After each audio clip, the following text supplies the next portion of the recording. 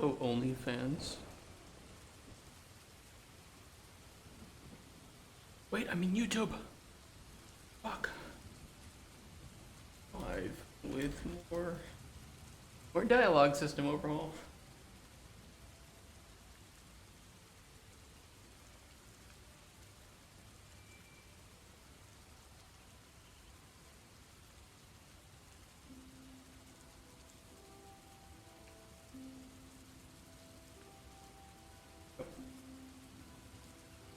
I really should be making some like clips of this and putting them up on social media of how it's going. I used to be much better with that, but now it's like that was when I was working on my own. I wasn't streaming, and so it was kind of easier for me to fit editing videos into my schedule. Now it's a little bit tougher, but I still got to do it. I'm still catching up with business emails too from the conference. Busy.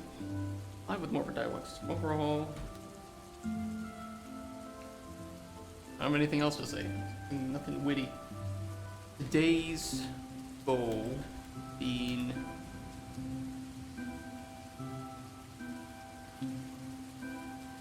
reconnecting our tutorial and having it all working with the new system. Old goals only here on. But I think we can do it.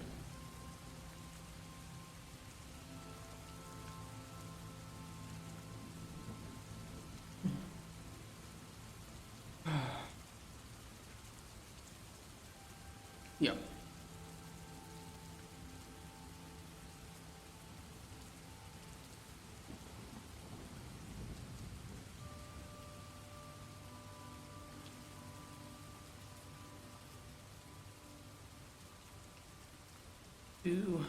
I'll switch it over in a sec. Just starting it up, not really that exciting. What are we all doing today?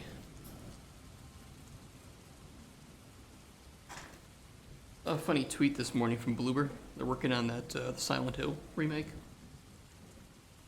And they did the typical corporate speak of like, oh, we'd like to thank our friends over at Konami or something.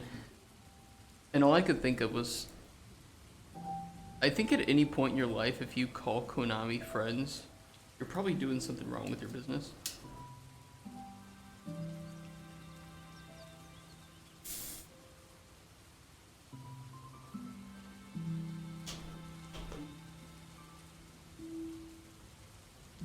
I hate these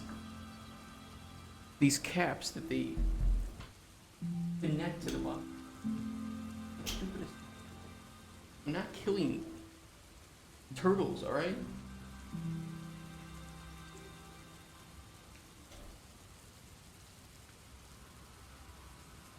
We love our turtles.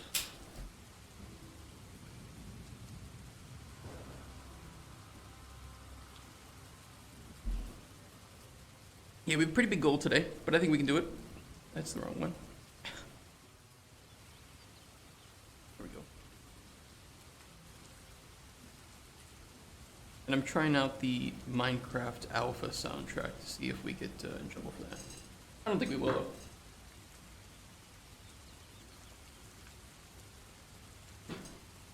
Minecraft, like, are they worried about losing money over there?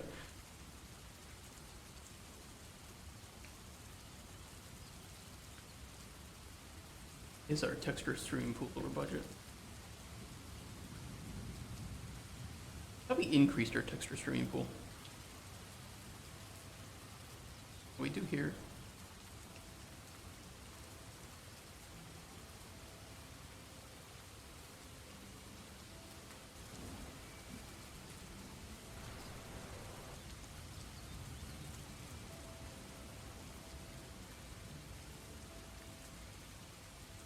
Okay, where did we leave off yesterday with it? Let me see. Let me get Blue Dick Boy closer and then we'll see. Where is he?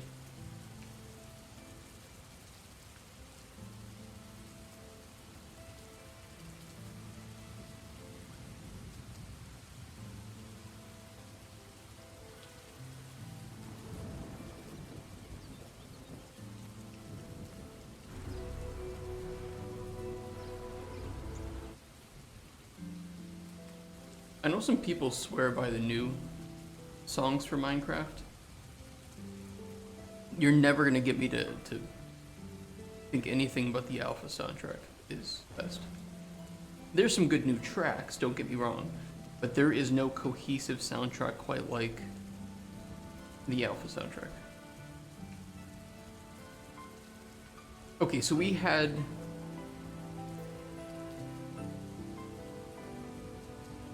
2 requirements well, we have 1 requirement working, but both for lines and for choices to show up, and that is the choice, you know, the saved choice that you have with the player or the NPC. And we can use that if our page is working, functional. Primarily what we need to do is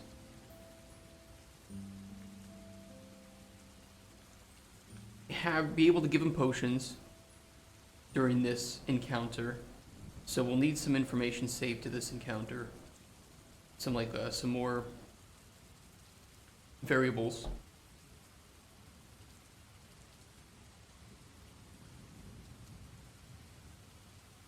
We'll need some kind of information saved to the NPC about the potion score so that we can read it for future encounters.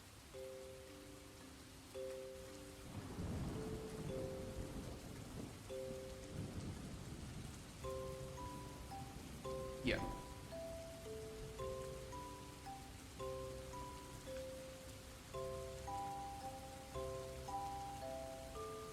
Yeah.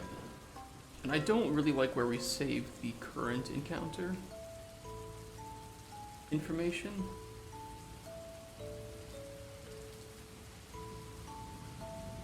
I think is in one of these.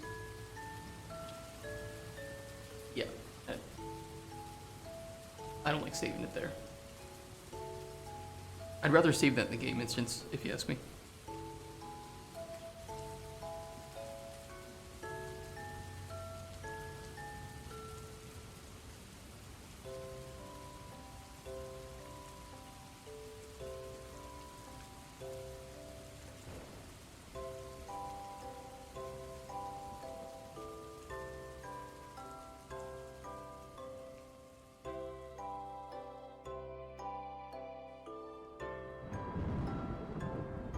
Let's start to organize these.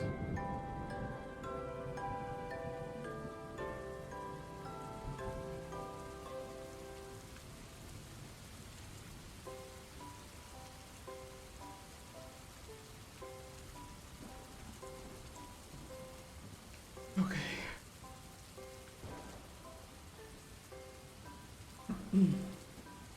Yeah, let's do that.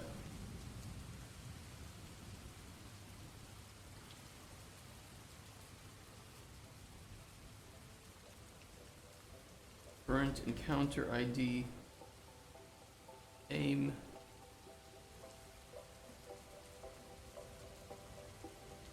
current NPC ID.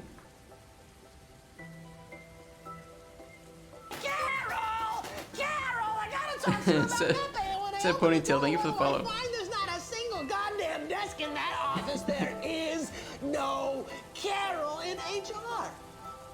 That fucking scared me. That's exactly why I made it.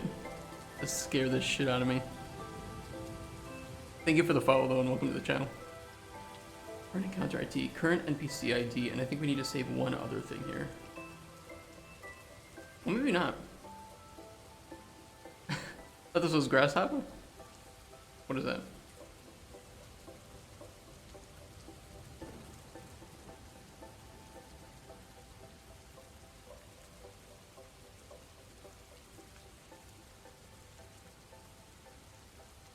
I'm supposed to give a talk in some university soon, but the lady hasn't gotten back to me. I'm really worried I'll miss it. Oh, an architecture software? What does that look like?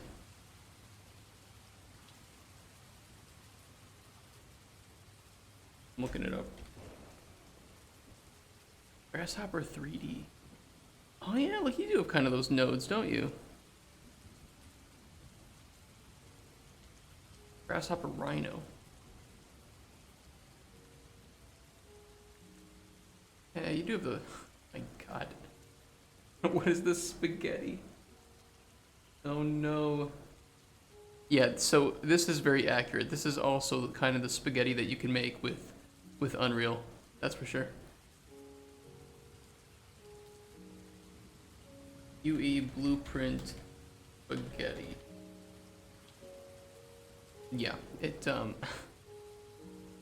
is just as possible. Let's put it that way. But if anybody ever gave me a blueprint like this, I would cease talking to them ever again. Jesus Christ, there's so many better ways to do this.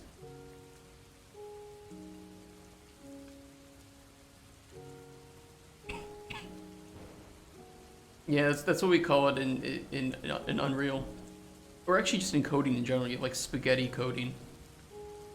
Just coding that just kind of has no organization and just leads everywhere. But it takes a literal meaning here with blueprints. Yeah, with the visual coding.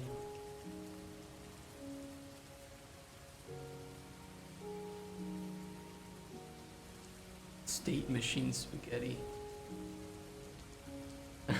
Jesus Christ. Like this UE spaghetti with the inverted colors. Which one?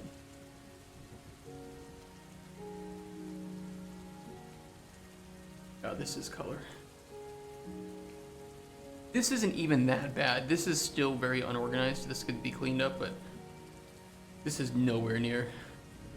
Where Emo and Grasshopper is very light background. Oh yeah, with the yeah. They don't have a dark mode? God. Fuck. I would hate using that without the light background. Or with the light background.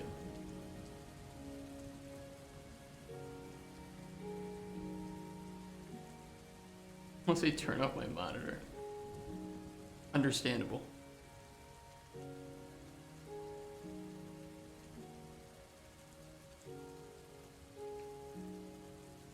This can have a script node. Pretty cool.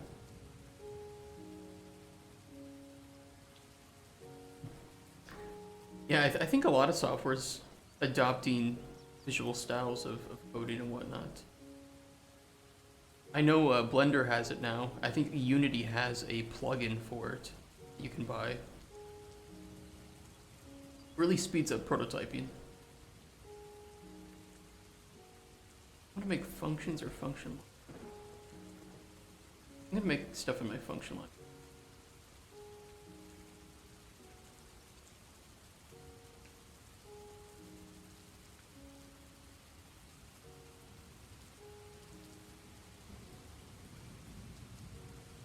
It's current encounter. Game instance has to be alchemy. Counter ID. And we will return encounter. So unfollowed all the gaming channels and followed a lot of coding software creative channels so I can be more productive and inspired on Twitch. You're one of the lucky ones. Well, thank you for that. Were you watching too many game stuff? I mean, I'm guilty of that, right? As a game developer.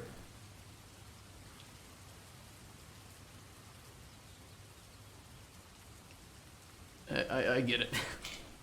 What I do when I go home.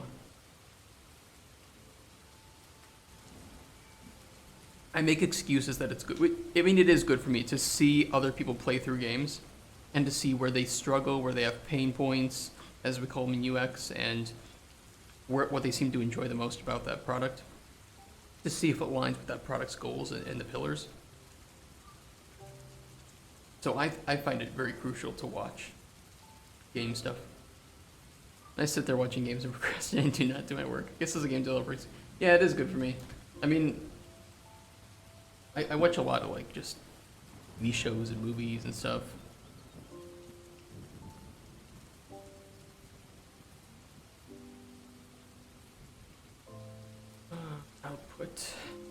see.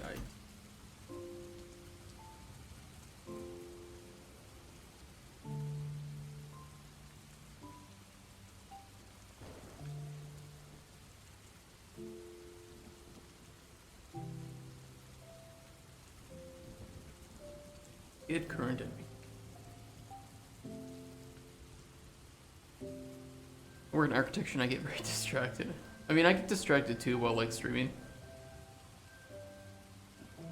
I suppose it's a good challenge, but there are some times where I will probably just need to focus and not stream. But it is what it is. Be very cool, but I also have jazz music playing in the background, so maybe that's helping your aura. That probably is what it is. Because I am premium second monitor content. This is the most you've typed in someone's chat?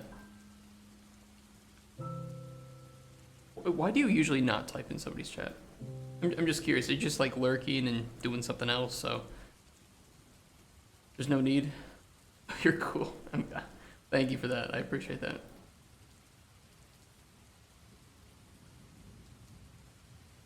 Pretty sure my parents would disagree, but fuck them.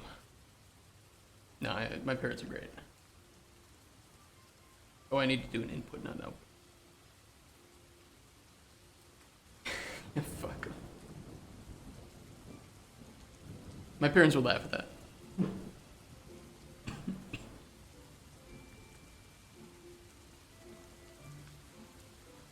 The take backs.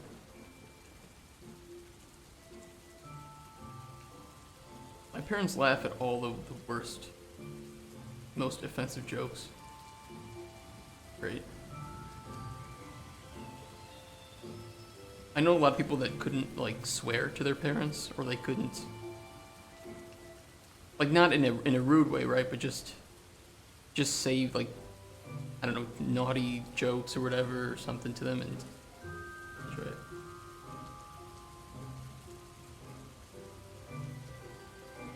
One. Doing cool spaghetti stuff. They should be proud. Like my early stuff used to be very spaghetti. I think I could find some images from back in like 2018 or something when I was doing blueprints. Let's see.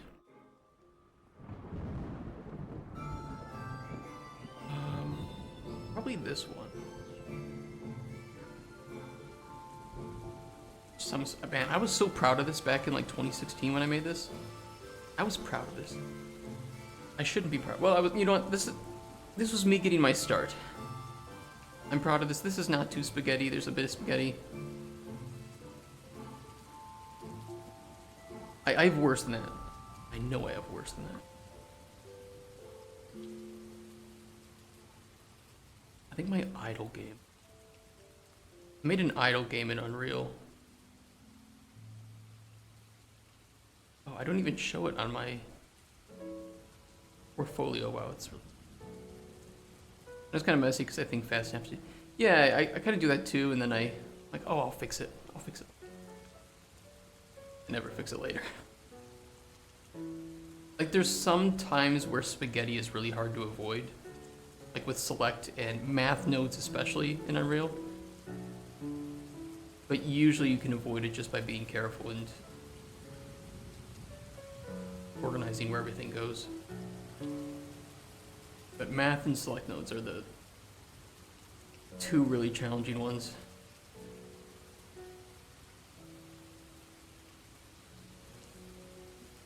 So Chelsea read dark mode. There's gotta be like some, I don't know, some external third-party plugin for Grasshopper.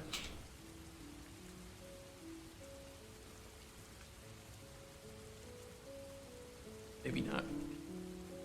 How much money does Grasshopper cost? Because they should be able to afford making a dark mode. Grasshopper software dark mode. Dark mode for Grasshopper.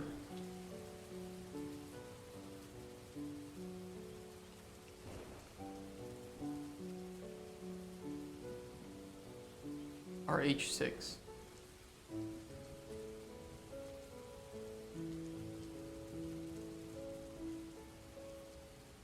Only Mac version supports dark mode. Why?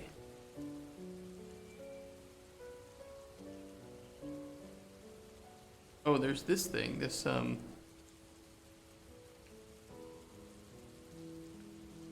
Grasshopper for Rhino, 4 and 5 for Windows. This might work.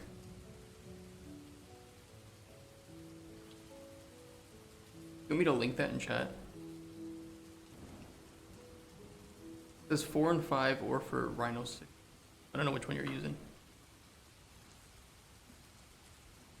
Yeah, no problem. My favorite ancient chicken, hey lazy fangs. I hope that works. Because I also hate light modes. I can't stand it.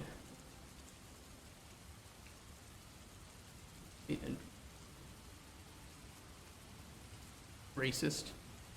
True. And so true. New NPC ID. Skip burnt night melt. I know some people that unironically use Discord light mode, and I can't. And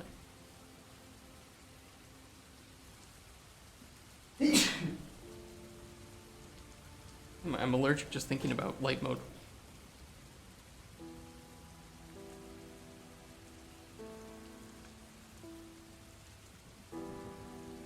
Good alert, no worries. Thank you so much, man, for the follow, and yeah, hope this helps you be more productive than watching game streams. And at the very least, I'm gonna get stuck. I'm gonna be really angry with myself, and you can enjoy the fact that you aren't getting stuck.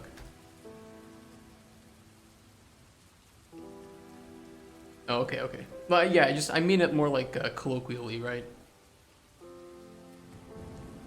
Thank you, lady. Thank you, dudette, for the follow.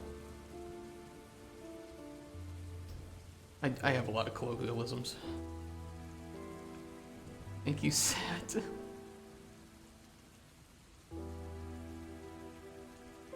You wear shades with that? With what, the light mode? I really like those mushroom emotes.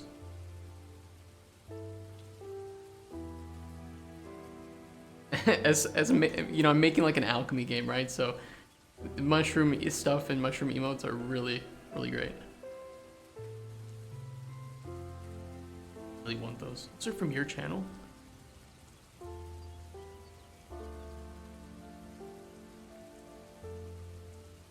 You are definitely gonna love this game then, because there's we have a lot of mushrooms. We have some corrupted mushrooms. Kind of hard to see though. It's daytime. Mushrooms here. Mushrooms. We have some glowing mushrooms somewhere. I said it's a nighttime. Be easier to see the glowing mushrooms then. Yeah, this is what we're making. Our open world alchemy game. Where the potions you make can change the fate of the people that you give potions to. There are corrupted mushrooms. There's some other glowing mushrooms around here. I know there's some over here. The assets are stock for now. It is true. You want to play it? I'm really glad. Yeah, I really hope people like this idea. You know, there's a lot of alchemy games in the market that are like shopkeeping games. They don't go too deep with the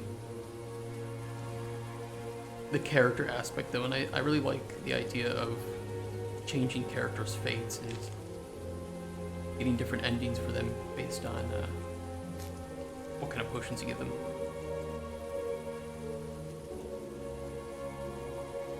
We're gonna have a lot of mushrooms. I really like my mushrooms too.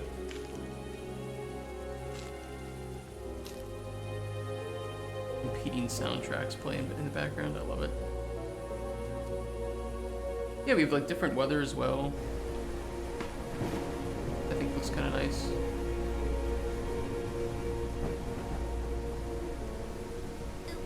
Ooh.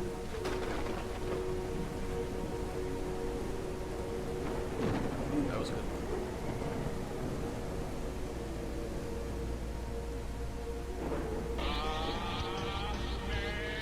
Oh, here it comes.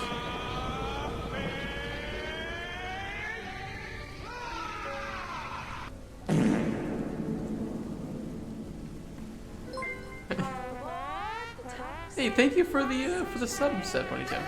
Sad Ponytail just resubscribed for 1 month. That was a perfectly timed moan with that. Oh my god, you guys. Thank you so much for the sub, though. That's really kind of you.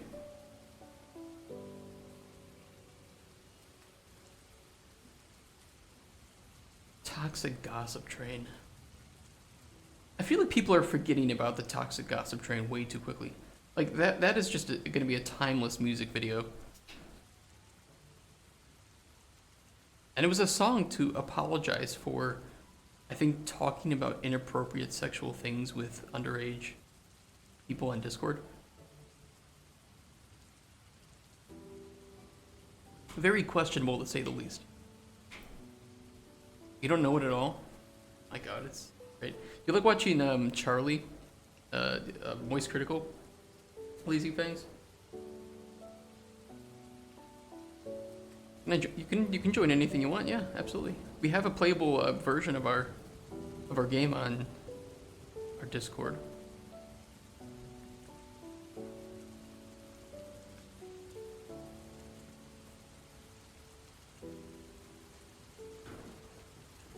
Yeah, you can join the Discord. Here it is. This is the perfect.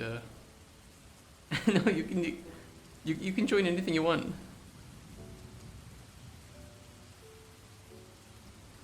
Well, I never thought. No. Gentlemen's Club only. Here you go, Lazy Fangs. Watch that. Mute me for like 15 minutes. Watch that, and your life is gonna be changed.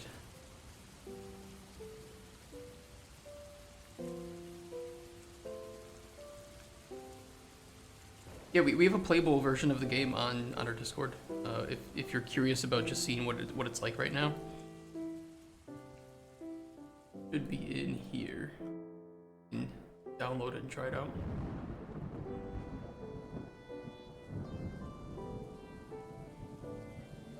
You can talk about it, you can stream it, you can share it. There's no like NDA. Yeah, don't talk about the game I'm making. How dare you spread news about my game.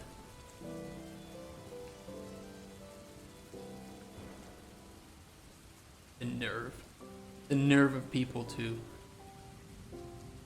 give me free marketing. Spread your love.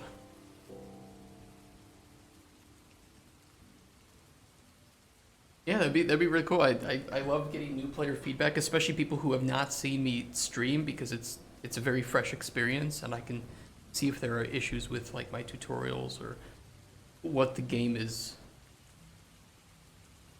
pushing it up in front. Maybe that's something that the players aren't enjoying. They want something else pushed more.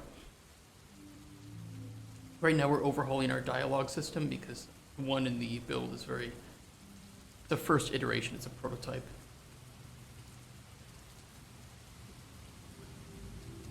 I have counter ID and BC. We need to store it here first and foremost.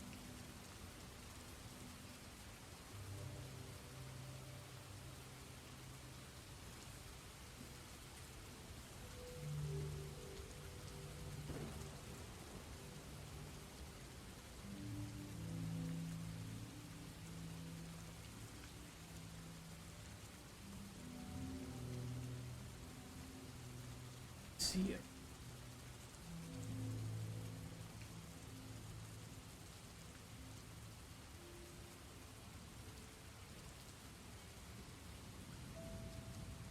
I wish those were in a macro library rather than a.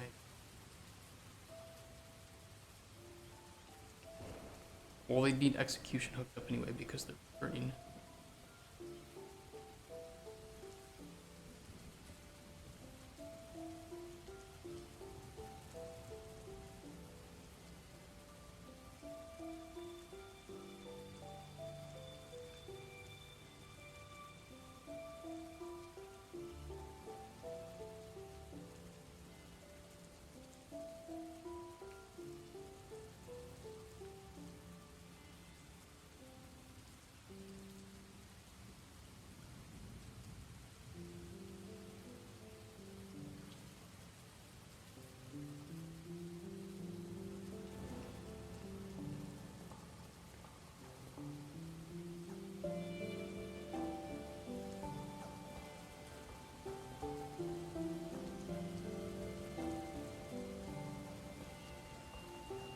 suppose I could just do.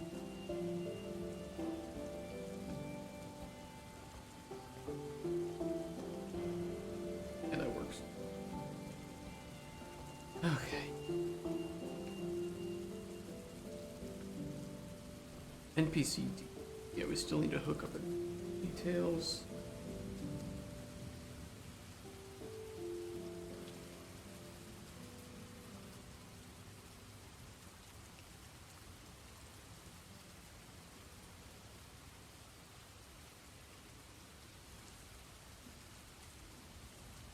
Okay, next bit of work.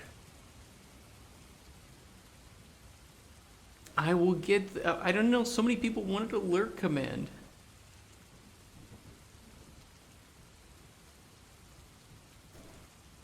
I didn't know it was such a desirable thing.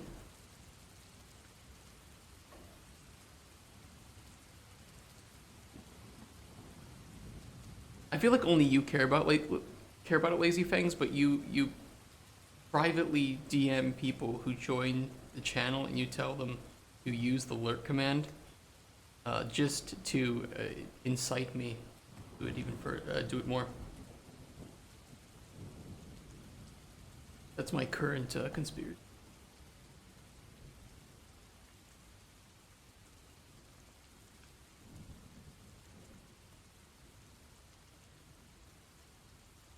The effort. Your name, fair. I feel like we need to edit the encounter. Where are our encounters?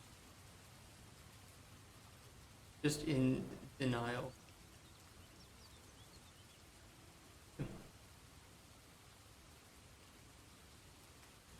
Counter ID.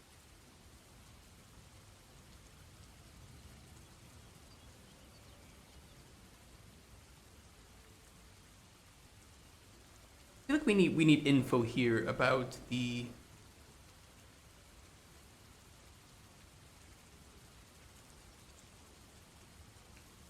like NPC. For each encounter, we needed to tell just some basic information of like they will accept potions this run, so then we can enable the button to give potions.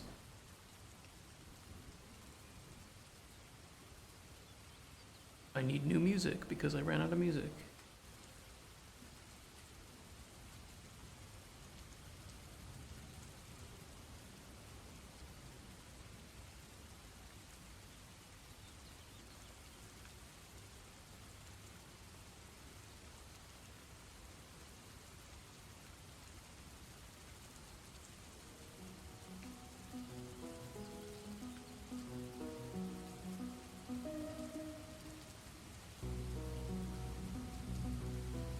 Here we go.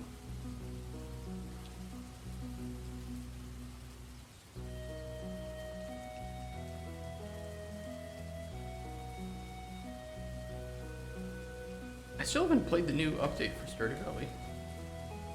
ST NPC.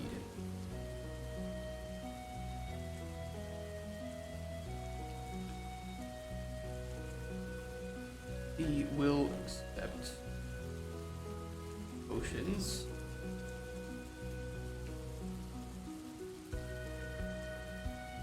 Icon, not icon, 2D. Extra 2D.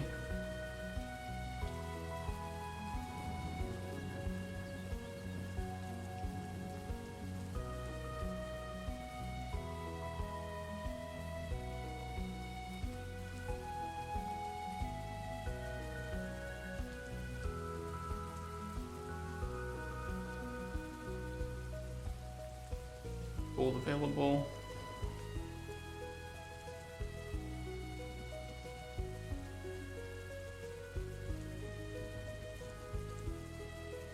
What else? We need a name for it.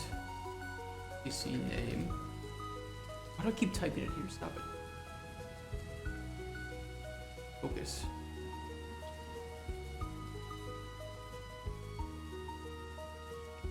Let's sort it by name. Icon gold available. We'll accept a vote.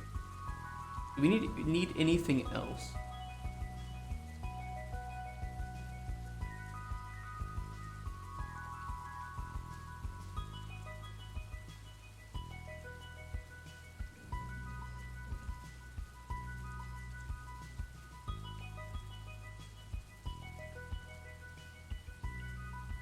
We do have class and race. We could put those in there.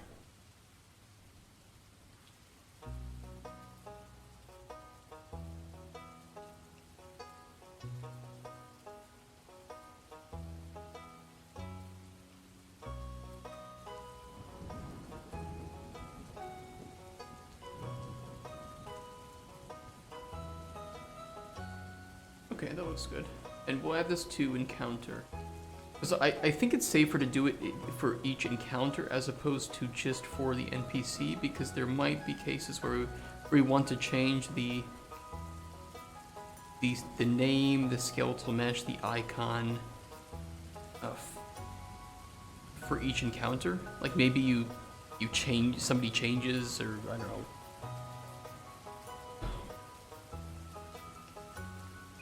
They evolve. From Weedle to whatever the fuck Weedle evolves into. Kakuna, something like that. I have two structures called NPC info. That's a bit of an issue.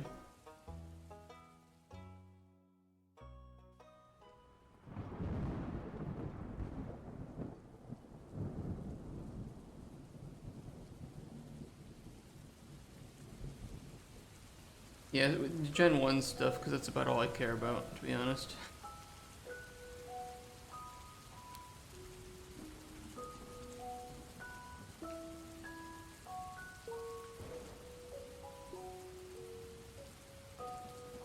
It might be a bit of a hot take, but whatever the fuck those stupid bicycles were in the new Pokemon game, yeah, I don't vibe with that.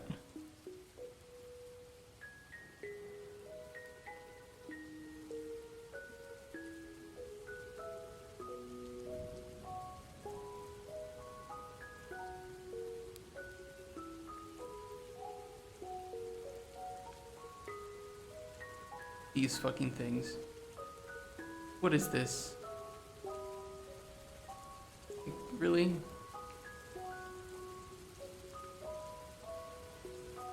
Can we not? My dad used to write for this anime and manga magazine back in the day. Oh, that's really cool.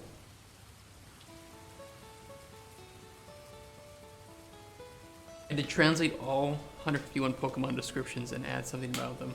Holy shit. That's a lot of work.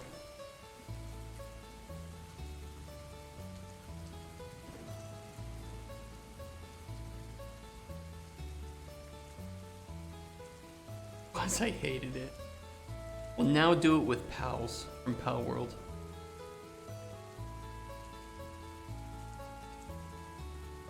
Go on, explain to the Polish community how one of the pals canonically has sex with humans.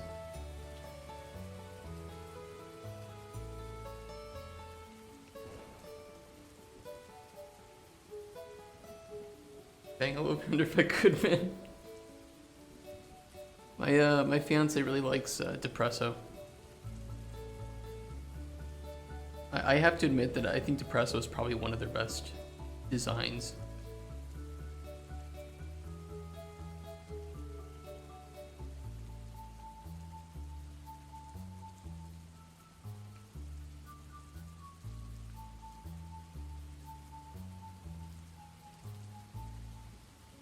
Ringtail's your baby.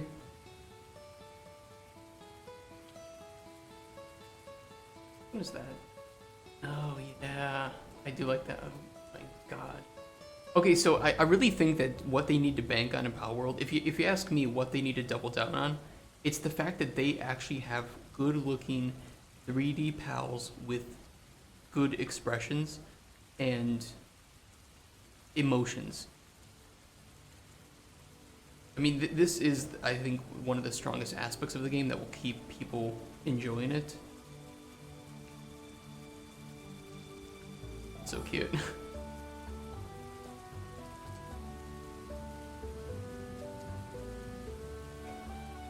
Depresso's just great.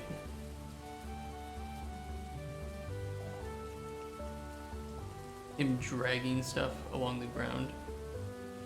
Who do they think they are? Given the best years of my life. But I think I've seen Chillet happy, and it was so cute. Right. They have a plushie.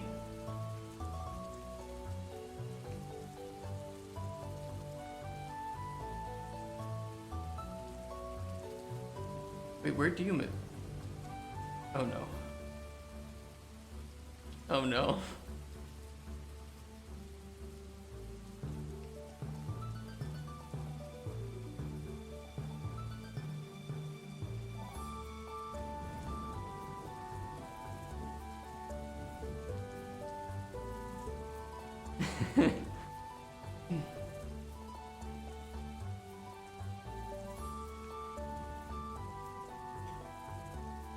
Okay, it's a little bit questionable. Wait, why is there...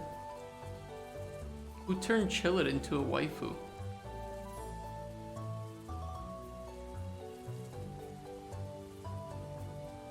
Not gonna lie, I would. That's a would for me, dog. Check if they turned Depresso into a waifu. I gotta be careful what I'm typing in here. There is a Depresso hoodie. I think my fiance would probably wear that.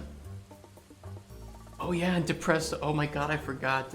Depresso in the bath, he just lays in it face down like he's killing himself.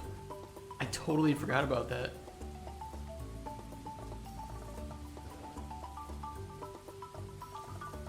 That's dark. It's dark, but I love it.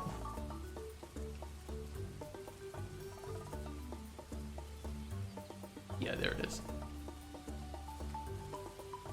There it is.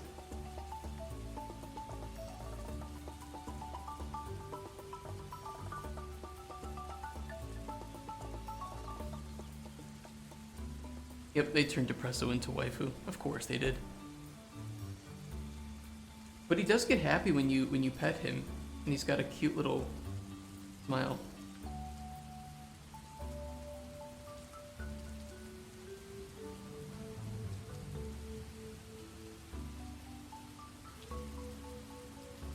Okay, we're not looking at Power World waifus. I need to get this done, as much as I'd love to.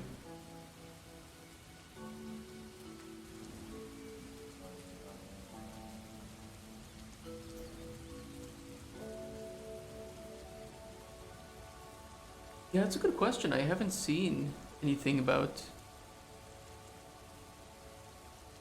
I think that, I mean, people own the game, right? So, I mean, if they release content, people will play it.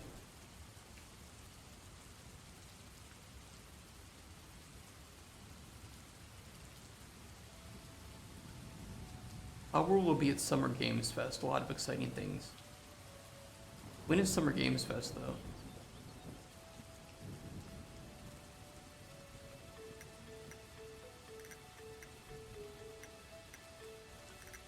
Oh, it's in 11 days. Okay, so we'll see.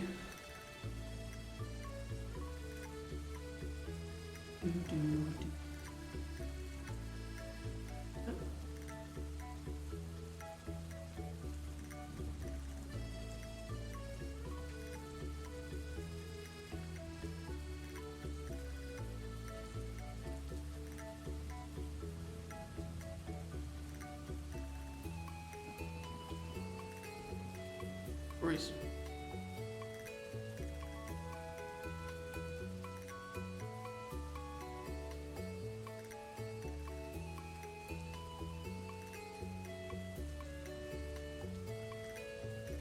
And 20K people play it, so not bad. No, it's not bad at all. And I think if they release like a large new area with more new pals, or they expand the world. Because for me, the biggest issue is that the world is kind of dead. That's about it. It has about the exact same in common with the other Pokemon games, which is that the world is just kind of pointless and dead. If they can fix that, they'll have a really good bit of longevity. I really don't think PvP is what they should be focusing on.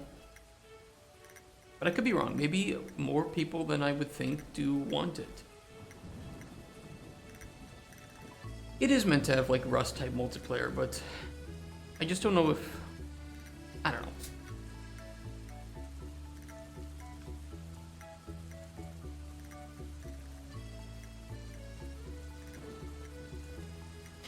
For me, I do think it is the vocal minority. But I could be wrong. It could be more people. I don't have the data to sift through on that one.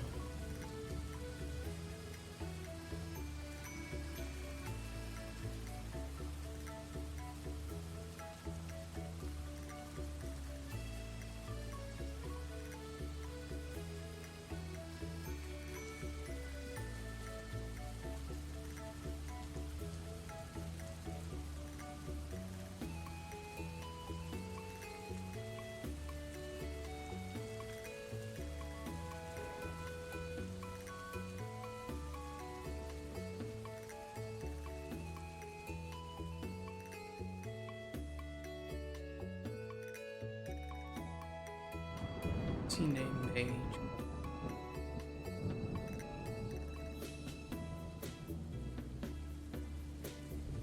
This game's sad that has most of the forums asking about the PvP being thrown out because the idea is dope, but having to rebuild is kind of sad every time you get wrecked by someone who has more time than you.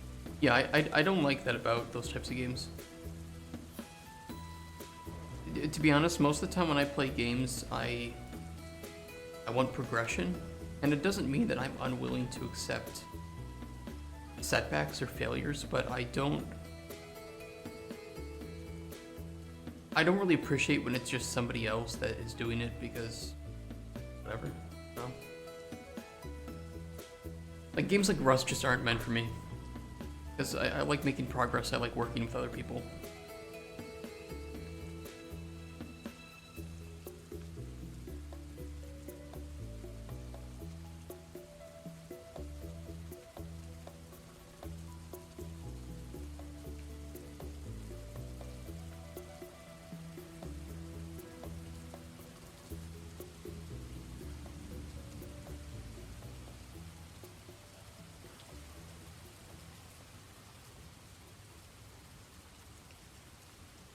Okay, that data's in there. Now we need to actually read it.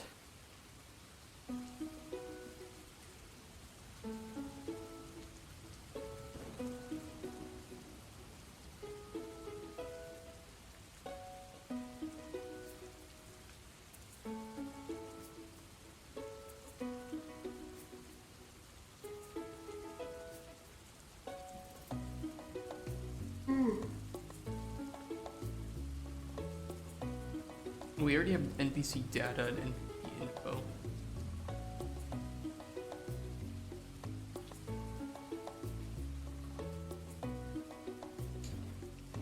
Okay. No worries.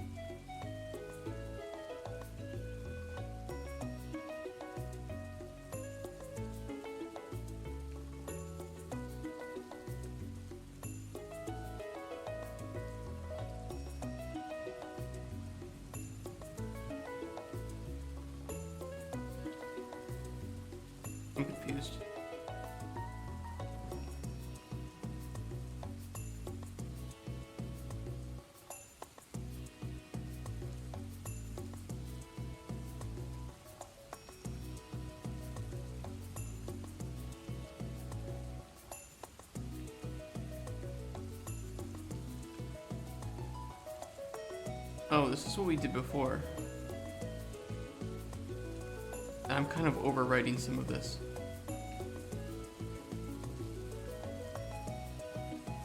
Whatever. Whatever. It's like, why do we already have NPC data and NPC info, but we don't use either of these yet?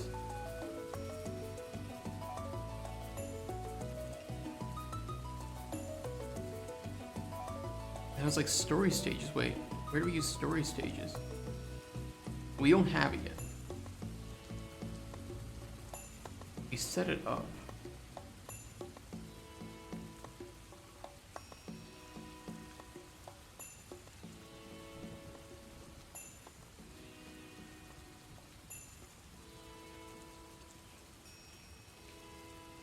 Yeah, okay.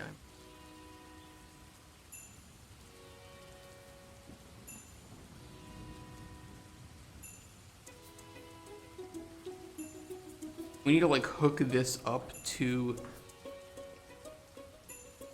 each other here. This is confusing.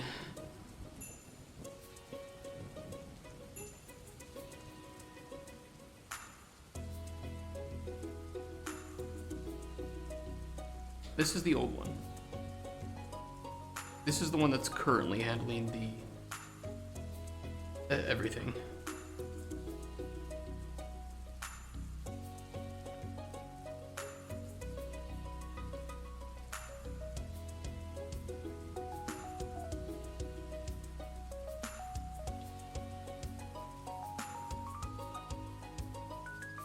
We have the encounter ID.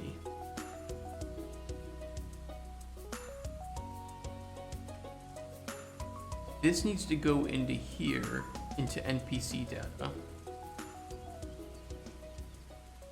In these.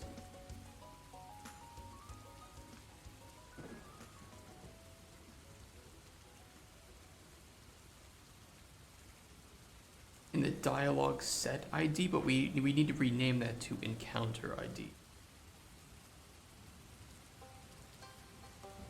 We could also just use stage ID and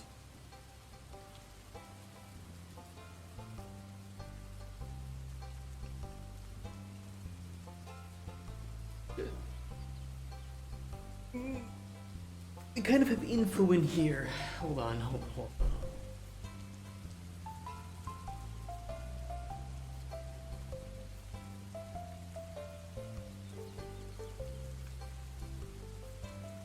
Kind of duplicated the data.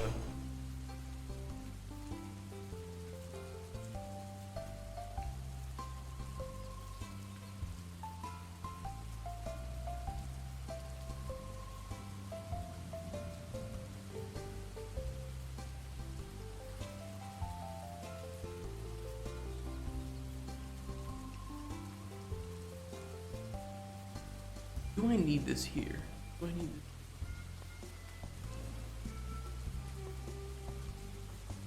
What's essentially duplicated is stage ID because we now have that as encounters. Information is now duplicated. The dialogue set is the encounter in our DT story database.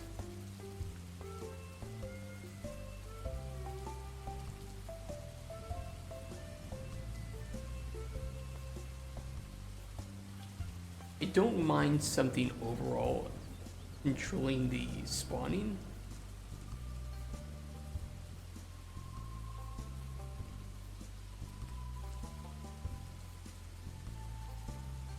It's weird. I was so focused on creating the spawning, the scheduling for the NPCs that I forgot that I already set up some of the other aspects to it. And I don't think I want that.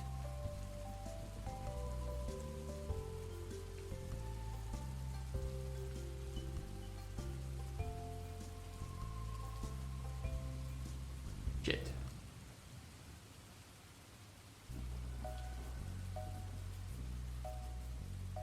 I'm gonna rename this to encounter ID. Delete this.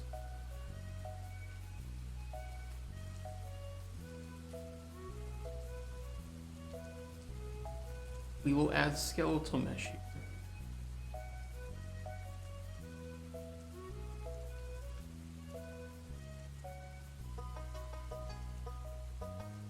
Is that the right one?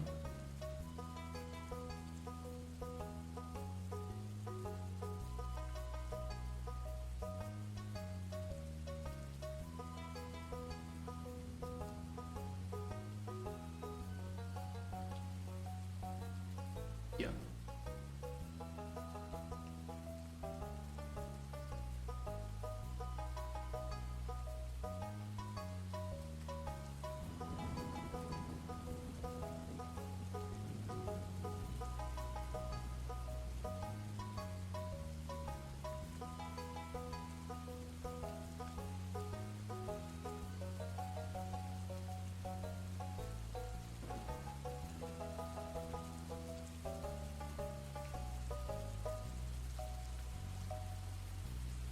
Good night, dude.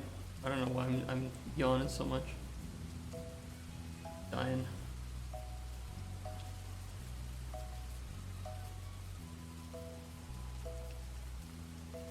Could be. I think it's also the fact that I listen to relaxing rain sounds and relaxing music. I kind of put myself in like this relaxing trance, listen to heavy metal, and get fucked on YouTube with it.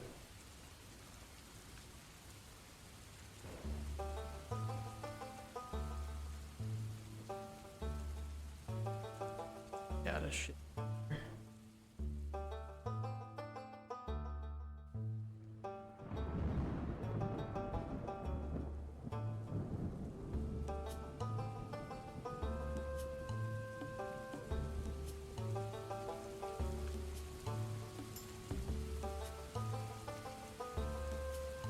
Push-ups? Okay, I'll do some push-ups. Think about structures.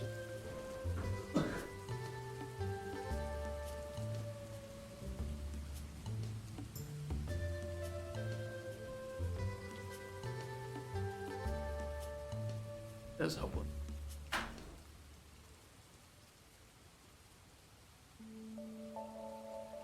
We'll just work like this. I'm just gonna Slav squat. Hello.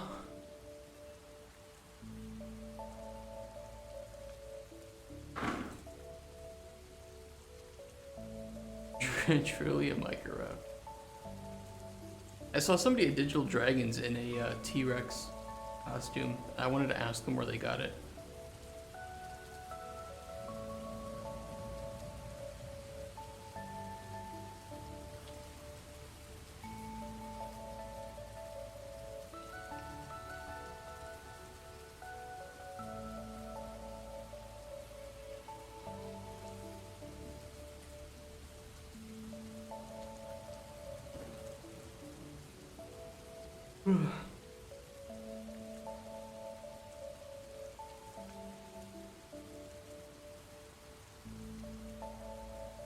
The spawn control works fine right now. We're gonna remove info from here.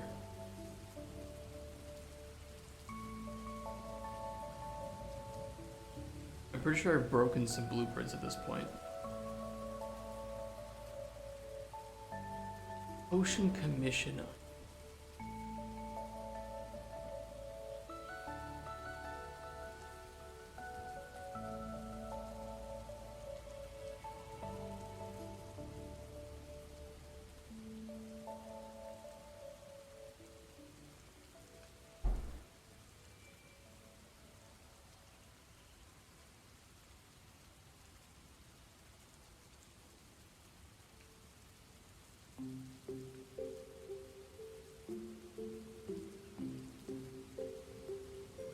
You know, I might move info back to here.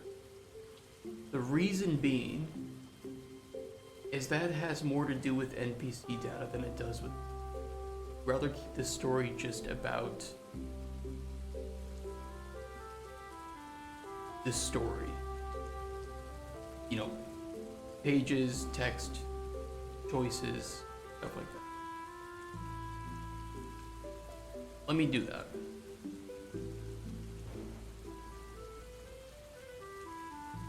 Move data from here.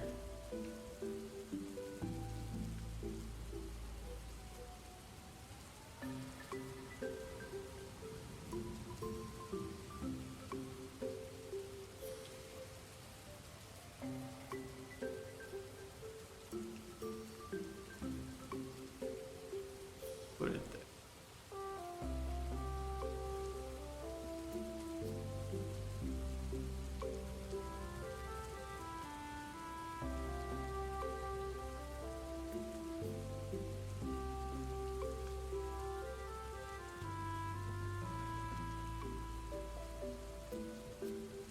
Wolf.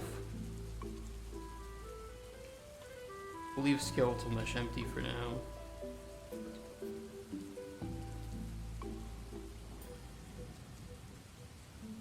Copy. East.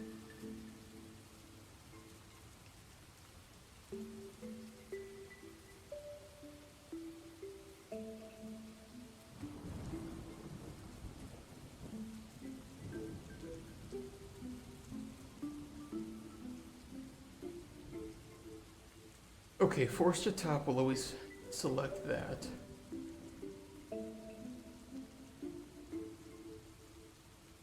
We can force to top the second part.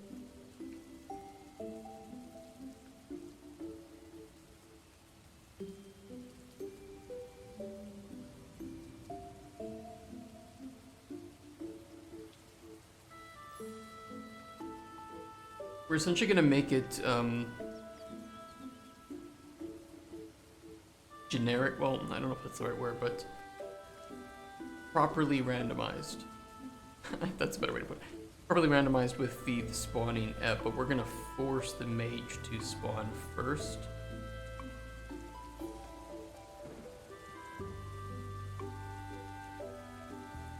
That's the general goal. We're gonna use the same, I'm gonna use the same, try to use the same blueprint for the NPC.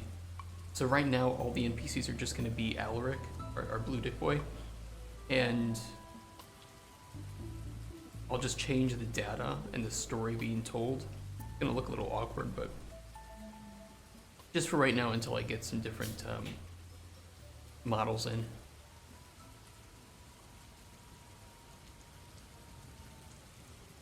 Which I should have some models rigged to the skeleton, and I can just change the we'll keep the same animation blueprint, we'll just change the skeletal mesh.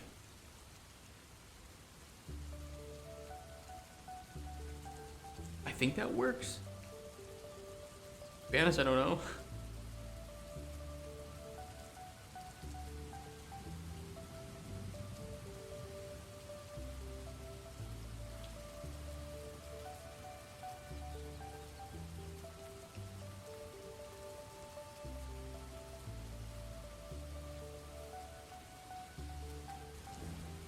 Why are you crashing?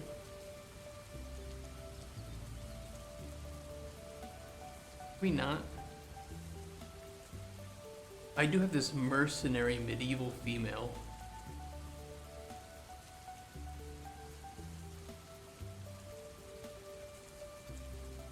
Quite the haircut.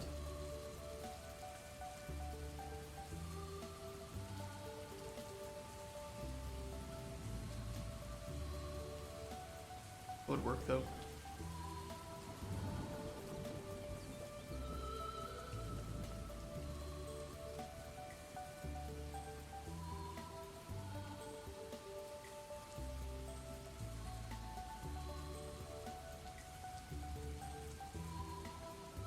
This Gothic Knight. He would work too.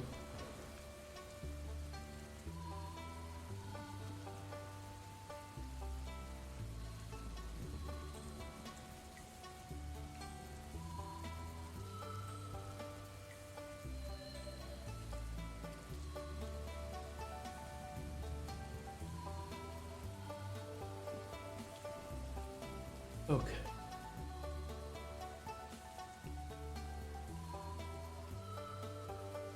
Counter ID and waiver pages of choices. That looks good. We need to add a second encounter here.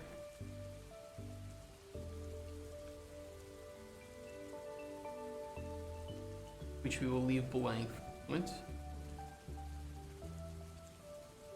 This is old shit. Story stages made one made. The potion commission ID. Where did we store that? DT NPC potion.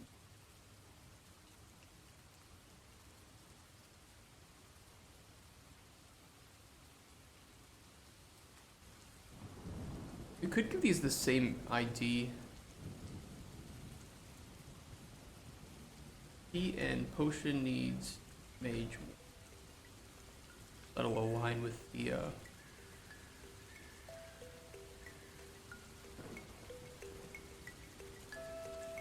it. Not go in there, it goes in NPC data, potion commission ID, and mage 1.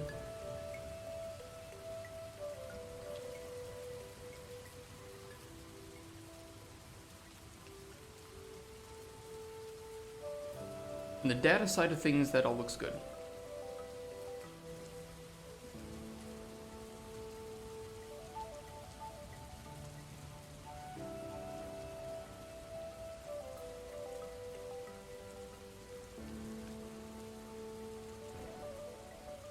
Alcohol potion.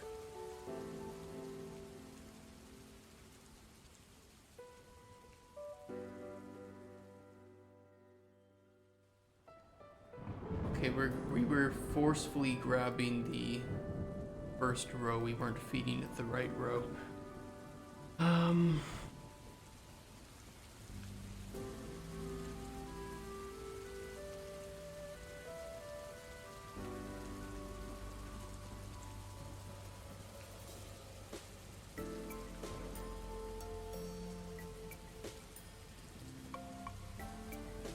For now, we'll leave that as is. Oh man, I kind of want to fix that.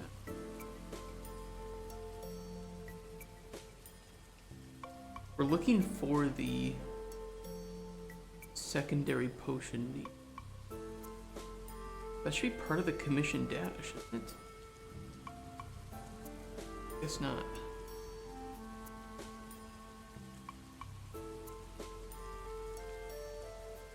Where do we call this?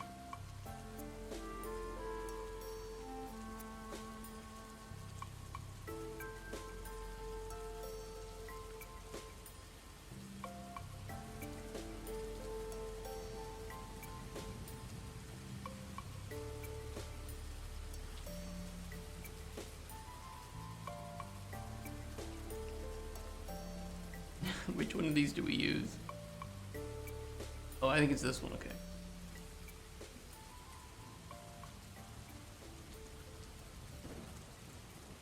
Mess.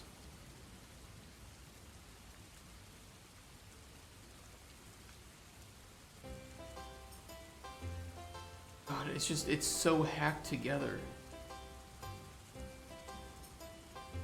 I'm just realizing it now. I mean, I'm sure we realized this when we made it, but it is very hacked together. Really forced it. We're gonna have to rewrite all this.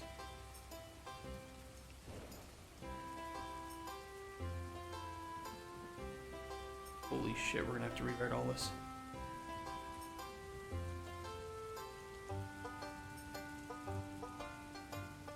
Yeah, it's bad.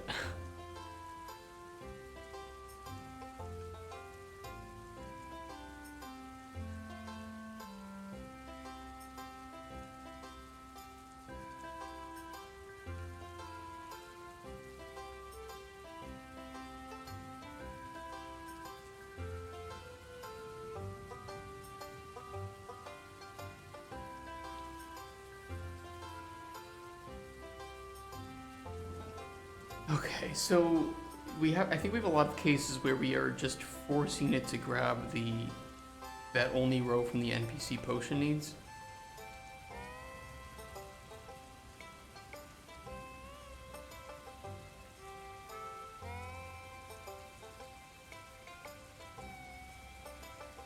We need to be able to grab that from here. Now, if we have the encounter ID, we should be able to grab that. And the NPC ID.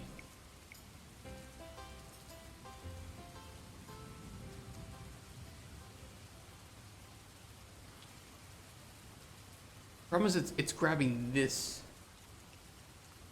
row name and storing it. Arguably, I'd rather store this one because this has the encounter ID. So this is the more like top level data here.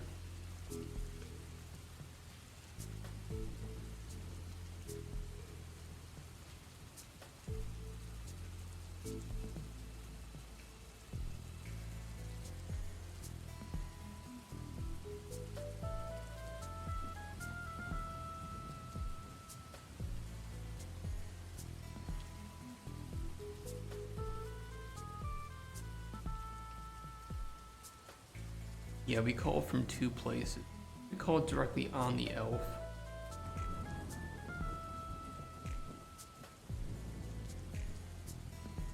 NPC story. I'm gonna rename that to NPC ID.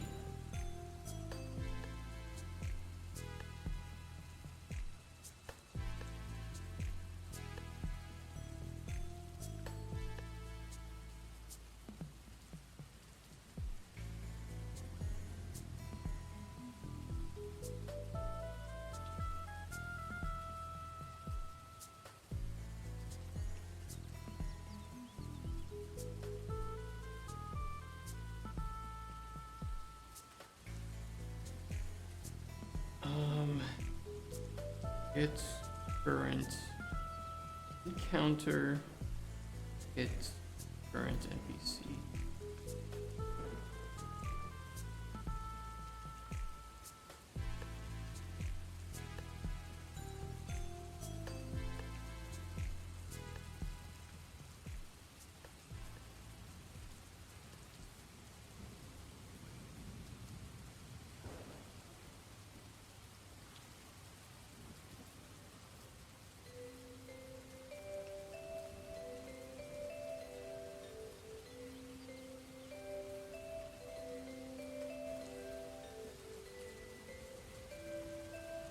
Be a bit better.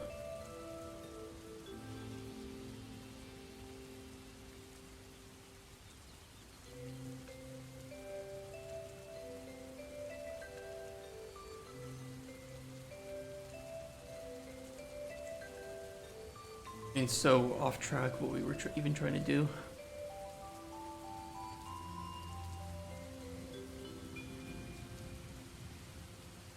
Is what.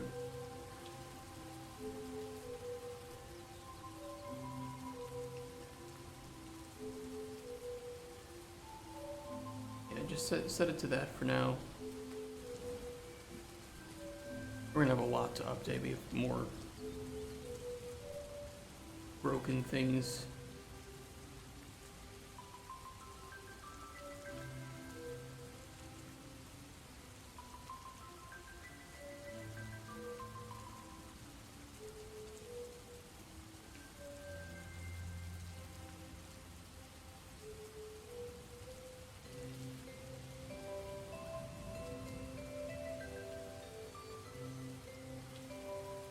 These are old widgets, but I'll just update them. Be fine.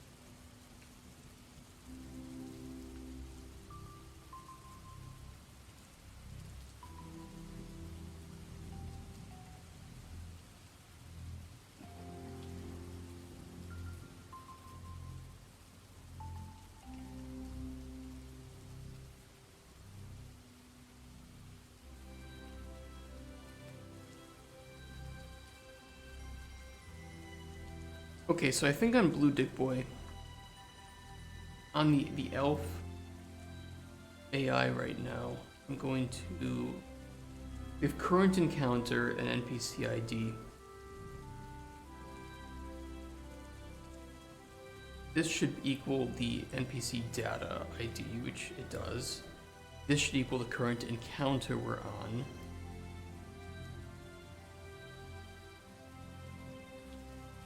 And we're gonna expose these on spawn.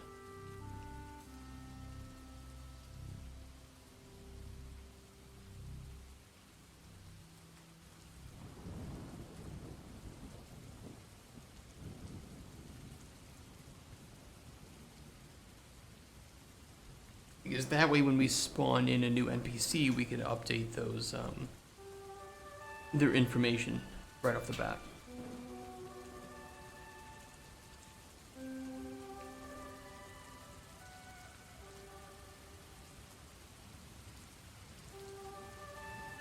Okay.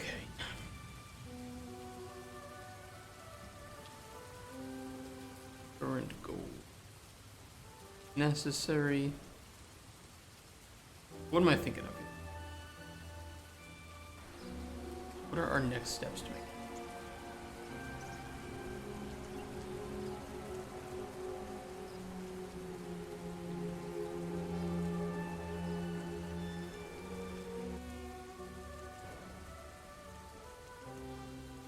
Well, currently that's not working at all.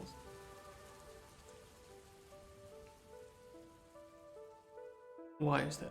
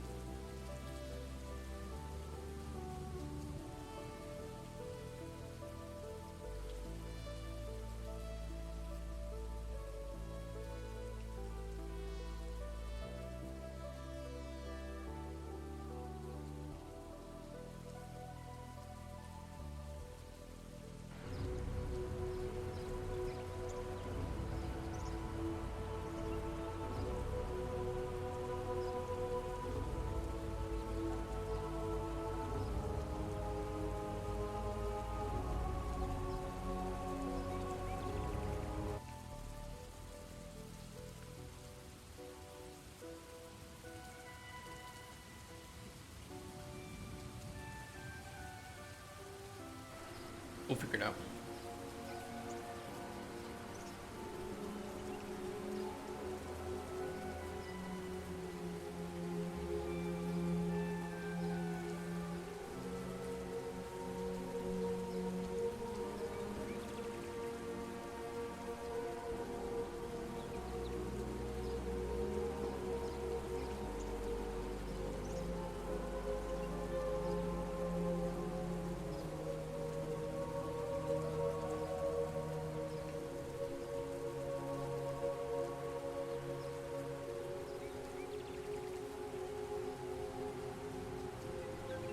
Not finding the encounter?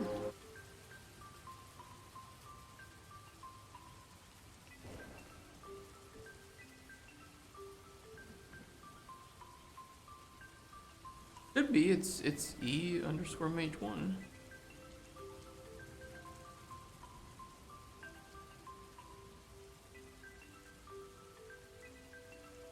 Are we sending it the wrong data somewhere? Well, that's correct.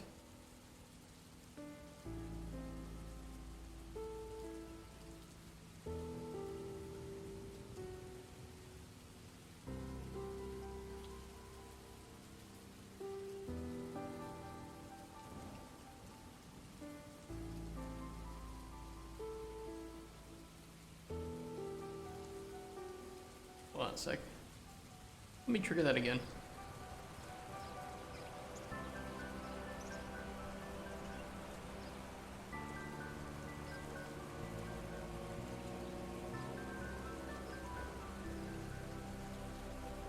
It looks fine.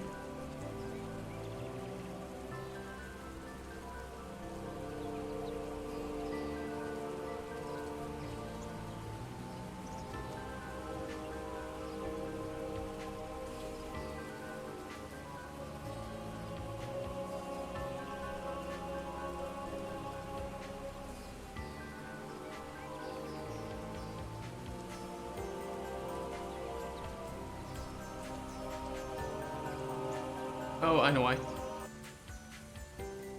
Yeah, because we don't use current encounter ID and NPC ID.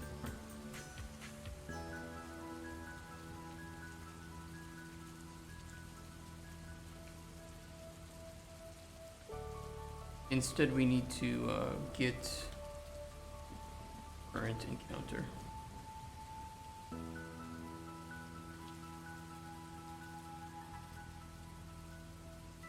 There we go. That was the source of our bug.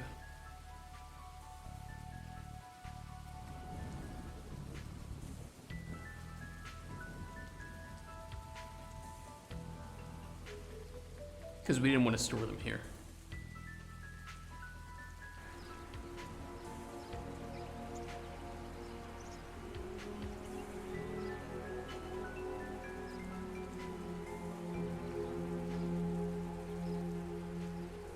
Yeah. That looks better. Okay. Problem solved. Now being stored in the game instance where they should be stored.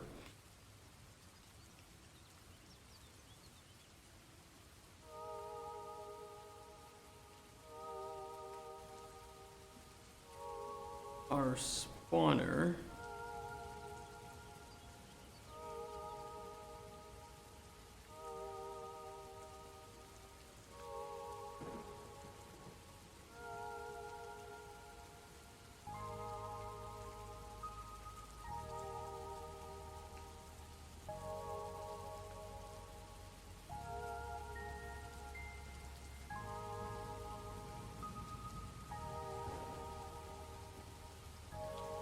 I kind of want to rename that from story stages, but I mean, it's fine.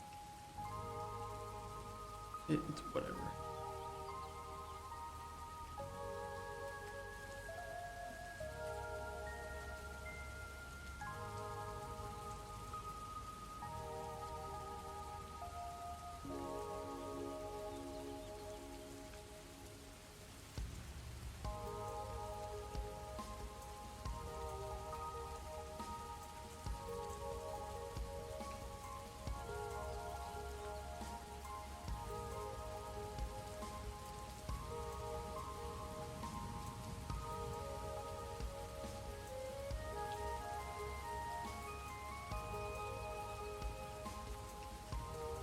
What stage does it say it spawns?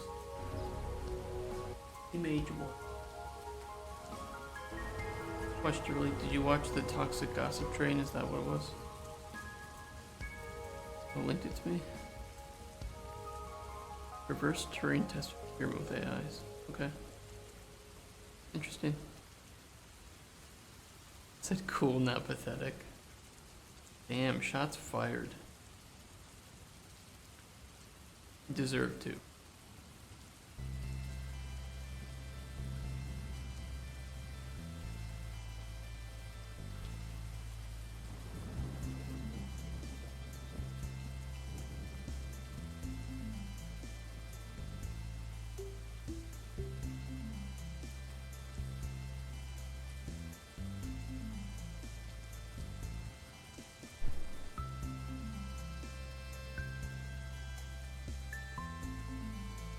I feel like we should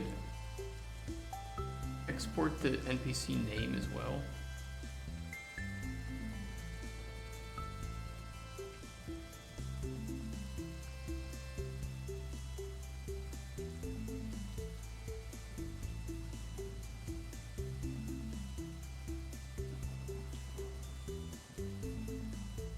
One of the VTubers I watch is such a pompous ass wrote a tweet about how making jokes at their expense is bannable.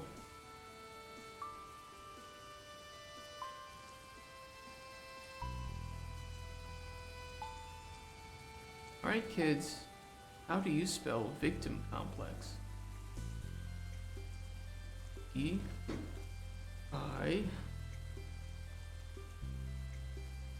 That's all I know.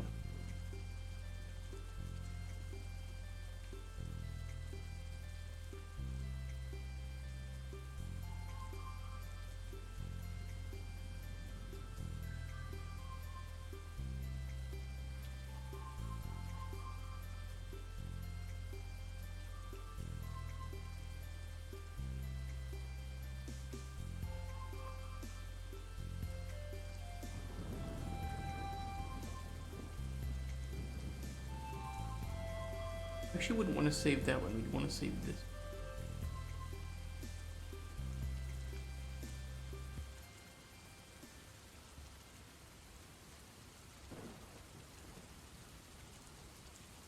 I mean, probably the latter.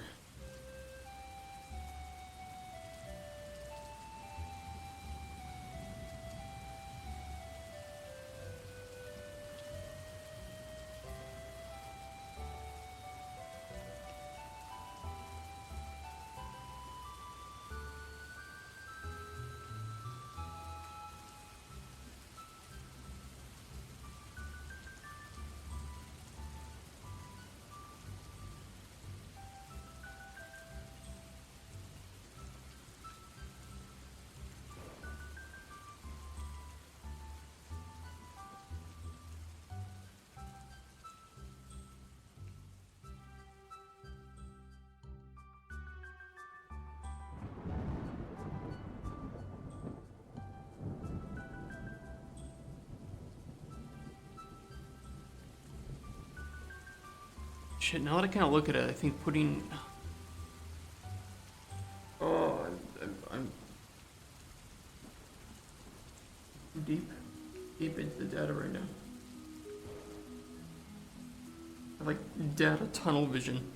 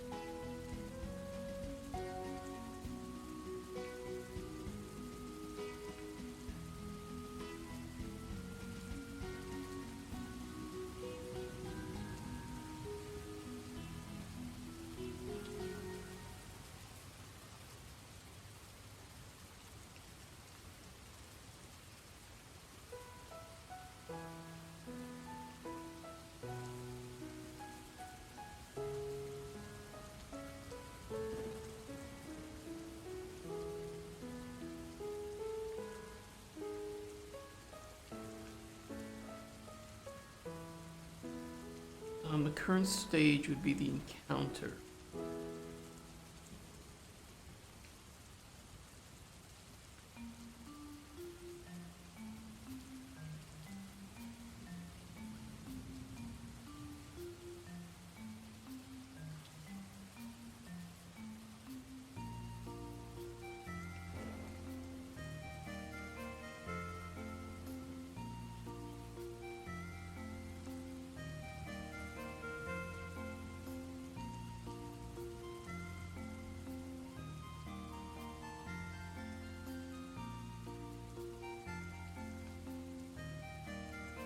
Get data table row.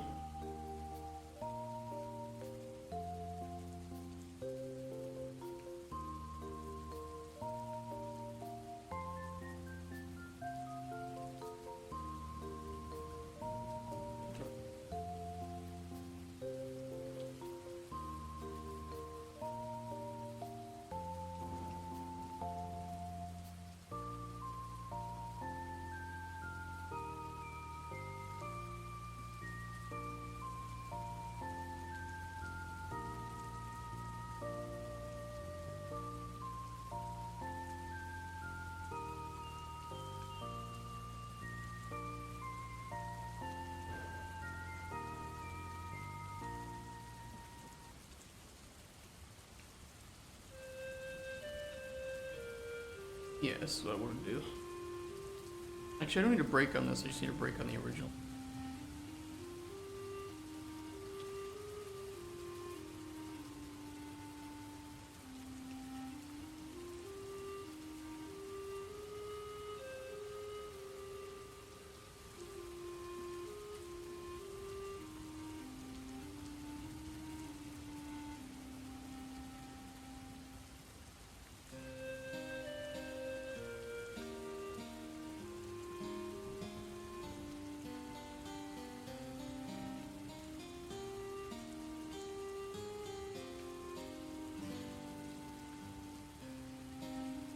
The harpsichord is, I think, one of the best instruments ever made.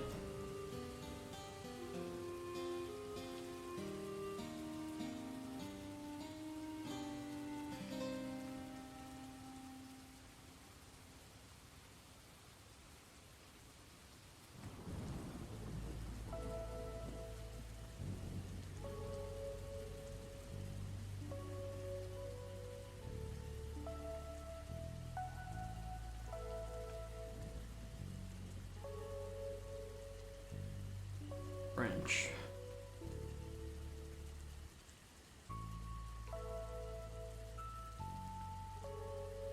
We're just gonna break it right there.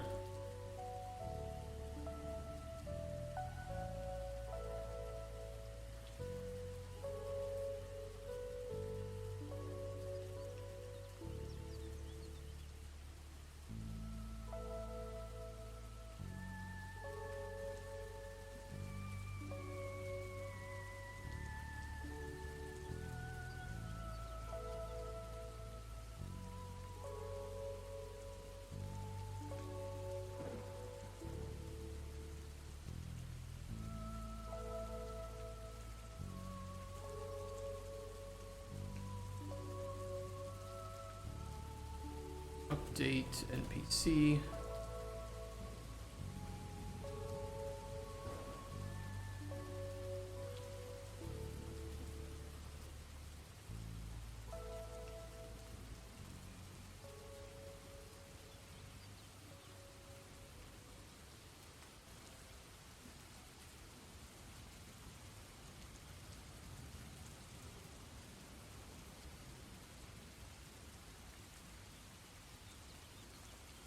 Mage 1 mage.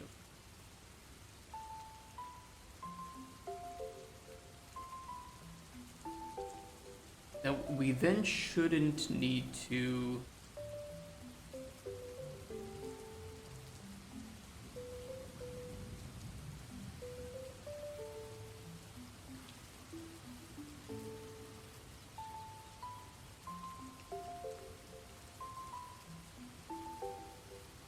We shouldn't need to send that info in here. And we should just be able to grab it from the game.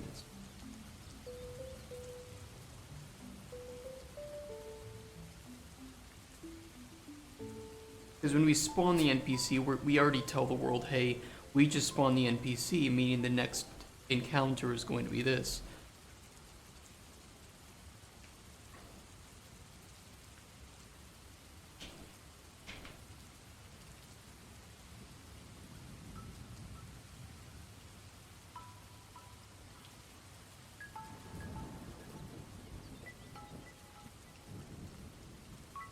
You shouldn't need.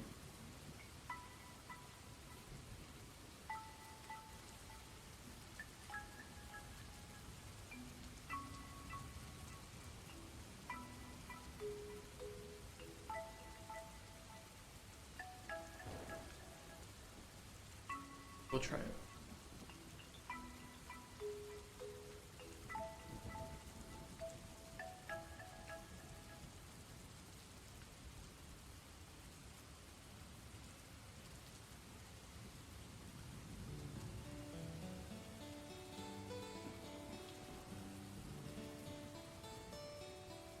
Get current encounter.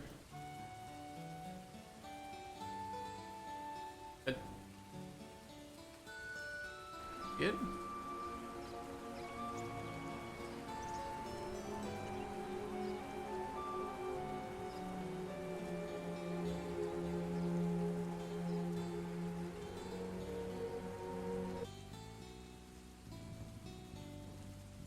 unnecessary info. Unnecessary. Unnecessary. Unnecessary.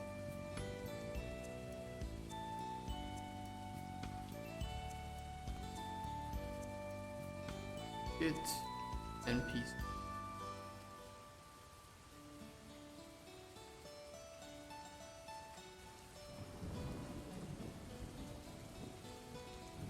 We're gonna have a few other errors here. Fine, we just delete those.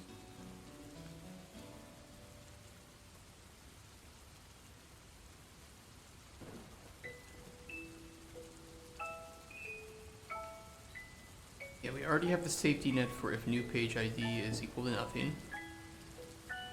And I think the other one we'll have to update is the dialogue option.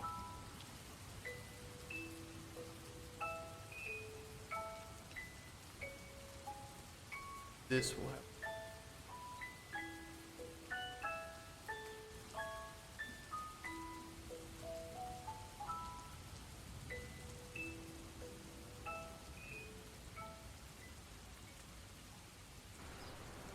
Yeah, sure.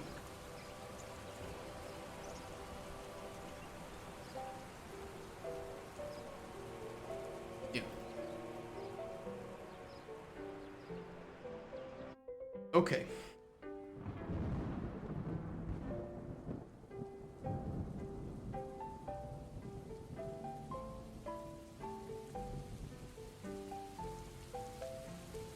We should have information in the data table of whether or not NPC can accept potions. So we need to set that up so that it works properly. That's going to be in the dialogue widget. This button.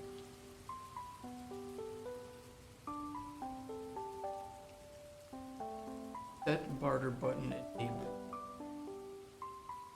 And all we do right now is we check if it's equal to the. Okay. That's easy to fix.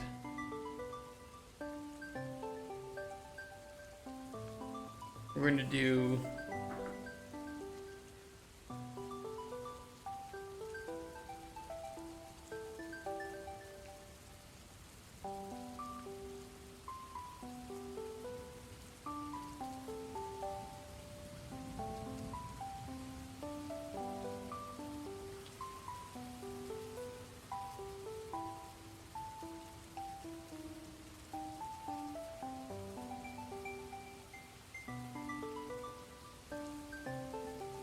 Yeah, looping through this should be really safe.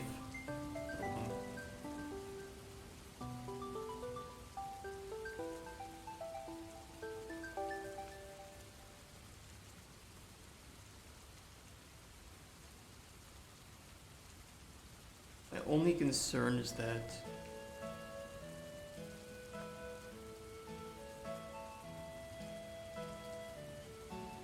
I think that binding is run every tick. I mean, it's fine. It's fine.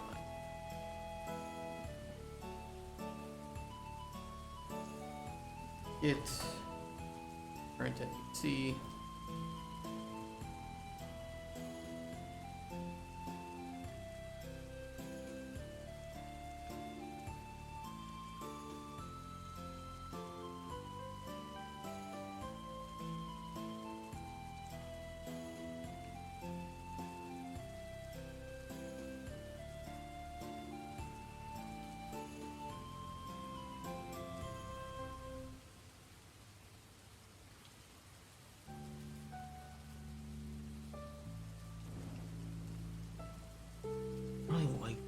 I'd rather save the data.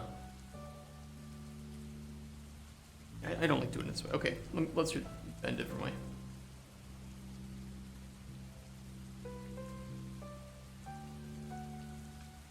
In update NPC, we're gonna save the current NPC data.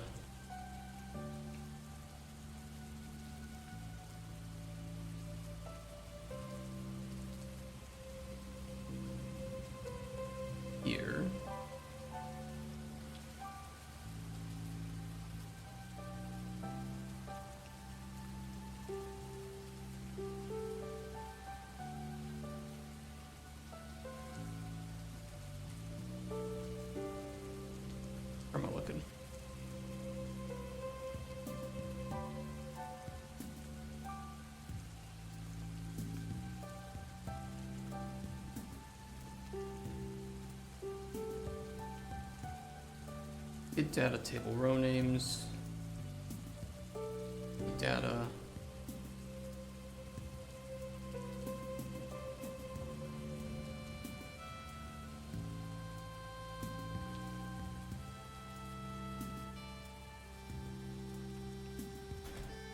Get data table row.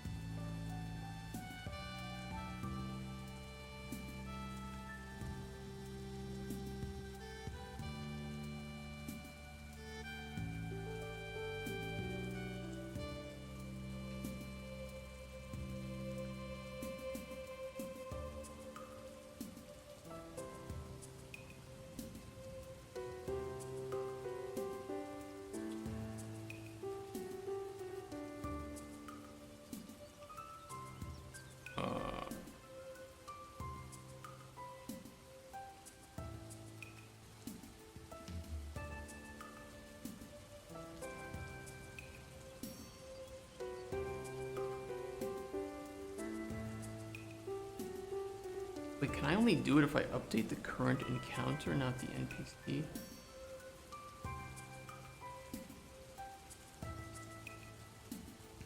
A little wonky. No, we should be able to... No, the row names are equal.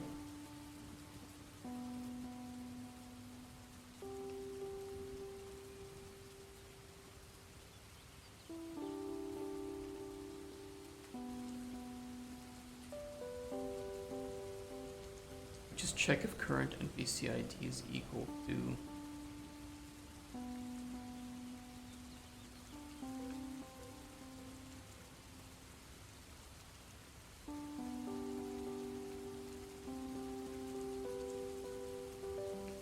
do that, and if true, so true. What's up, Huge Cookie? How you doing today?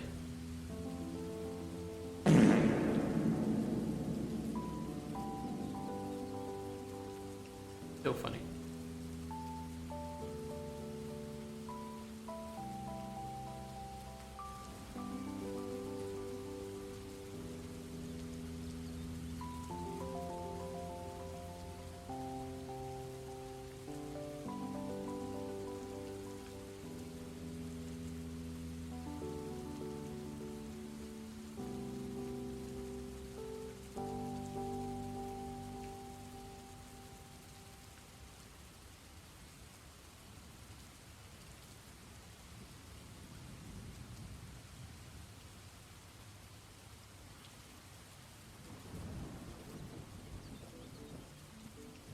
Okay, break the loop.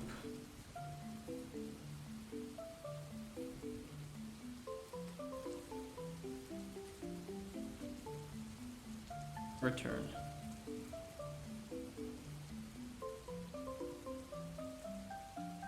We just need to make sure that we name the row names the same, which is definitely a point of potential failure. But we're not gonna have that many NPCs, so it's not like we're dealing with hundreds of row name possibilities. It's just make sure your 20 or so row, 20 or 30 row names are do the encounters. That's it.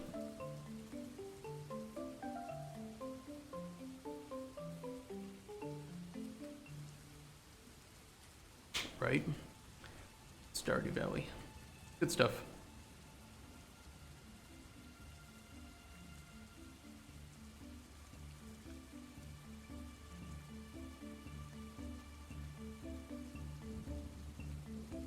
Why were we doing that?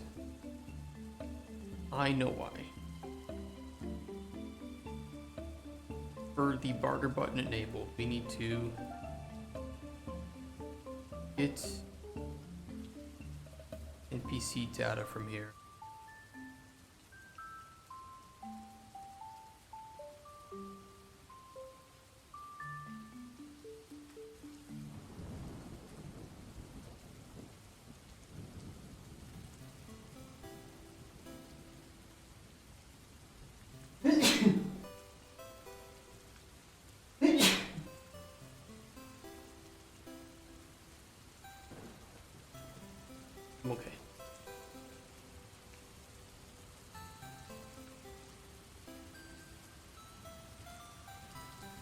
It current NPC. We should have the NPC data. Let's break the NPC data.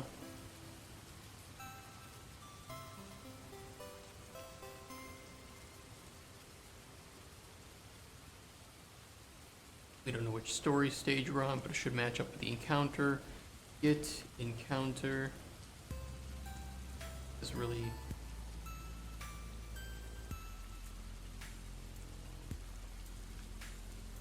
the fourth.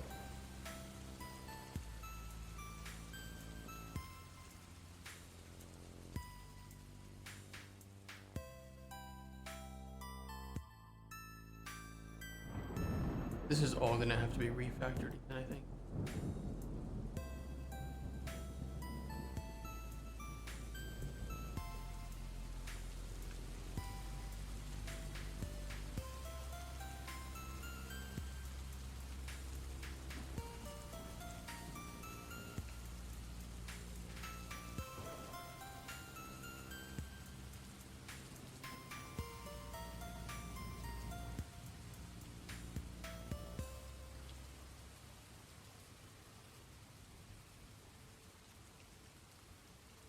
Would be enabled.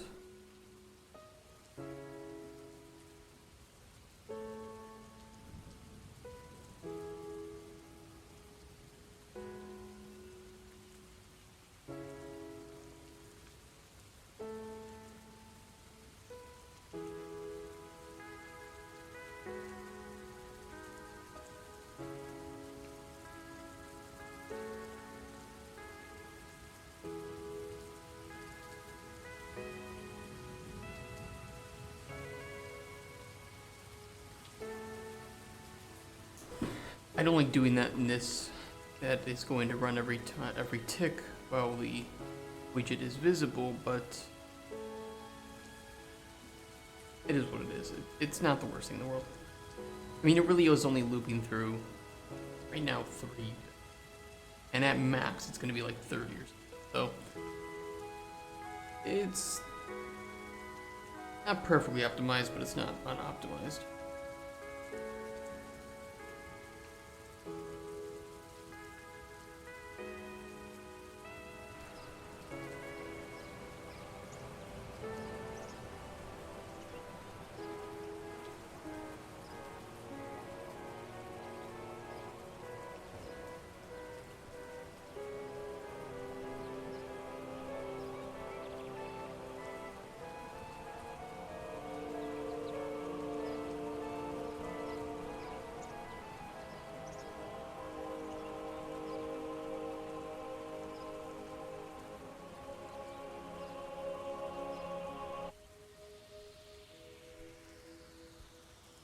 Okay, next up is going to be getting that NPC data synchronized.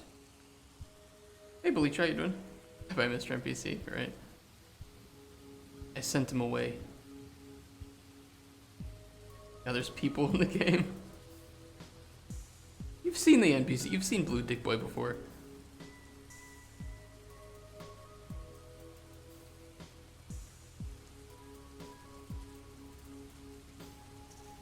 Yeah, it's just BDB. There it is. There's the blue dick. Oh, look, his blue dick is almost touching with the game start. Wee wee.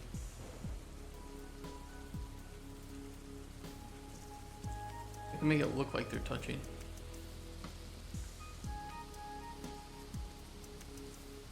Ooh, ooh, that's pretty hot.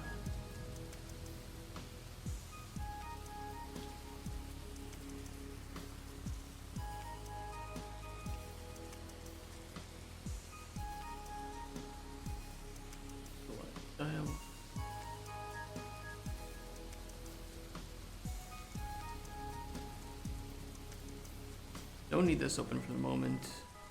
Close those for the moment.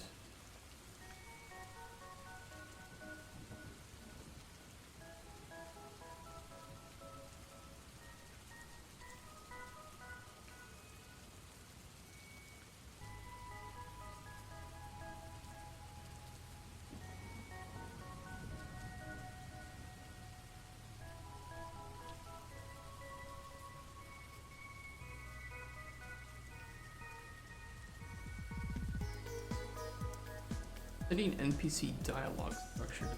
Let's change that to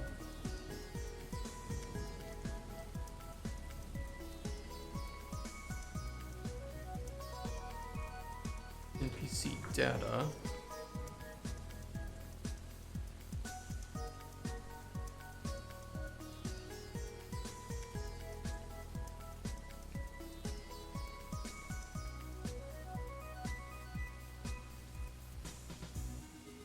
That's gonna fuck up the NPC details panel, assumedly.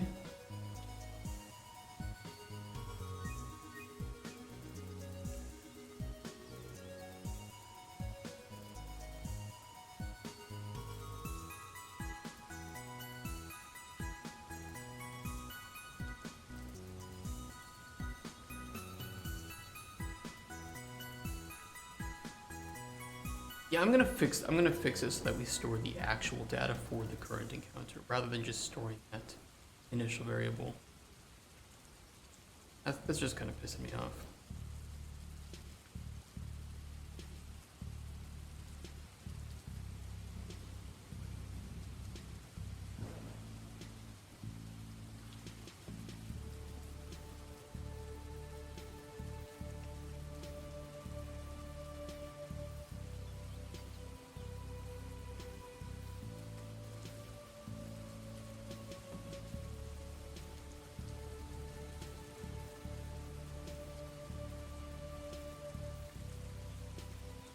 This has been coming along slowly but surely. We're not getting stuck anywhere. It's a lot of refactoring. There's a lot of debt to make up for with the very, very rough and rushed implementation that we did the first time. But it's progressing. It's just very slow. Faster than I would have guessed, but still slow.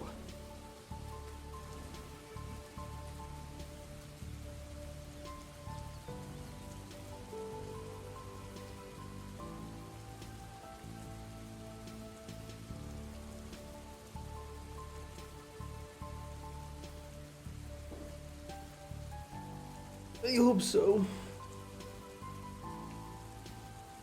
I want to store 3 things at the same time. I want to store the encounter, the NPC, and the NPC's data. Our issue is we can't get the NPC data if we don't know the encounter. So we would either have to run certain functions in order, or just push it to one function that will do it in the proper order. Little bit of refactoring.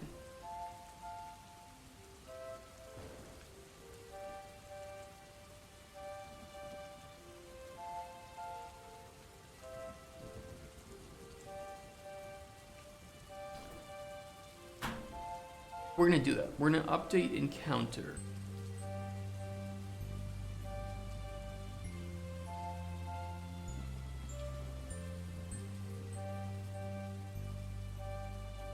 That's through our spawner.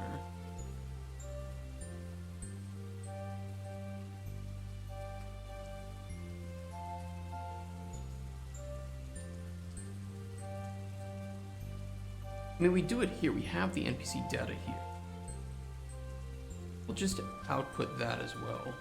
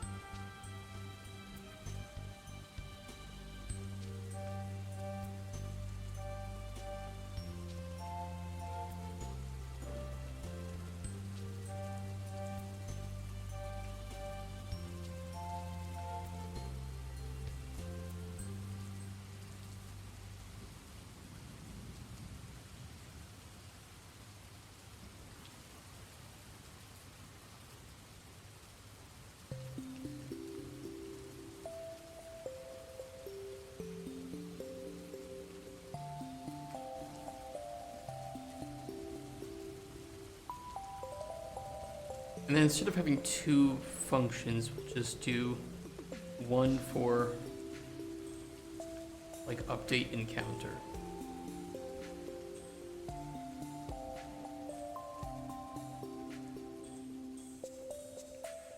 And that's going to be encounter ID, the NPC ID.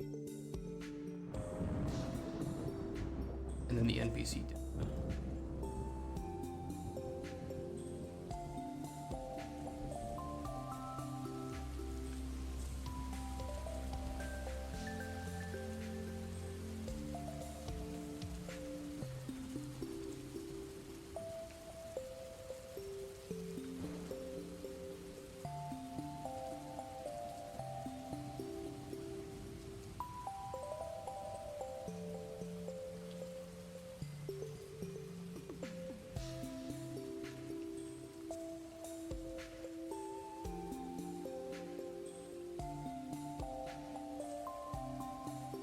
That should work.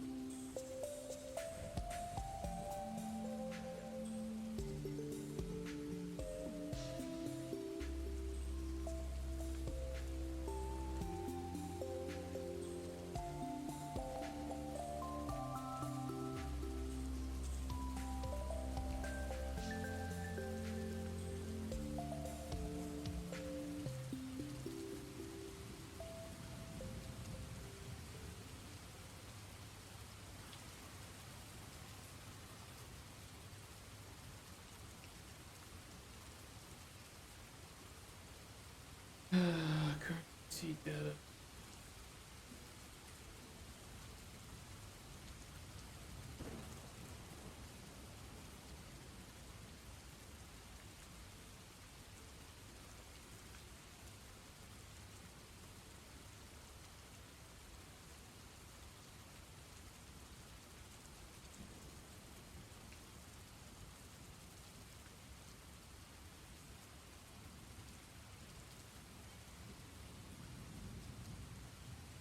We shouldn't need update NPC. That is no longer necessary.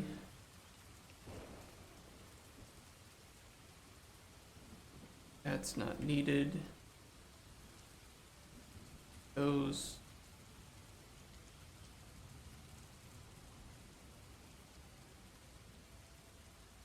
A lot of errors.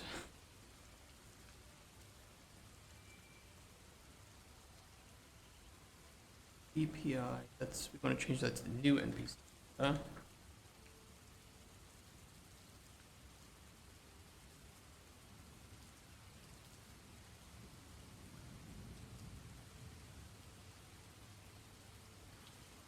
Name, class, piece,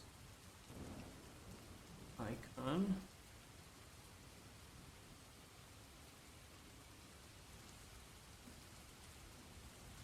Fixed.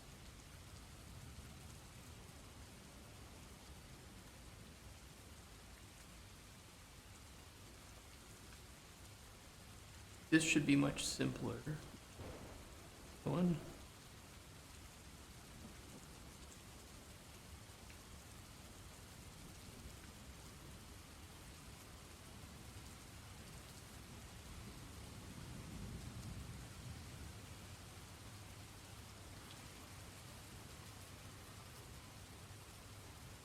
Yes.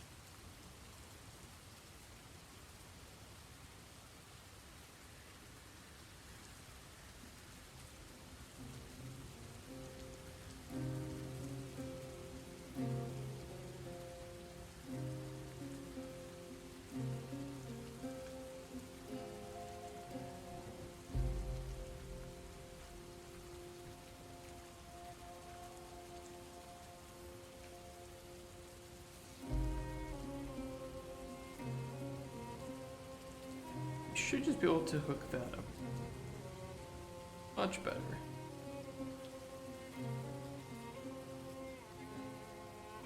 Anything else, bro? Not that I see.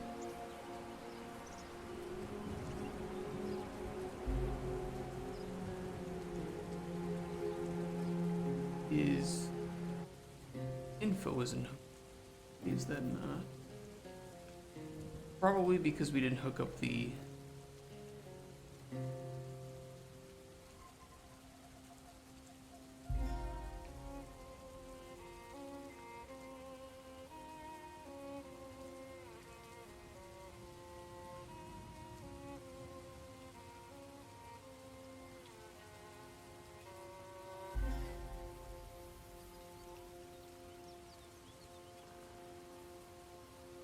Get current NPC data.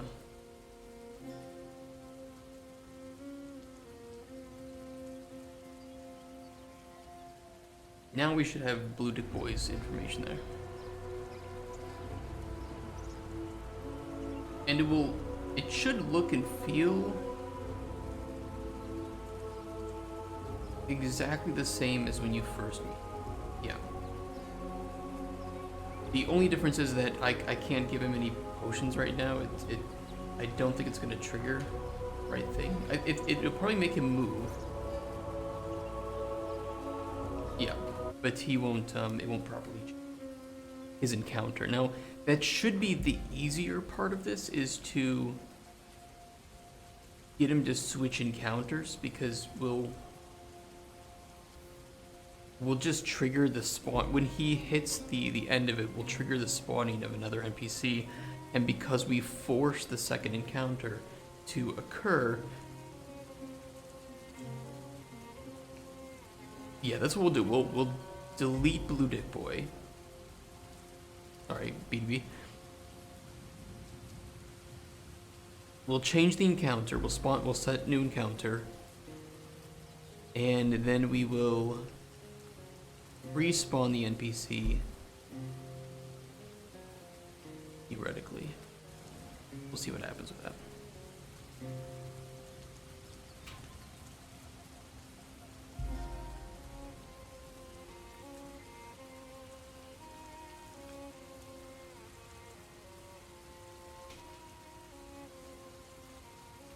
I think there might be some things that break though if we respawn BDB. Let me take a look at his blueprint.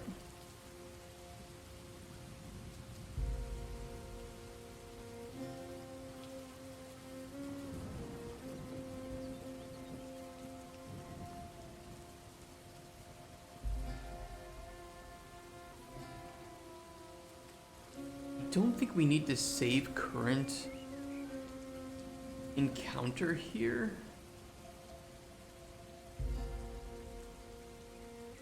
Or NPC ID.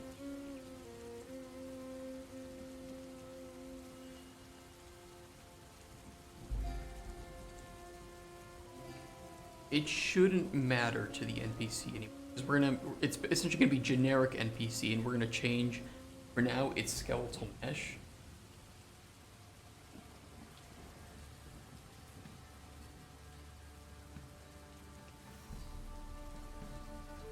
That way we can kind of fake having multiple NPCs just with same animation, which will work for humans at the moment.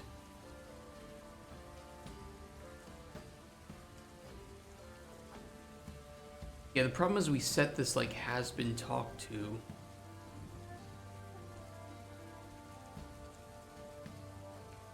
Which I don't know what that controls.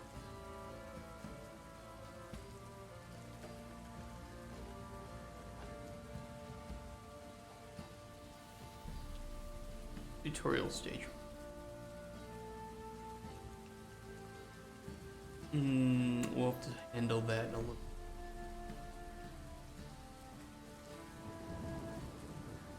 I don't mind breaking the tutorial right now. Like we can refactor the tutorial when we are done with changing the system up. So if we break it, it doesn't really matter to me.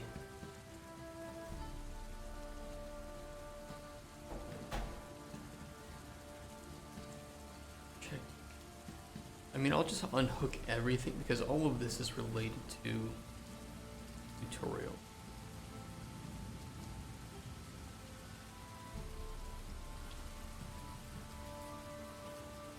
Wait.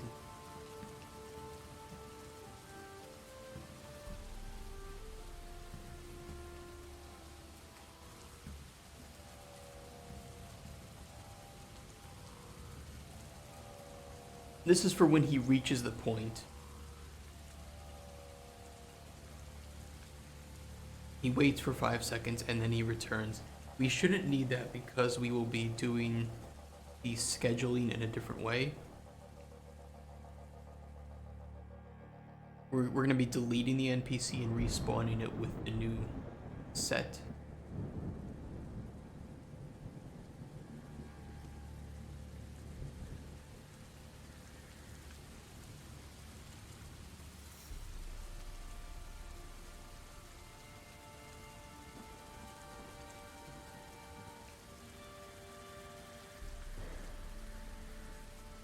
We'll unhook that. Make NPC. That's a forced thing. That should be.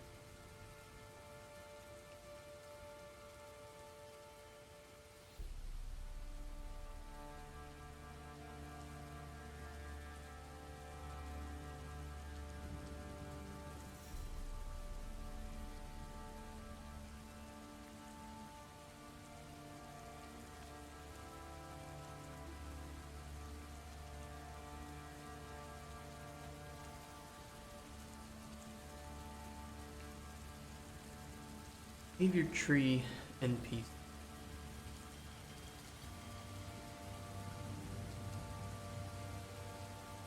We put a lot of shit in here, I know, for various things. A little bit clogged.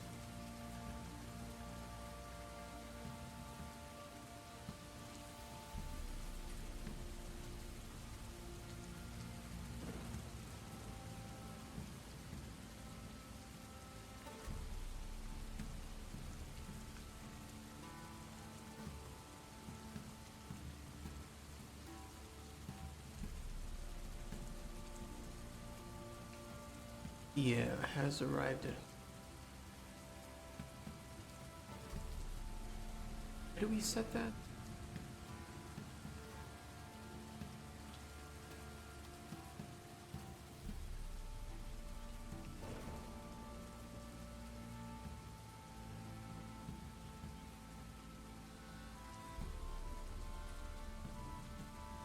More tutorial stuff, okay. That doesn't matter.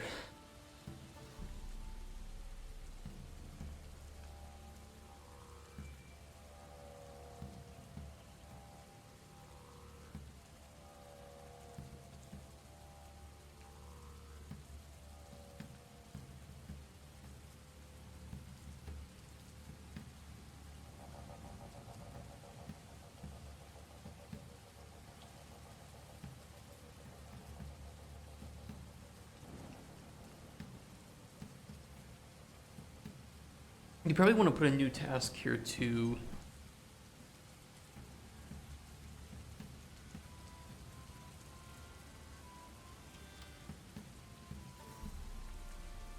delete the NPC.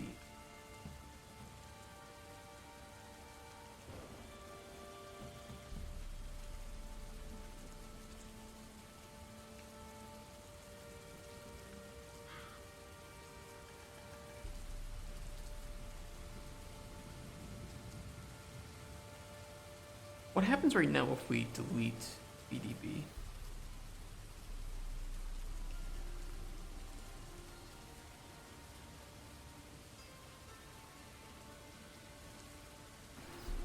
Are there any errors? No. That's good.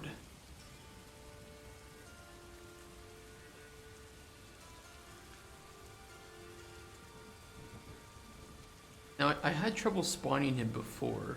I'm curious if that's going to happen again.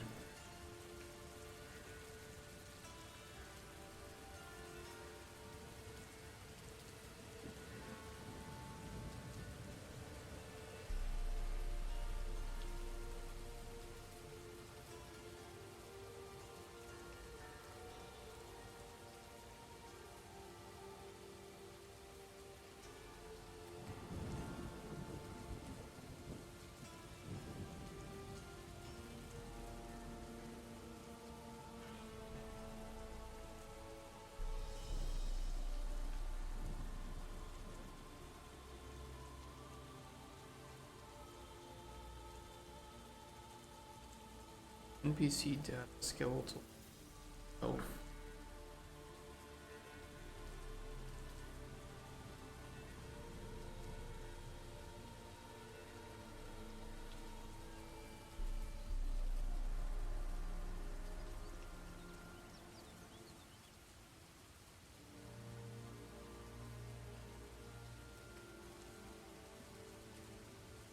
I don't know if this is.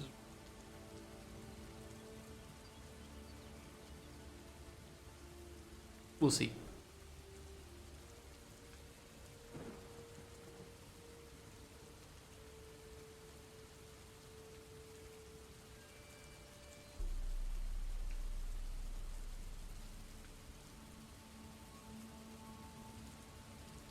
When we spawn actor, we spawn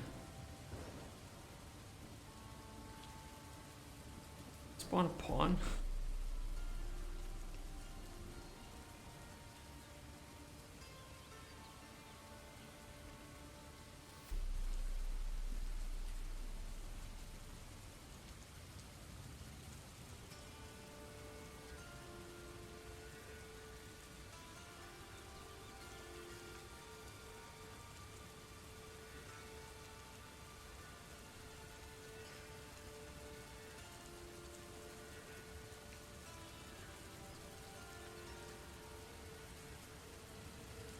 I don't know if this works.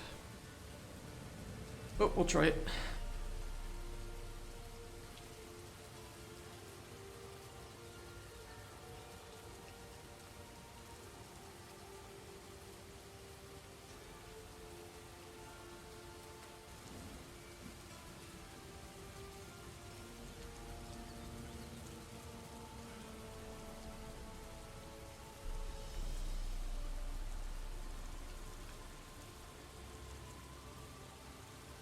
Yeah, spawn transfer we need to... For now I'm just going to spawn him at the DP waypoint.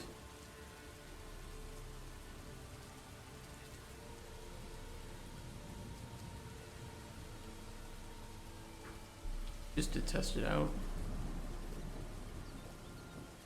Alright, BP waypoint, get world transfer. Get actor location.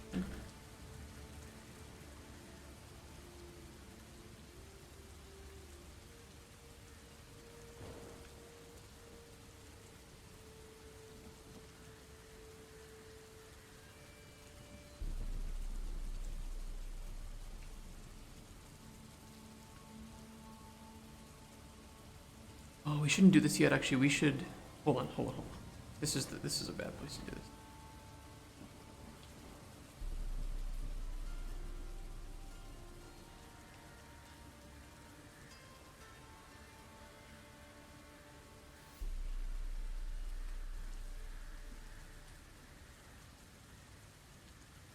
Rename this to choose new NPC. We need to update the encounter first. And I'll just make a new function called spawn NPC. We need to make sure that that information is set before we spawn the NPC.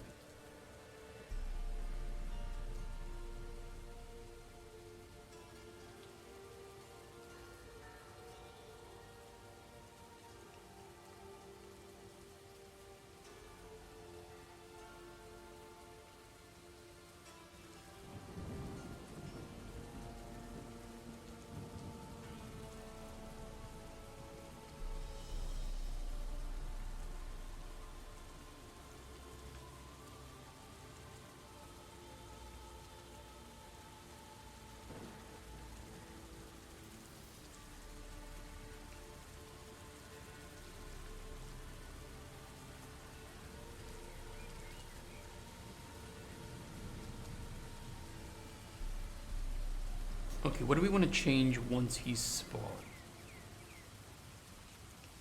Do we need to change anything? Alright. Default should be fine on these.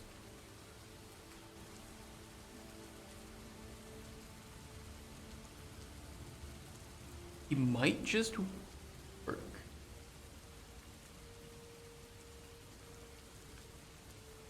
Probably not, but we'll try it. I'm also gonna add like 20 to the Z. So he spawns a little bit in the air.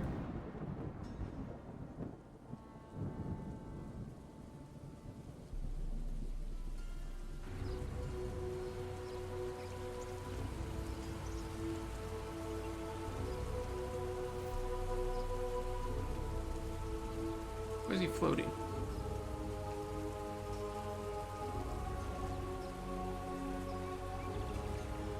BB, why are you floating?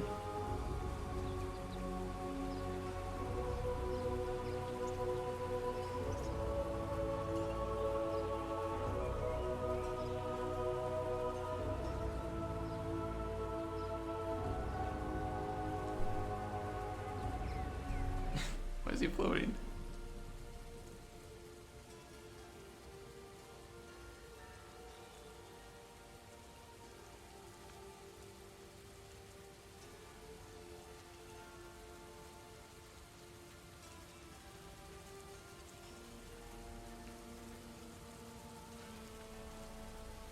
Just something with his controller.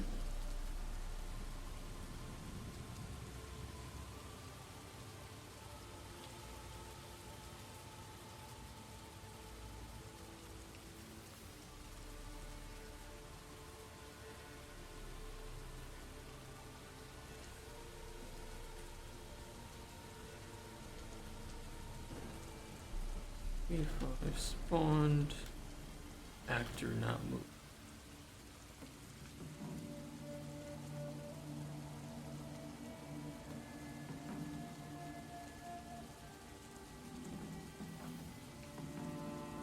Oh, spawn default.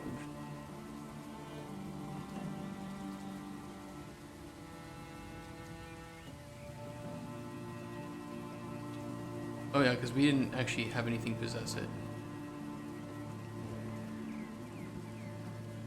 That kind of makes sense.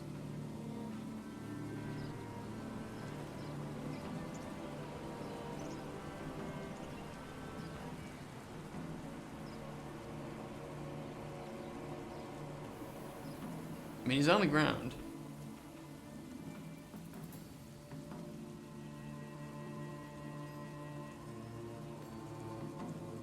I need to tell which controller to use.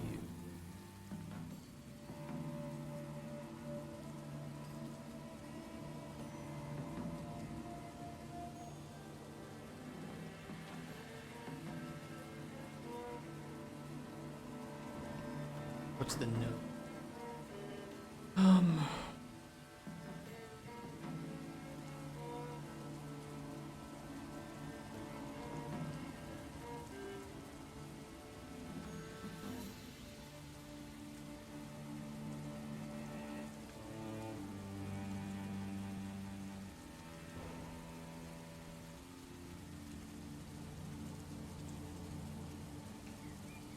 I mean, it should be possessed automatically because in the AI controller class.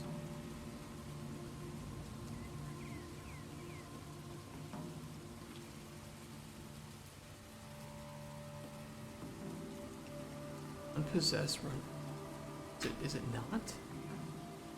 I can check.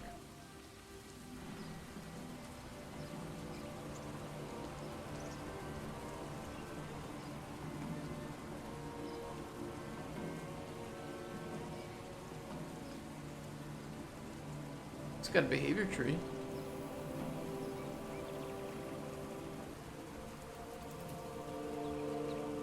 Oh, he's set to should be stopped. That's what. Okay.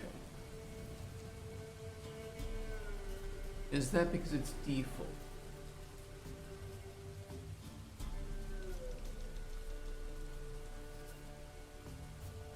And that's because we that makes sense, because we want him to be stopped and we tell him to move when the tutorial kicks in.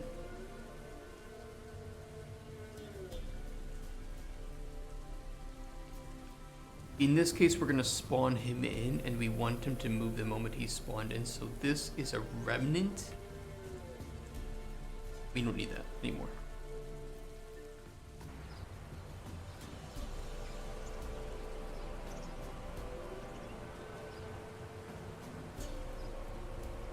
Perfect. Okay.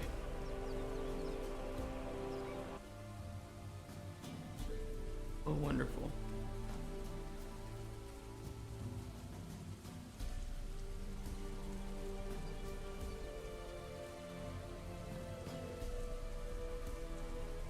That close button visibility. Okay, I fix that.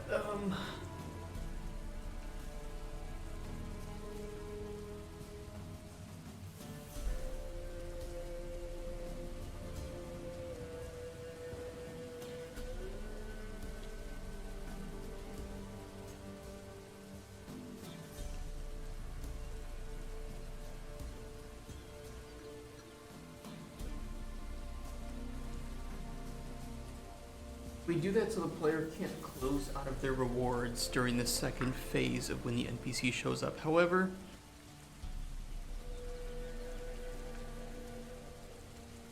I don't think we need to do that. We're just gonna have the close button always visible. Because of the way that we handle encounters now, it should be...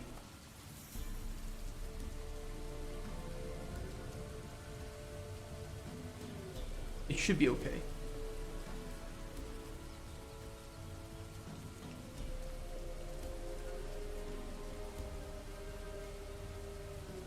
Or we'll add a new boolean to the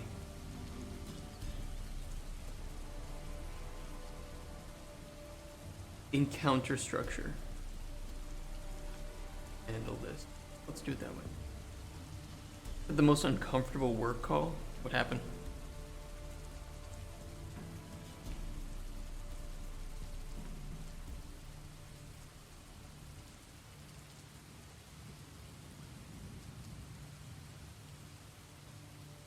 Or we add it to the NPC.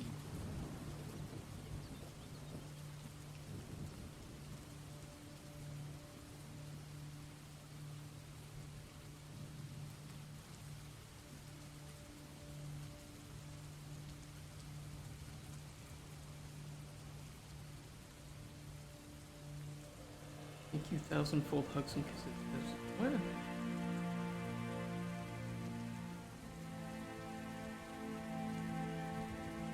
You see it? You're just being nice. What's wrong? Polish people. When somebody's too nice, it's weird. Afraid of Americans and them asking you how the weather is. What are your plans for the weekend? I want to have professional calls with someone giving me kissies. I mean, it's a little bit too much, but...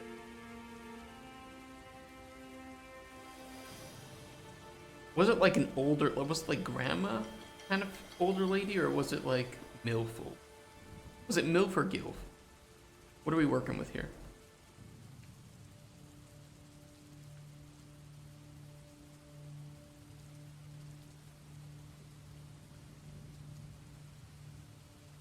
Oh, small talk's another thing, fuck that. At work we implemented the the no hi policy. If you say hi, you don't get a reply until you state what you want.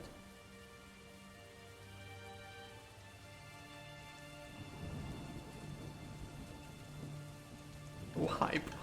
The fucking policy, that's a weird policy.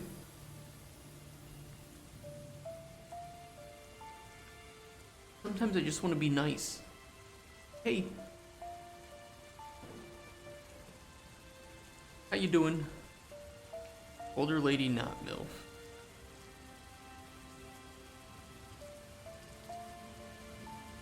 Usually people in teams are like hi and then you have to reply hi back. What do you mean?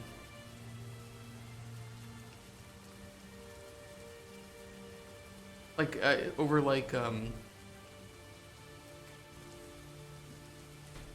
electronically chatting when somebody just says hi?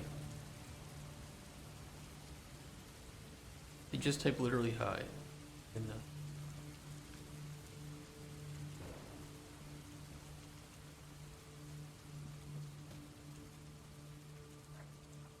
Hey, cat. Why do people do that though? That's really weird. Yeah, it's every girl on Tinder. It's like, hey. I mean, okay, I get you now, because it's usually like I'll say hi. Let's back up. Like I'm writing an email, I'm writing a message to somebody. I will say, hey, you know, hope things are going well. But then it's like line space. Now here's the shit that I want to talk about. Like I don't just put hi and then wait for a reply and then type what I want. Yeah, it's normally like, yeah, hey, what's going on? Also, here's all the shit that I want to talk to you about. Like, S here is just hi. That's really awkward. Maybe it's an Indian thing? Oh, do you work with a bunch of Indian people? I don't know if it's like a cultural thing. Lots of consultants. What do you consult with them on?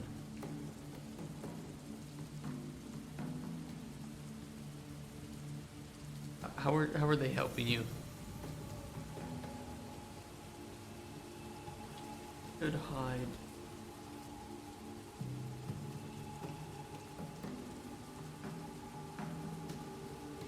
Don't ask to ask.com. What is that?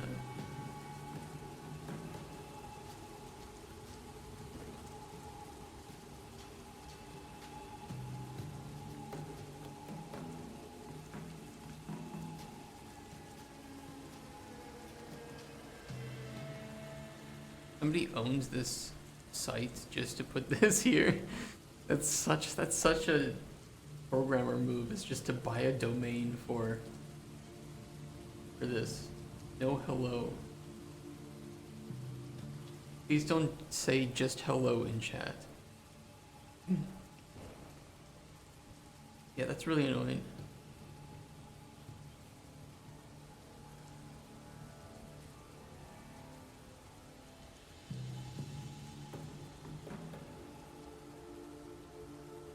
Okay, I think the least egregious one of these is you got a sec.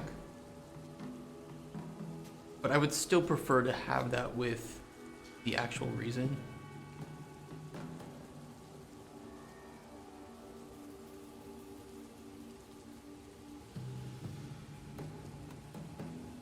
But these are all really annoying.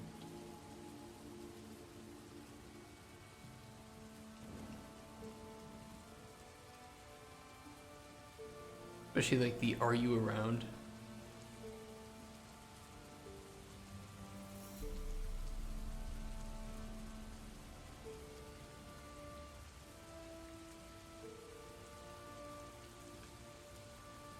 Yeah, I agree with this. I agree with.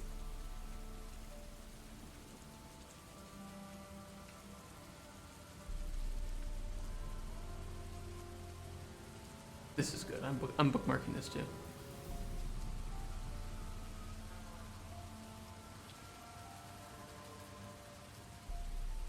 Might move will accept potions and should hide close button outside this.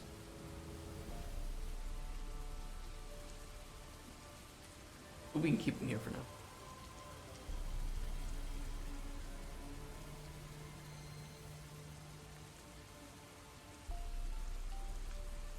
I should move them up.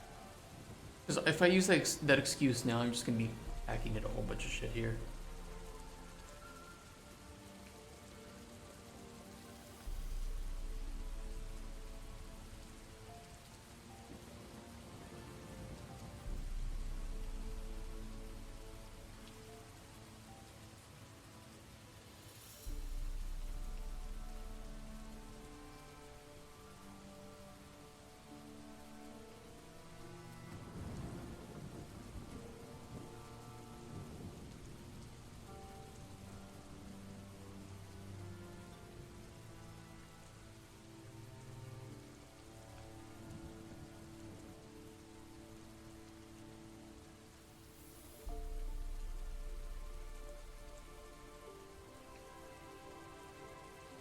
We could save the story stage data.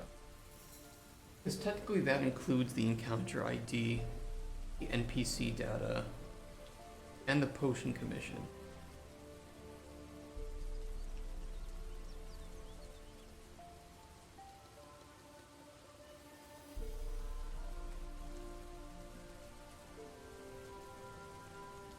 So right now we save just the NPC data and the encounter ID, which is less useful to me than if we had a separate structure in here for like these 2 booleans, for instance, and anything else we want to do, or preventing the X button from being visible if we don't want it to be, and the barter button being enabled.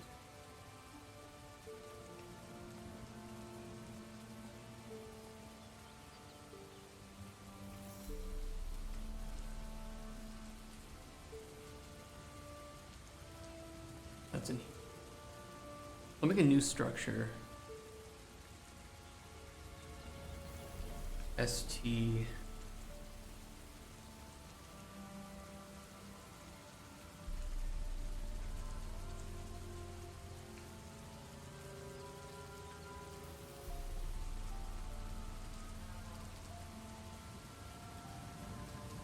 dialogue control.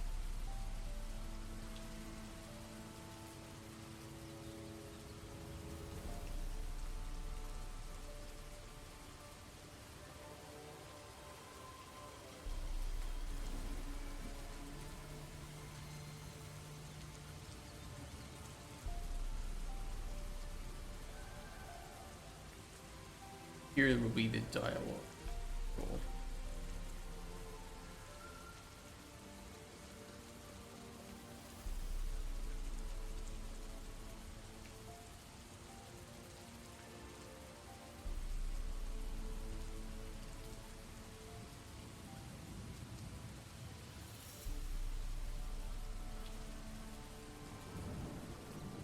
Then in the spawn controller,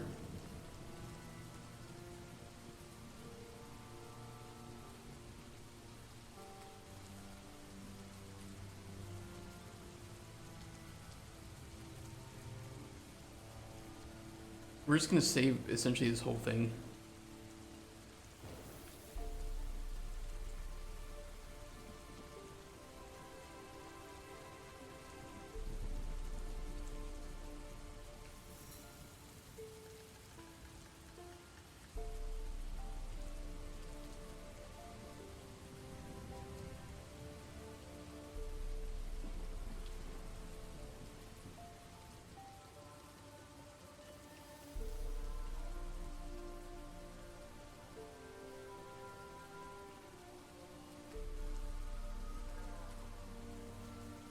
This one?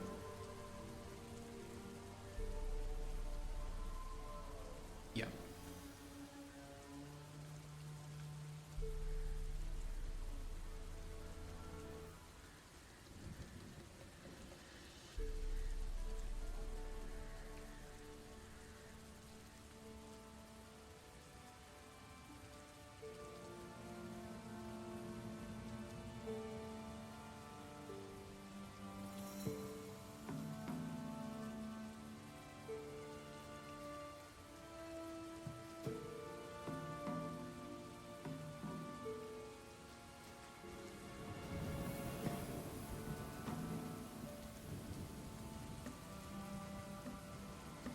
Okay, so don't save NPC data. Just save the entire...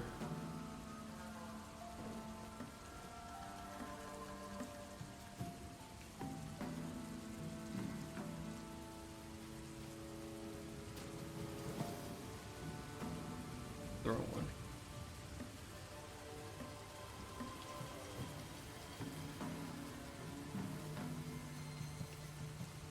Fuck.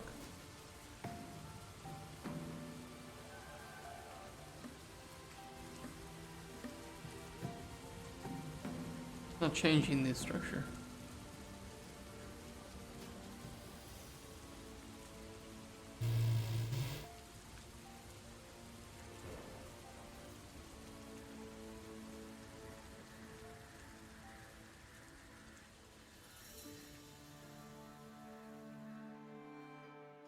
Why is it not changing the structure of this?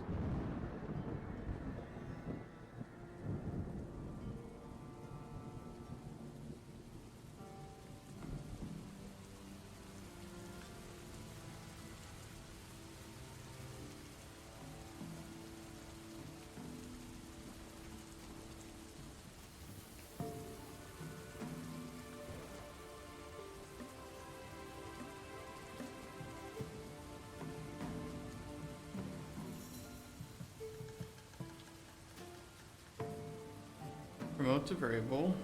Chosen's.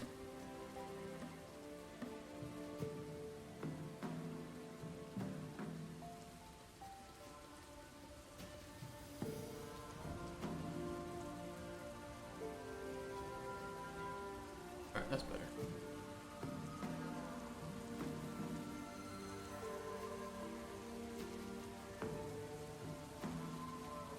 Chad Gable, is that you? Lone Ranger, what are you talking about? Love your wrestling? I only wrestle with really hot dudes.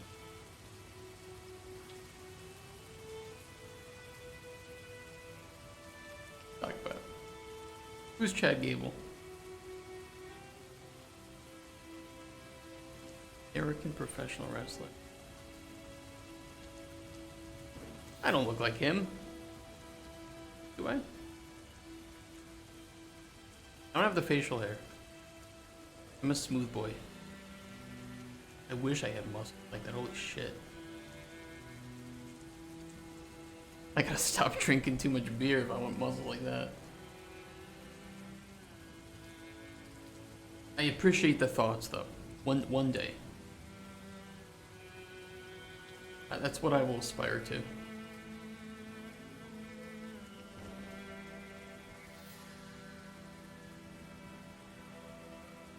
No. Do that in the top.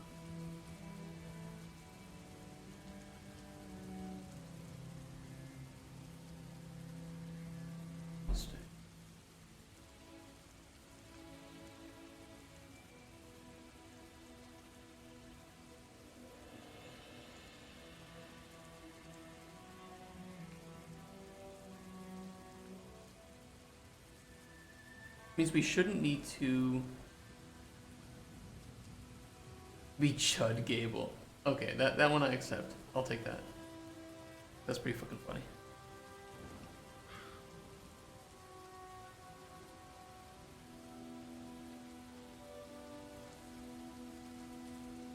We gotta clean this up. Current stage, NPC chosen, NPC data. NPC data is within chosen stage, so we don't need that.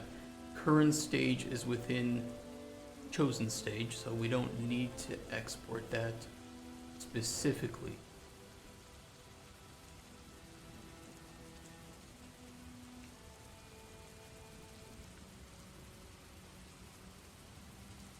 But we can keep NPC.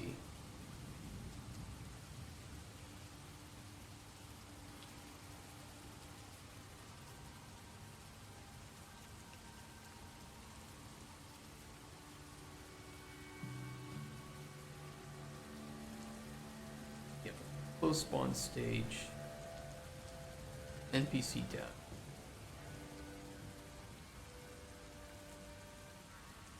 And we'll just keep those two.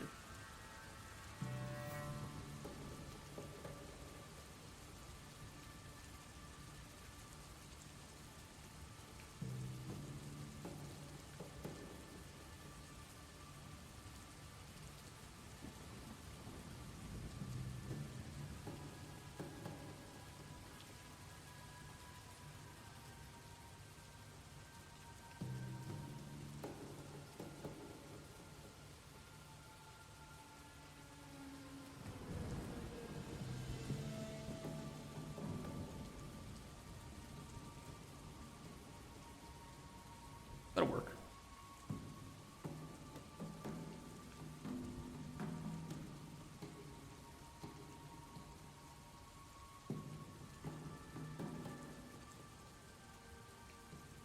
Yeah. Okay, let's update this to bring in just the stage data and the NPC ID.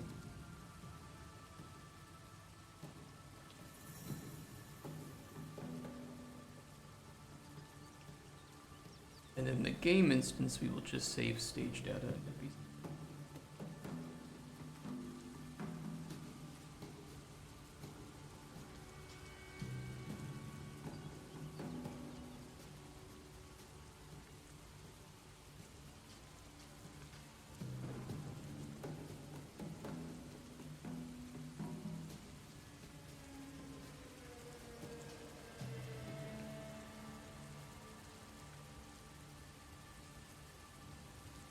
It should work. It should work. Cross our fingers on that one.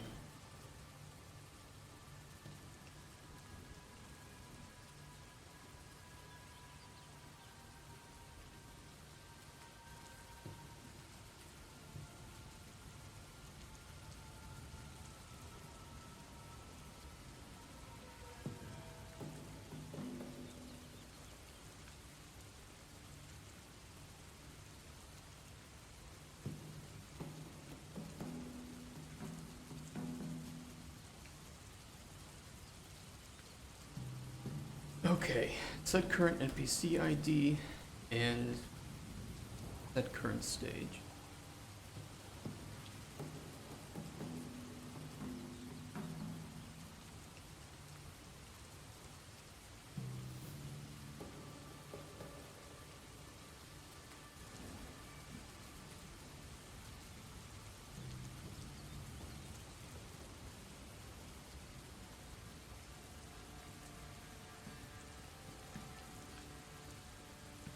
That one's taken care of.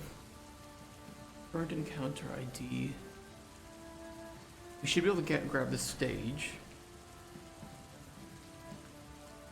Break. And shove this encounter ID in.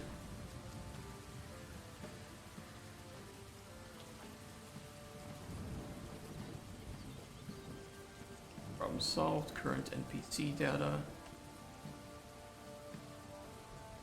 Stage data.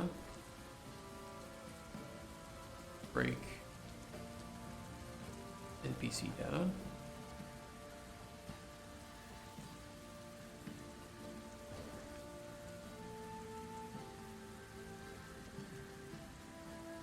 That one's solved.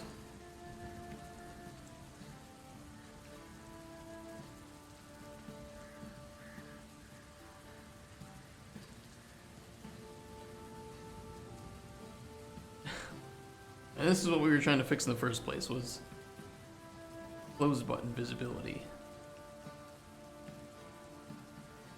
This we can now delete.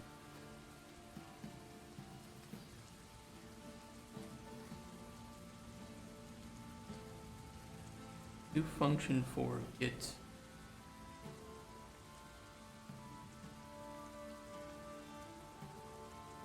I'm gonna export the current stage into this as well.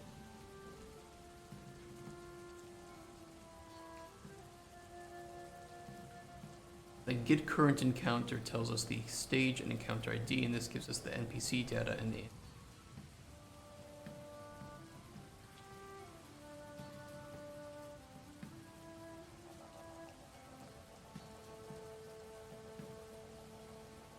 get current encounter.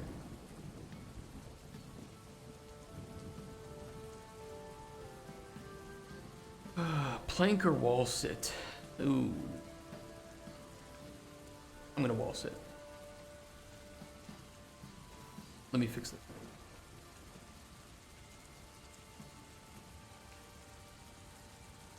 Should be in dialogue control. Break.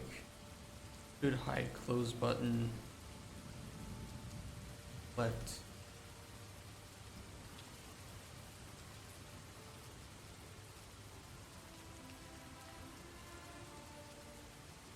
There we go.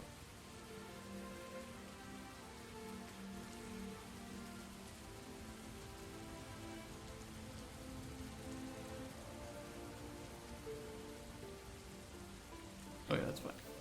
Barter button. Get encounter data. Stage, break. Dialogue control, break. Will accept.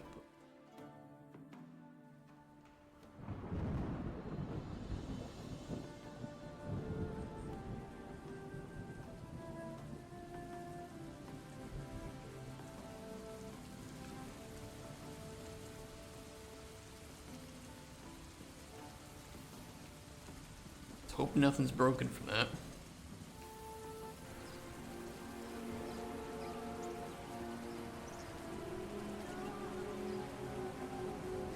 Oh, just everything's broken. Damn it.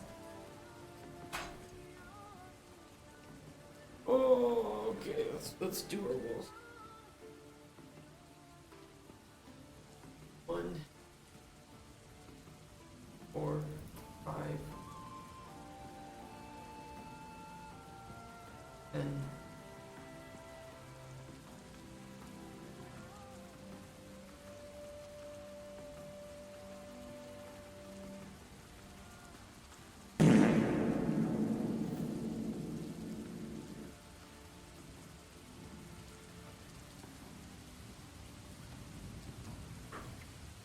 Art sounds while I'm wall sitting.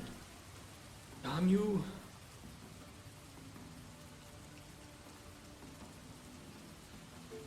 Okay, why is everything broken again? Okay, I'm awake. Jesus Christ.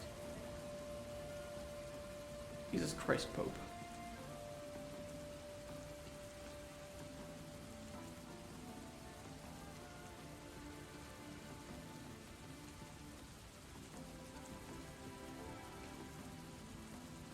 Oh, it's because I didn't hook these up. Oopsies.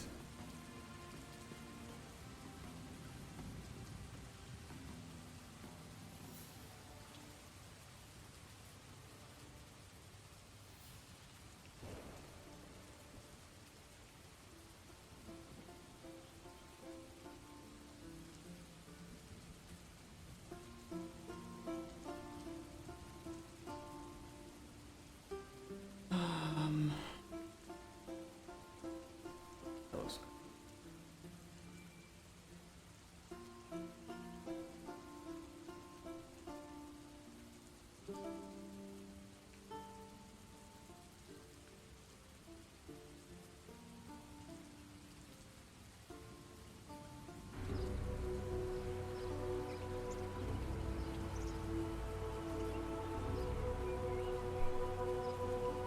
It's disabled though.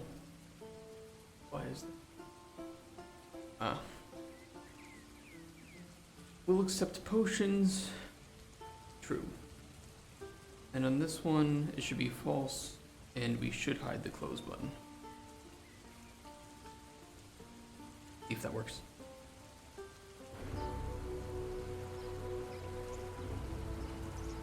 There we go.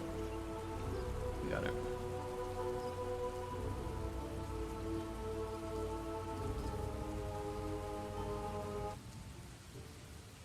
Okay. I completely redo a whole bunch of code, hooray. You and me both. You and me both on that one. I'm with you.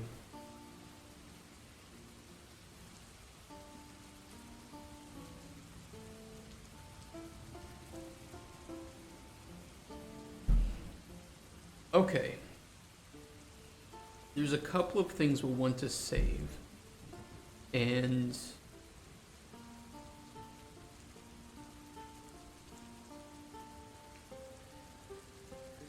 we're gonna need to figure out a way to do that.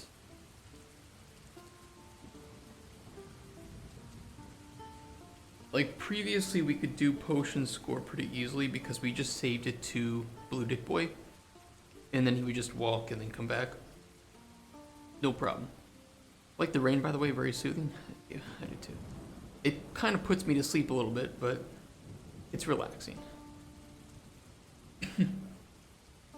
And it helps me prevent some copyright issues because it's enough difference within the music that sometimes YouTube won't pick it up.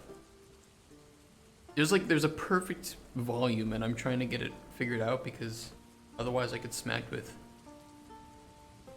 claims.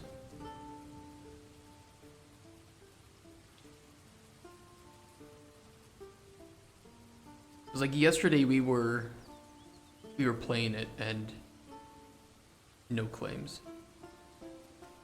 Previous day we were playing it and then we got claims. Yeah. We're getting better at it, but I mean I don't really care either way. copyright claims are better than copyright strikes. It isn't blocking it in any country, so I don't really care.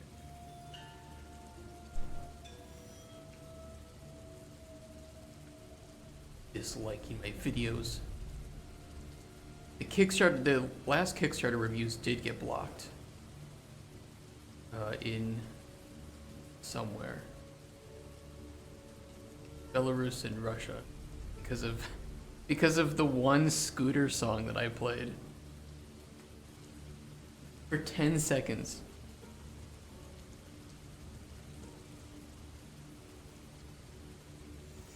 I could mute that segment.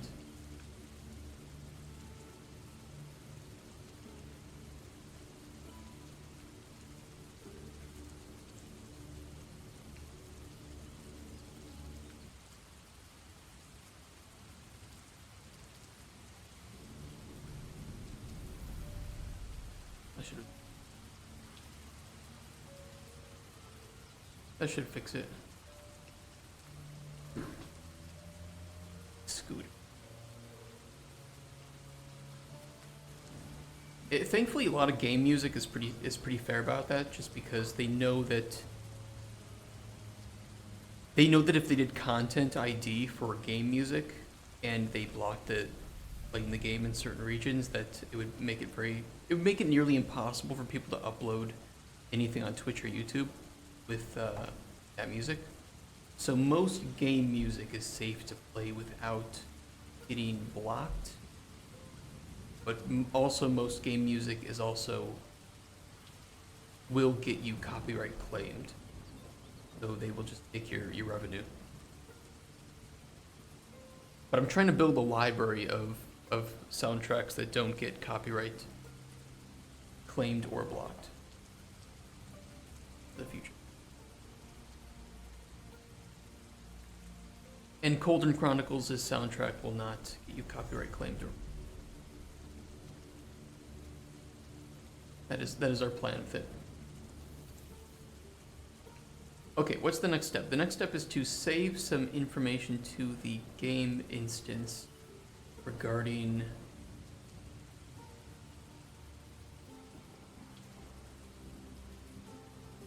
potion scores and stages. That way, when we need to do a check for that, for a requirement on the story, we should be able to do type potion score. Value will be the encounter. Or no, value will be the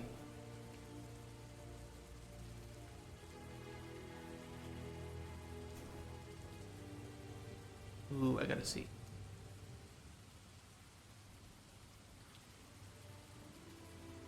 That's the reason why we have the sub values there, is because we'll need to tell it which encounter was the potion score from, and for the sub values we'll have to do.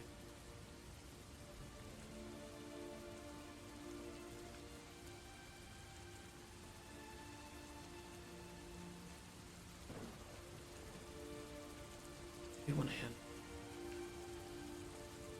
Because if we do greater than or less than or equal, it could grab multiple results.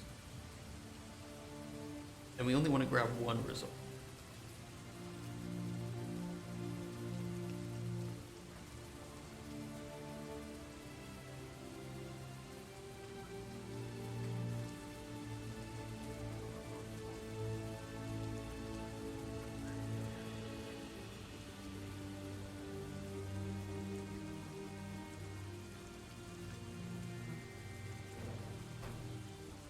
We could do an enum.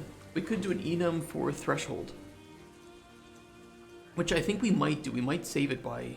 No, we save by score, but I don't know if we ever line up the score to an enum. But if we do that, then we can have type...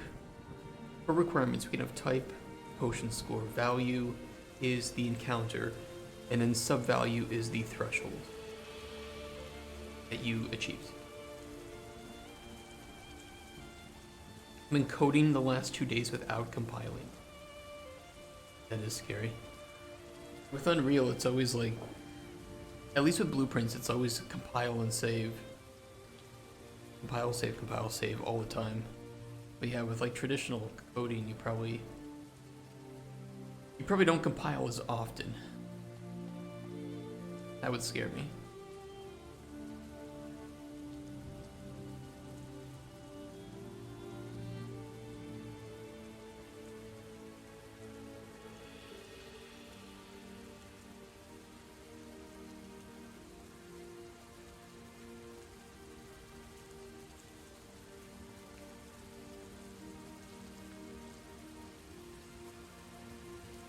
Okay, so we'll save in here too then a potion score map. At a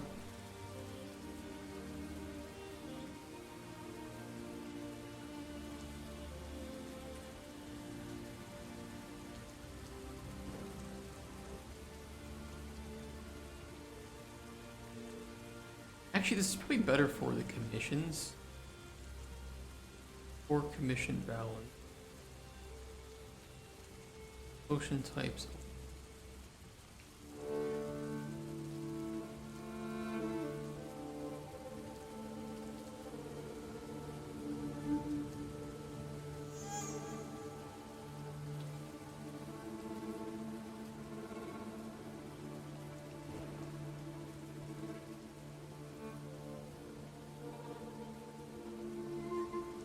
Terrible, bad, base.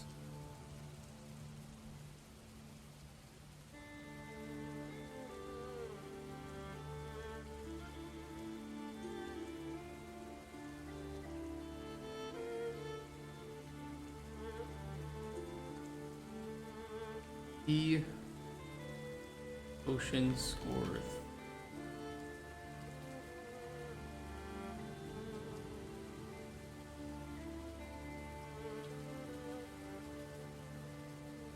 Terrible.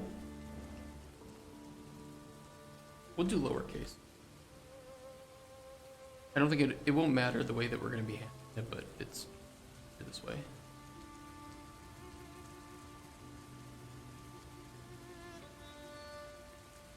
Because we're going to be converting them to strings anyway, and then just doing a case insensitive string match. So it doesn't really matter. The good thing is we should be able to, in the score main potion, or I guess in finalized potions.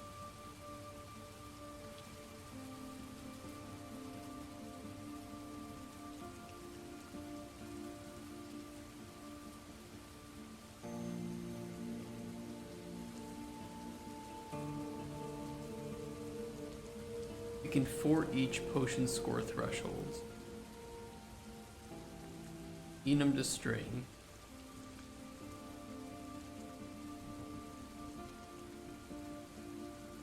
We even need to. Where's the balance? Where's our balance?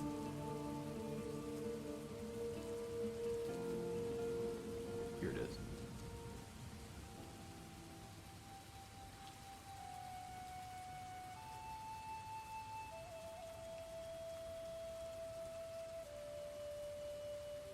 Yeah, there we go.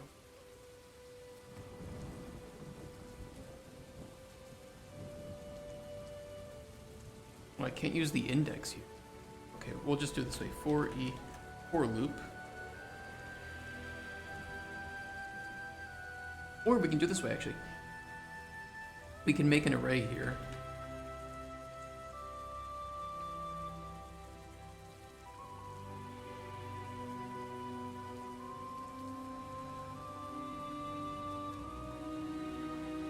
For each with break.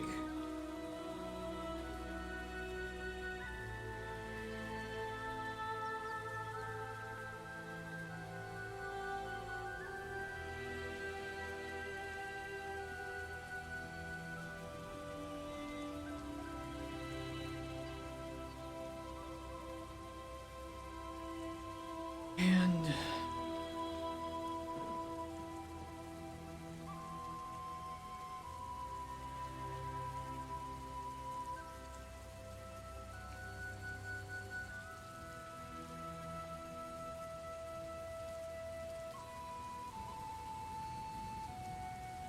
School.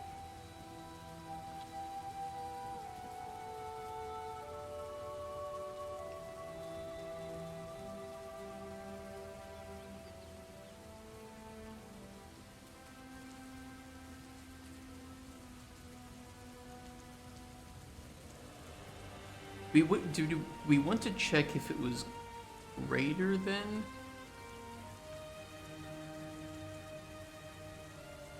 Wait, we already have it. We have a give threshold index.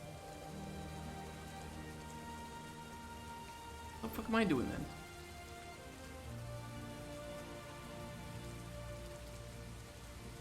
then? I don't know where we used that.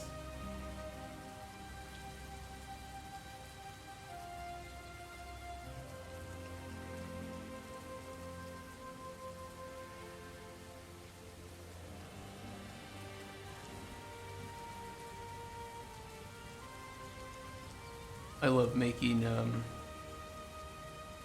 the same functions that I've already made before. Right? So true. Oh yeah, we use it for that purpose. Okay, so we'll just then match it up to an enum.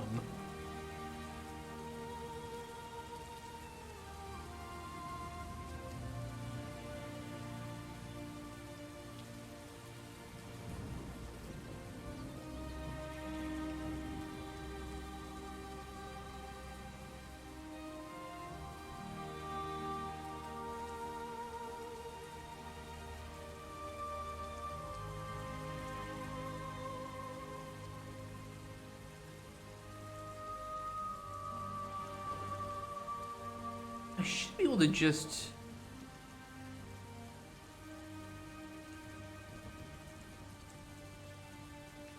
integer to byte, because it is bit masked.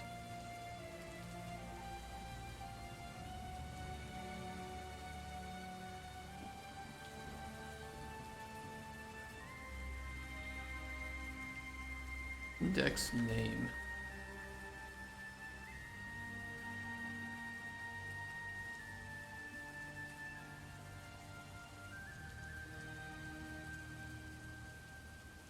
You just need to input the score then. Okay, that works. I didn't know I had already made that.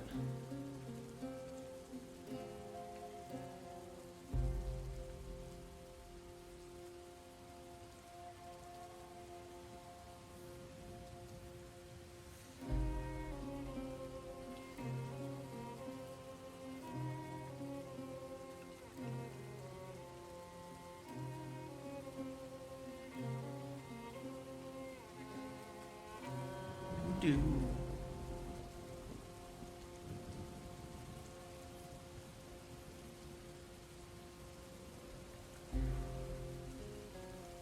Wait. Is it even hooked up? Where's this from?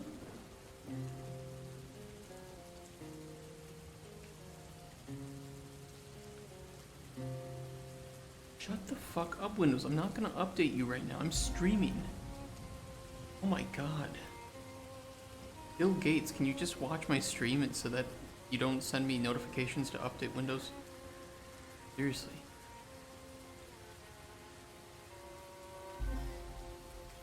Oh yeah, this was the old... Okay, I remember now. This was the old response build. This is the new function. And we do have the requirement type for potions. Just need to hook it.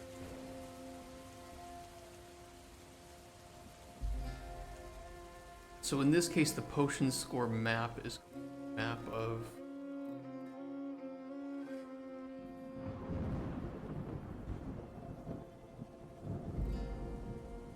Wait, that doesn't work. Yes, it does. It works fine. Alright, sorry to bait you all, but it does work fine.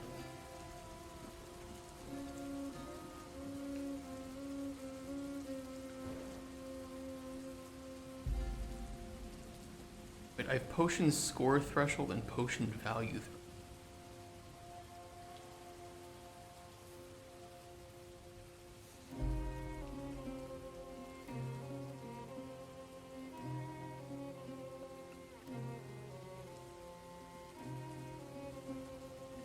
don't know what this one is. Where do I use it?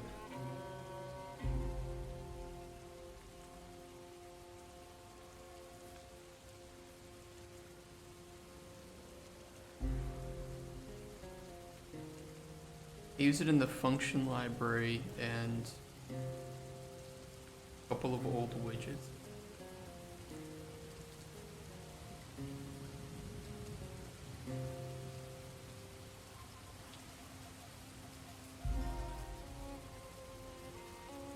Where do I use that?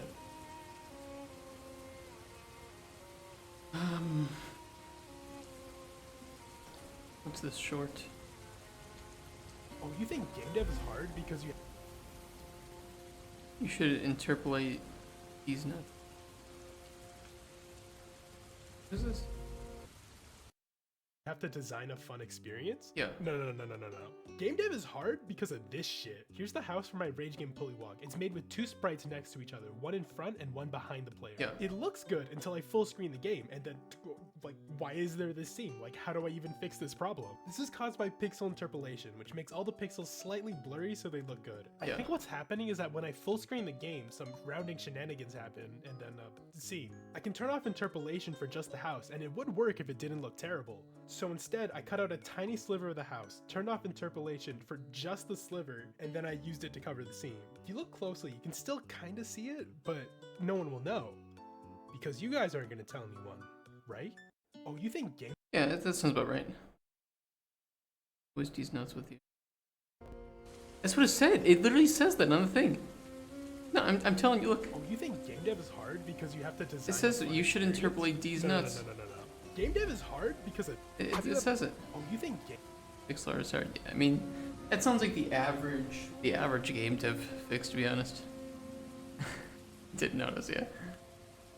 I just said D's nuts for no reason. To be fair, I also might do that too. That's understandable.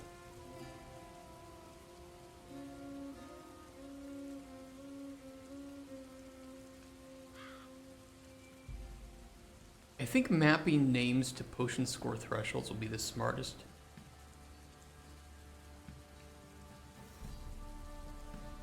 That's really all we need is we need the encounter and then the score that was given during the encounter. First compilation errors. Here we go. I mean, that's been my whole day today. It's just... Oh, let me just change this one thing. Okay, I just broke it all again. Alright, fixed.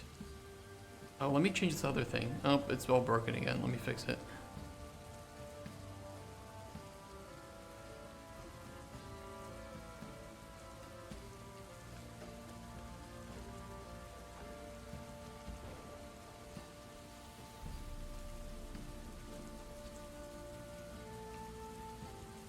I think when the player clicks confirm UI,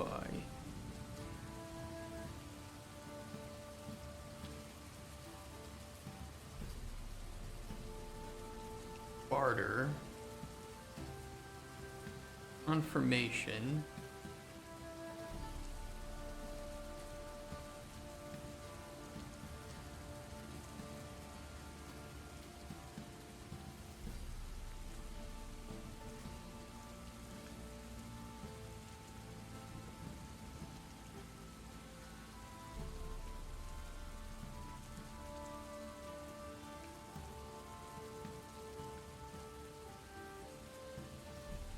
this is okay, I think.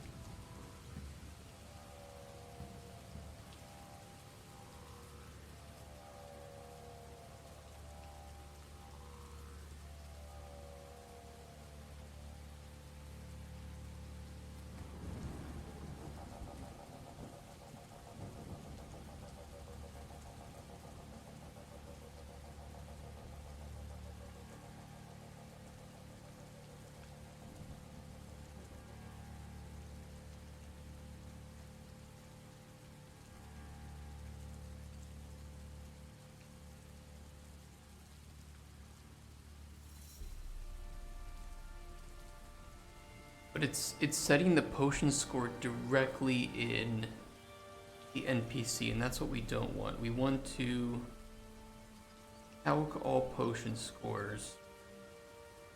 We want to get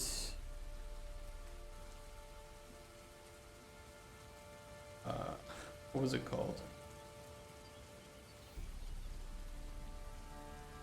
Get threshold index from score.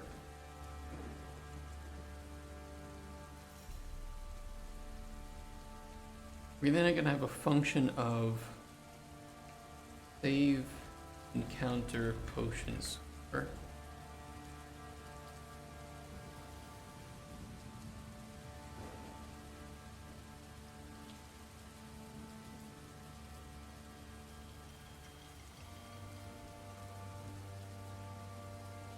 Get current encounter. Get game instance. Let's do the instance.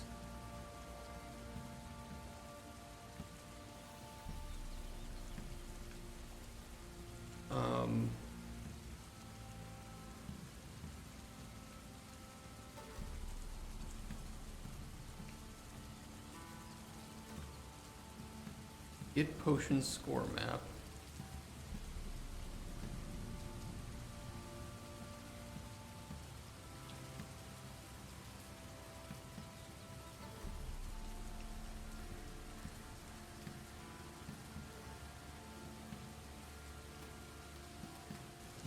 Score threshold.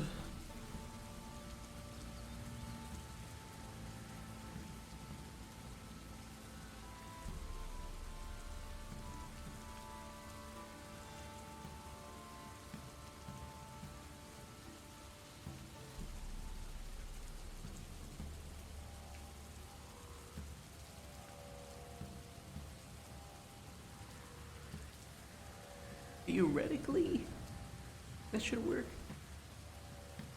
I guess we'll see.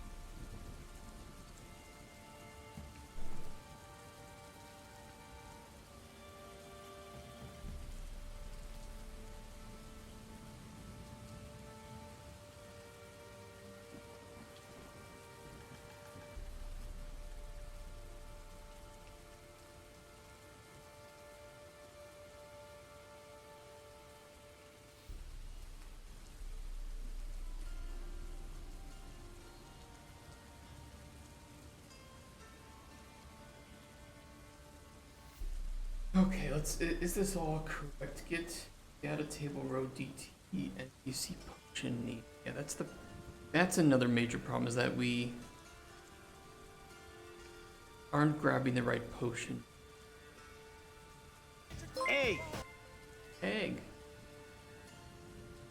It's one of the long live chaos Twitch scams. They haven't changed up the thing that they spam, so my blacklist is still working. Thank God, too, we haven't been follow rated since that day. I don't know what was going on. No, this was just the one-off.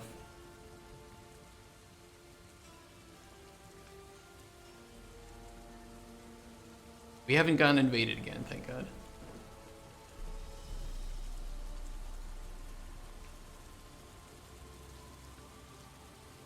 Which kinda does make me wonder if somebody was either trying to be nice to me or trying to get me in trouble. I don't know.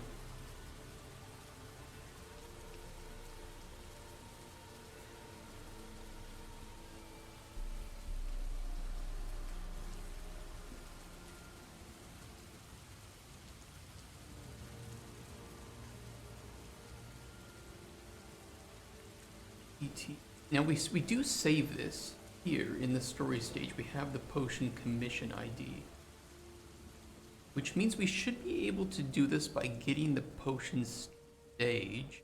You're getting the encounter. And the current stage should have the right potion commit. And any other place where we do that, we need to double check if we're doing that.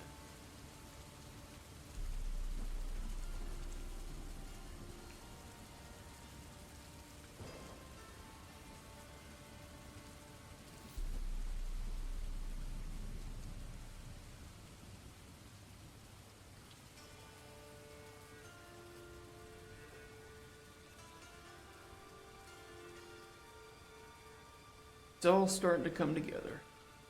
Slowly but surely.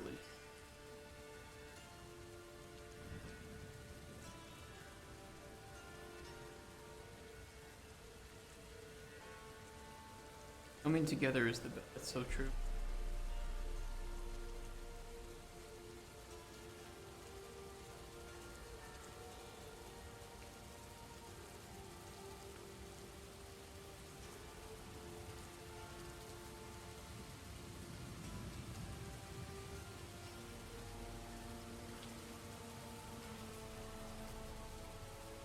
Look, I still think my porn studio janitor game idea is... It's got the best elevator pitch of all the games I think I've made. Which is just clean up cum with your friends. It's short, it's to the point, it's shocking. It just sucks that it's basically an impossible game to like traditionally market. Is that coming out?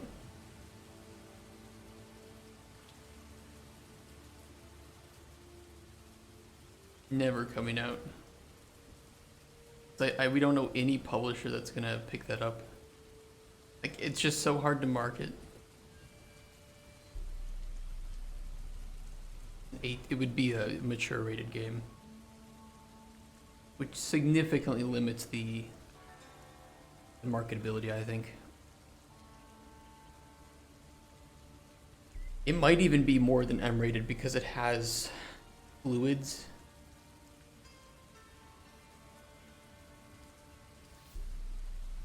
And I'm not sure if that's even... if that would immediately make it adult only rated. I know that there are other services, but it's like... we'd have to have the money to make it, and in order to get that, we'd have to either find a publisher, get invested, or get like Kickstarter. But I don't know if Kickstarter would allow that type of game. Most publishers aren't going to pick that up. I don't know. I also don't know if the game idea is still popular with players. Like the co-op cleaning simulators. I mean, this would certainly have a twist on that, right? It's not like you're cleaning up a hotel. Oh. You might be cleaning up a stage that looks like a hotel room. Depending on what was shot there.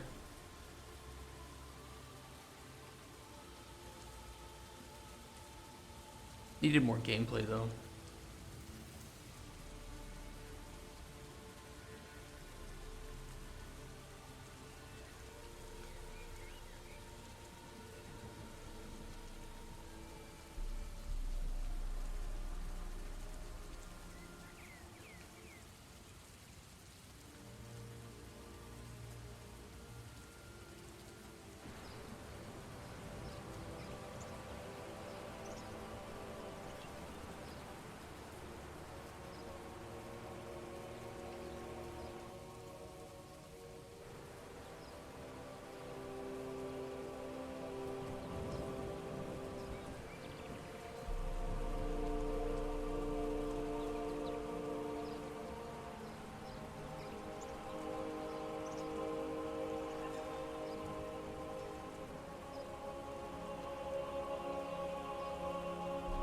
Quickly make a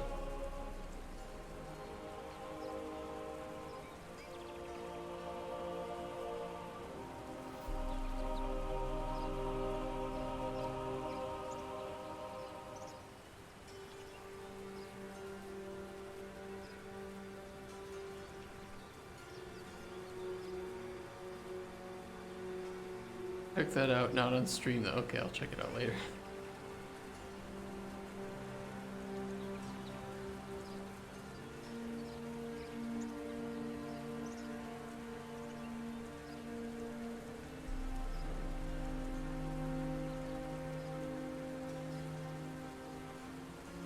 But that didn't trigger. Why?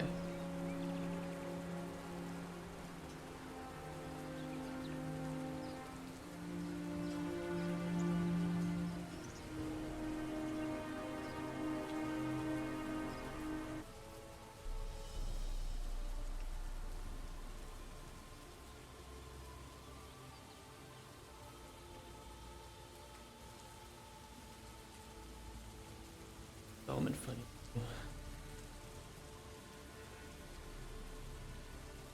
Okay, wait. Oh.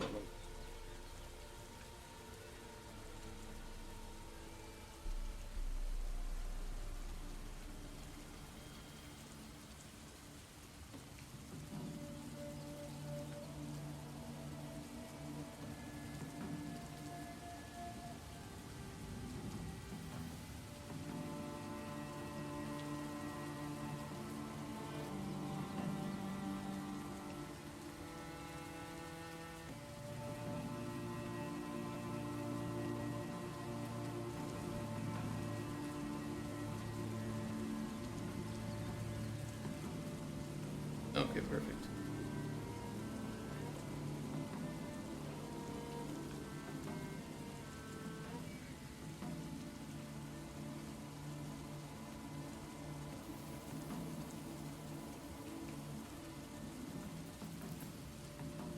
Being an asshole's not really. I'll just check it out later when I get home.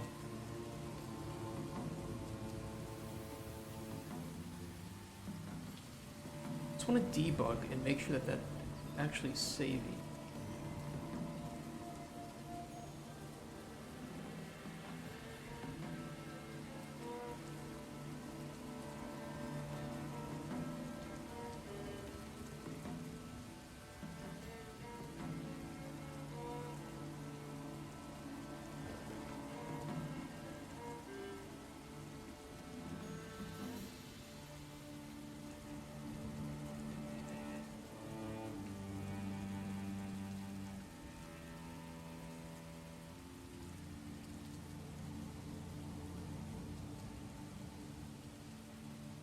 We want to get the saved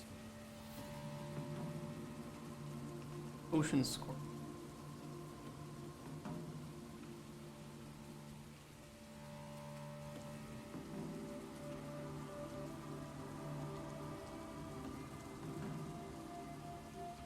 Only going to be one in there, so I can just grab a copy of the first one.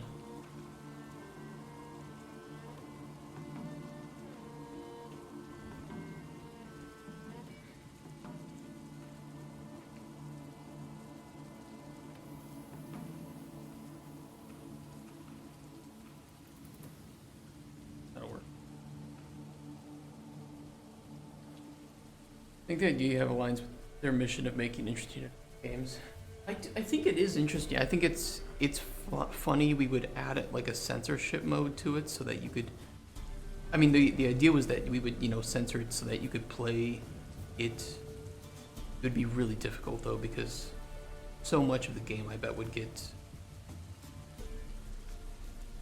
I don't know. It's just such a difficult game because you can't really stream it or put it on YouTube. Because it's like it's gonna have fluids. Okay, fluids are easy, you just change the color. Done. The like adult toys though, and contraceptives. There might be some like drugs in there because that's just kind of funny if you're cleaning up drugs. So it's like it's just too adult for streamers and YouTubers, which kind of means we need to target people who just want to play at home and do crazy things with their friends. I don't know. Maybe it's there. Maybe it's marketable. I don't have any expertise in those kinds of games and what that looks like.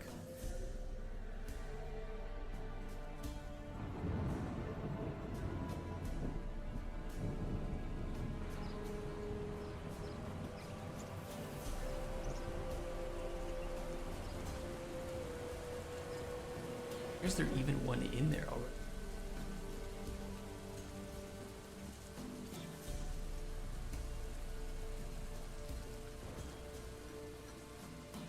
Well, I guess it's fine if there's one in there.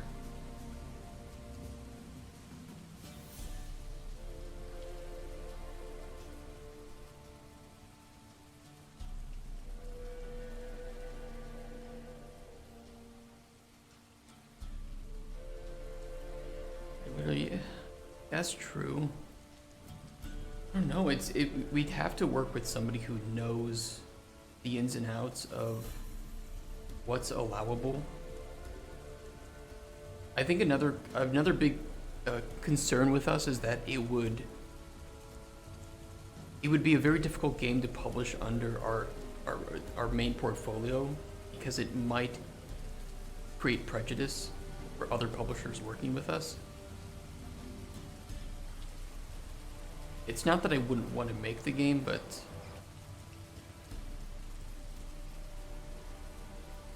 it has its challenges.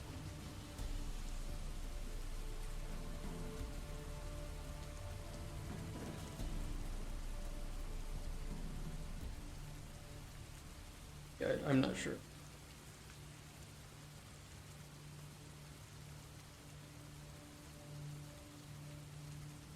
Make a fake. I mean, I could make a sister studio that we publish it under, or just publish it under my own name. Technically speaking, the Microraptor Games name and logo are trademarked to me, not to the company. So I am allowing the company to use it because I own the company. Obviously. So there might be some things we could do.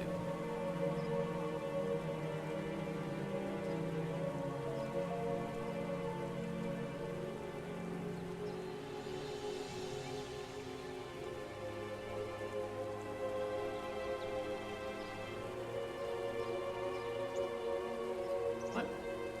Where's cooked toadstool?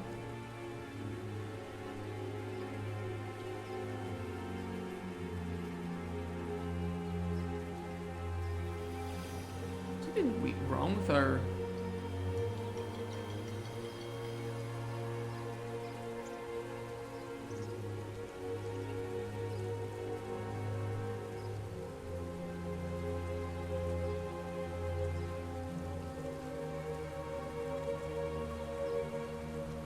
bug? The cooked toadstool doesn't show up here at all.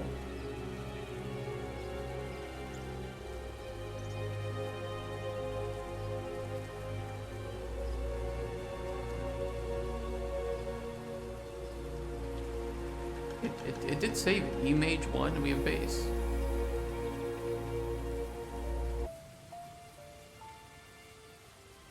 Adult games that are more than just porn is the dream. Yeah, I think that it's a game that is adult in nature but isn't explicit. Like, we're not going to be showing sex in the game. It's just... it's really going to be a very suggestive game, and... I mean, you're going to be cleaning up cum and piss and shit and blood. You're gonna hear moaning from the walls of other films being filmed, and it should be humorous. I mean, it's gonna be. We want it to be a very funny game, but meant for adults. But it's not gonna be explicit. So, our hope was riding in the line between mature and adult only, so that we could publish it on Steam safely.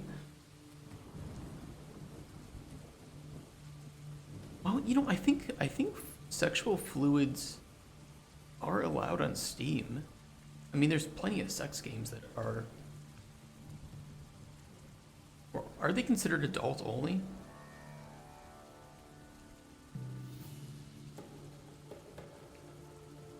Yeah, you're right. But are they rated M or are they rated adult only? Or does it matter for Steam? Maybe it doesn't matter.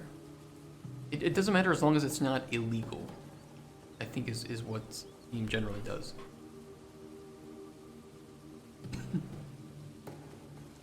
Yeah, you might be right.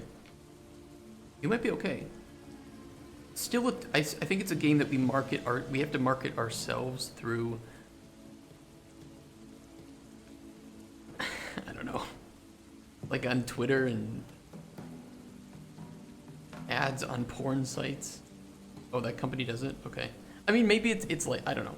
I'll have to take a look into it.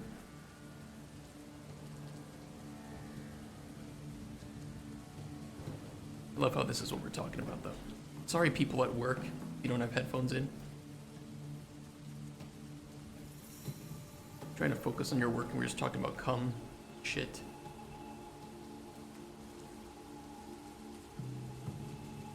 Well, this seems to be working.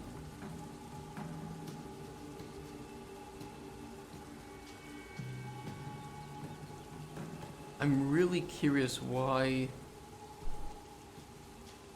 our debug to force all ingredients to 99 is wonking over.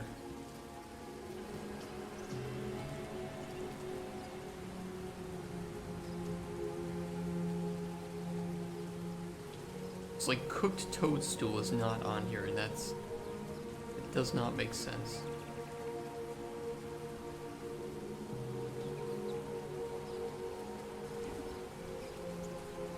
Wait, there's 2 toadstools. What?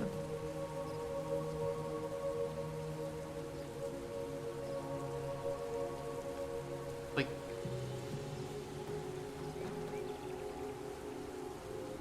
what the fuck is going on?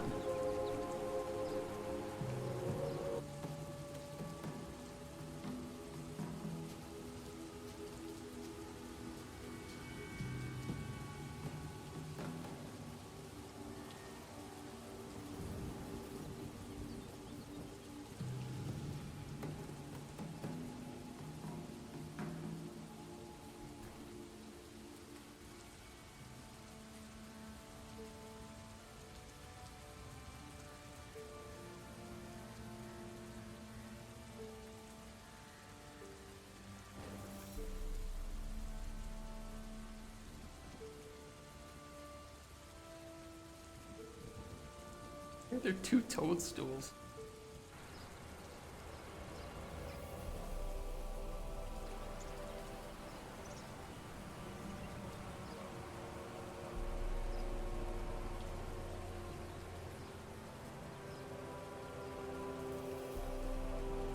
Flash? I swear it wasn't flashing before either.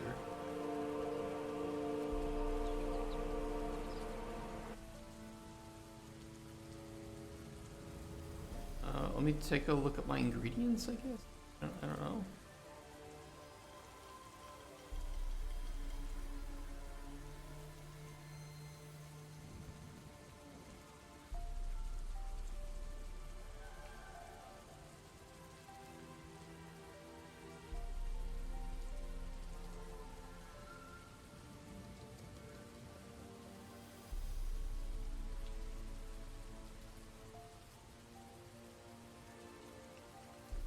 There's only 1 toadstool.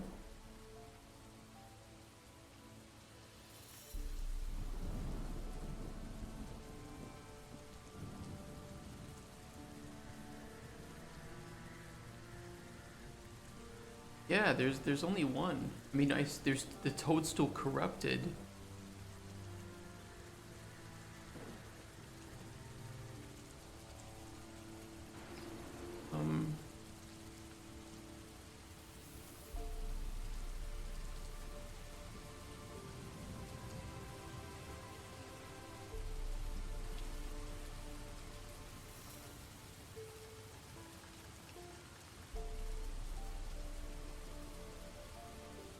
It's not translation though, because it's I'll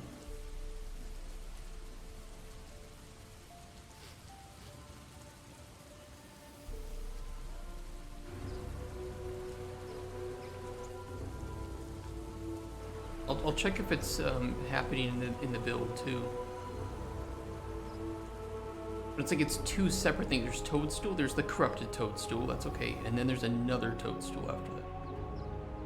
And this toadstool only has cut and cooked. This one has all the other parts of it. Like, for some reason, it's separating cut and cooked. But only with the toadstool.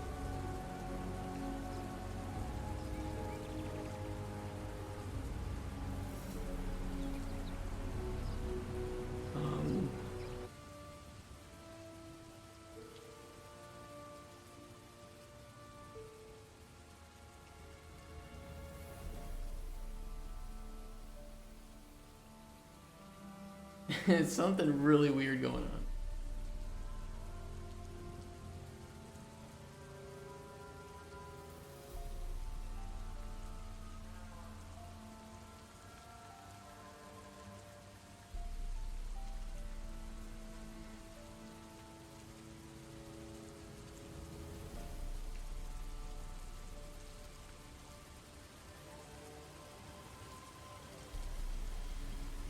How can I debug?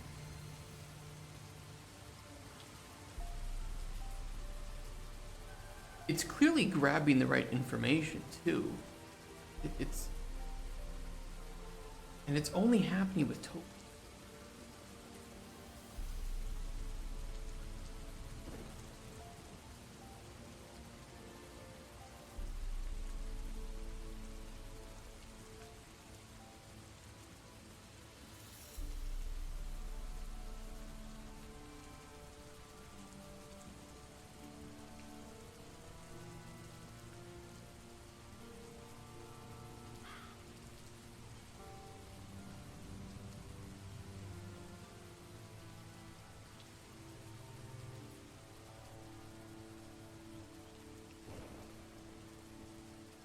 Fucking weird.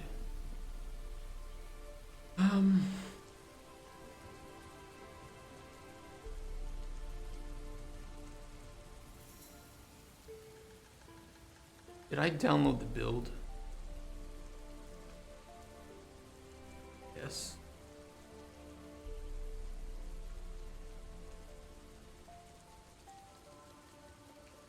Is it?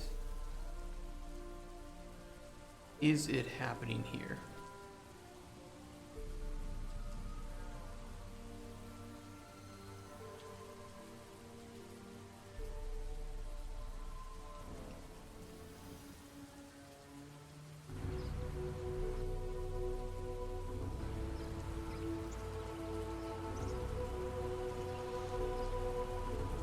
Yes, it is.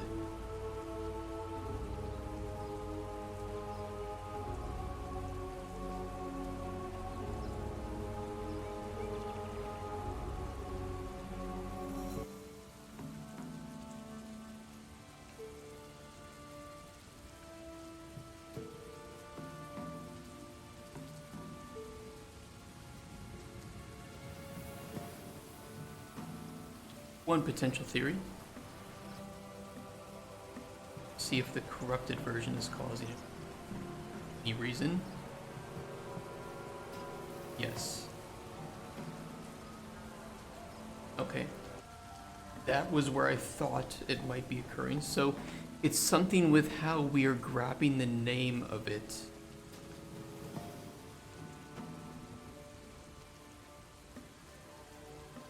Which makes sense.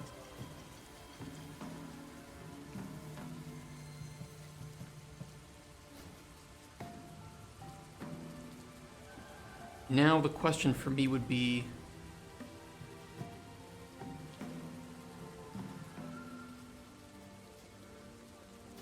does it occur when you grab toadstool and cut and cook it? Or is it just the spawning? My best guess is that it's just going to be the spawning.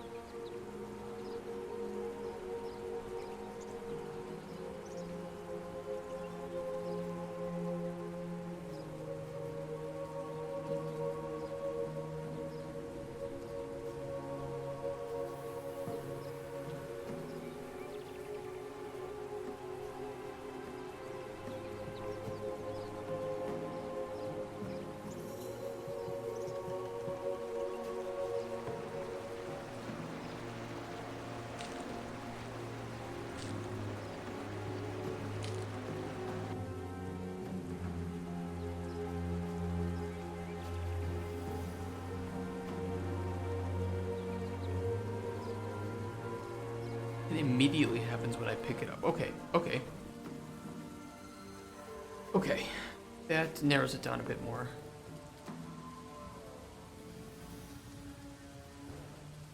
Do, do, do.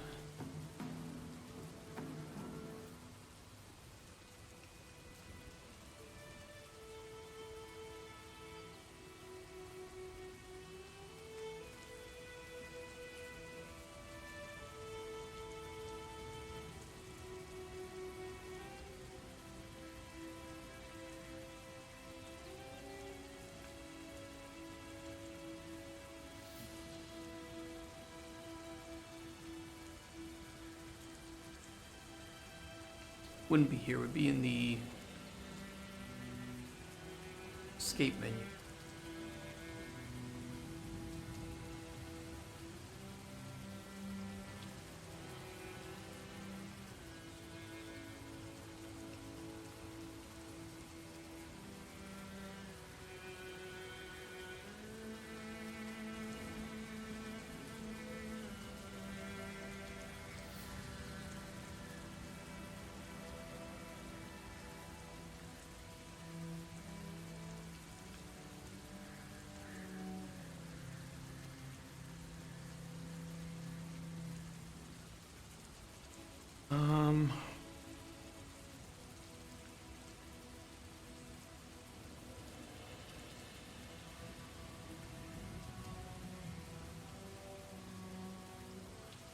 God, no.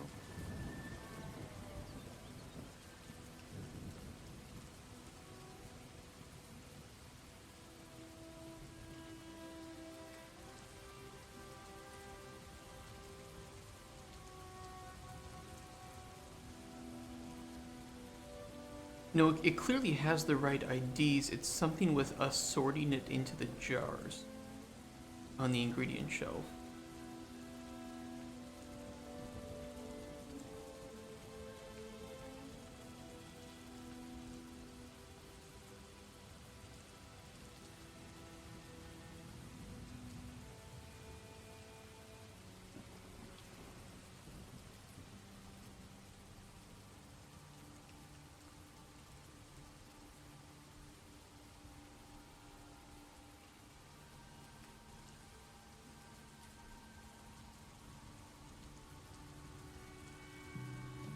I love it. Just, I'm so happy. I'm so thrilled when the engine crashes. It's just the perfect amount of challenge for me for game dev.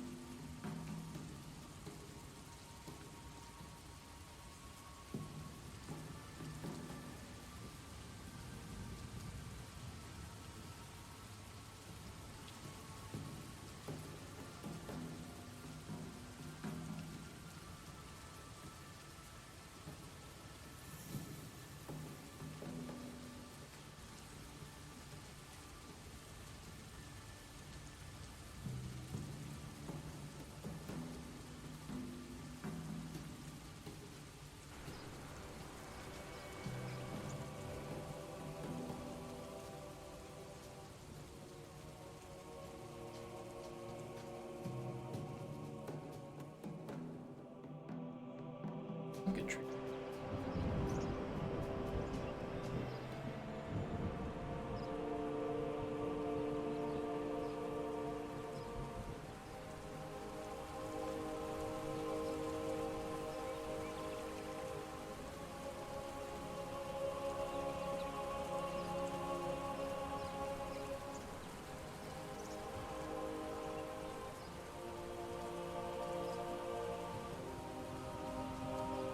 That aspect is fine. It's just spawning multiple jars for the toadstool. I don't know.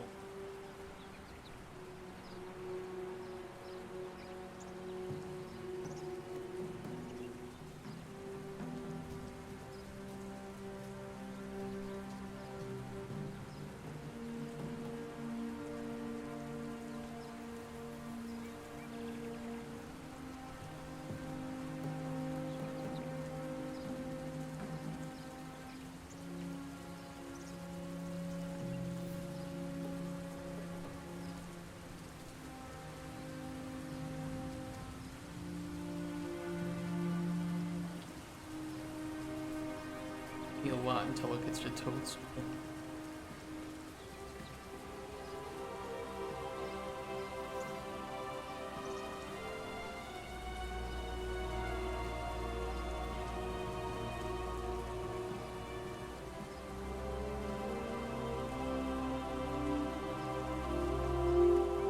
There's for space.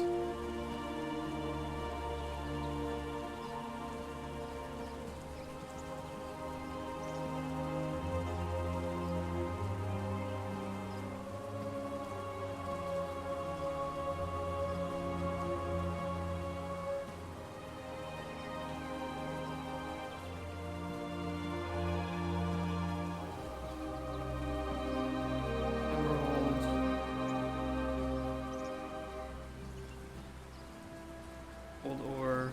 Click, click, click, click, click, click, click, click.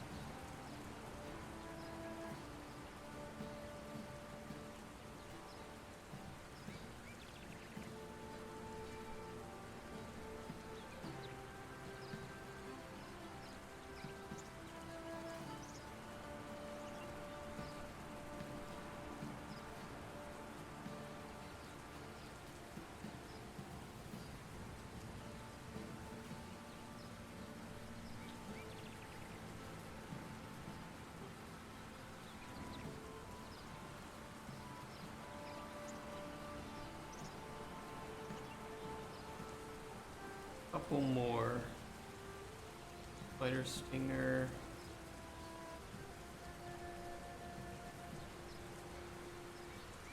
Weird too, because it's only the cut and cooked versions. What's the criterion for spawning a jar? It's first gonna check, so it removes any of the modifiers to the ingredient. So if it's like ing underscore toadstool underscore cooked, gonna remove the cooked aspect and just gonna check if there's a toadstool jar. And if not, it's gonna spawn a jar starting with that one, which is always the normal one. And then if it finds that jar again, it's going to put all of the processed versions of that ingredient into that jar. And that goes for all of them. I don't know why it's only affecting toadstool, but when I delete corrupted toadstool, it is fine. So it's something with how it's processing the toadstool and the corrupted toadstool. The thing is, it's searching from the end, right? So it's cutting, so if we put it into data, it would be ing toadstool end, right? ing corrupted toadstool. It will just delete this and then assign a jar to each of these that are unique. So these should be two separate, completely separate jars. This is the splitting here. So I get the ID, I trim it from the left, right? And it's just gonna return ing sunburst star without the C.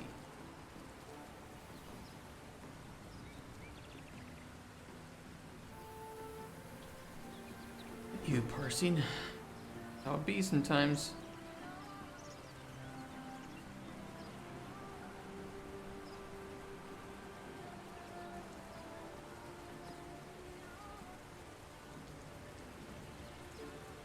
I think toadstool is next.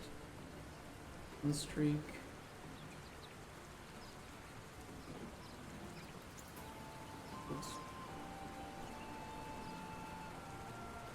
Toadstool cut.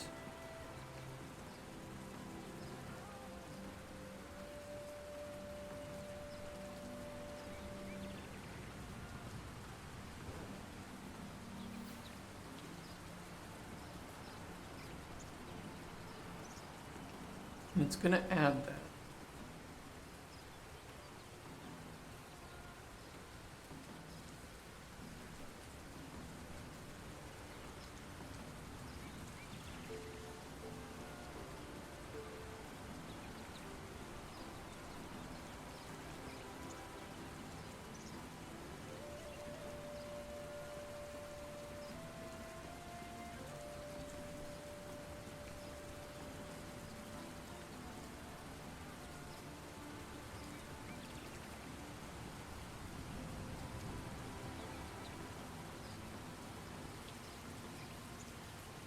It's the it's the alphabetical sorting.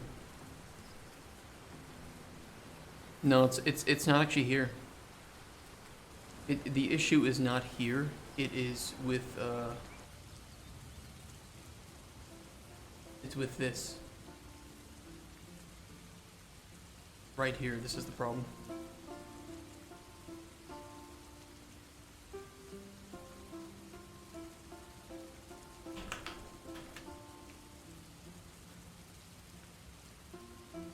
Because it's sorting it alphabetically.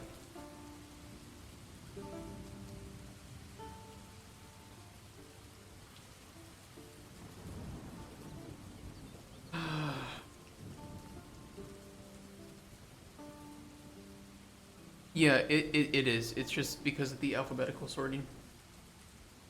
Because of course it's cutting it between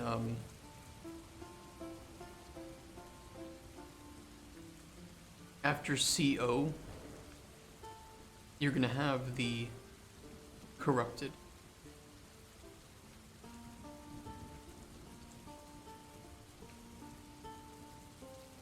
It's very weird, but I get why it's doing it.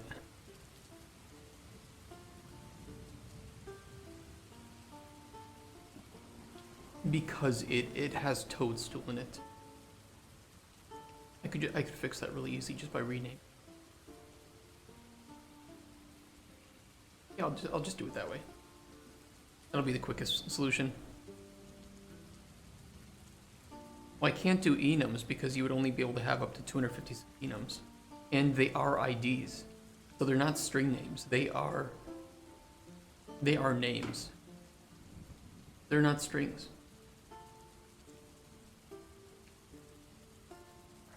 No, enum is not integer.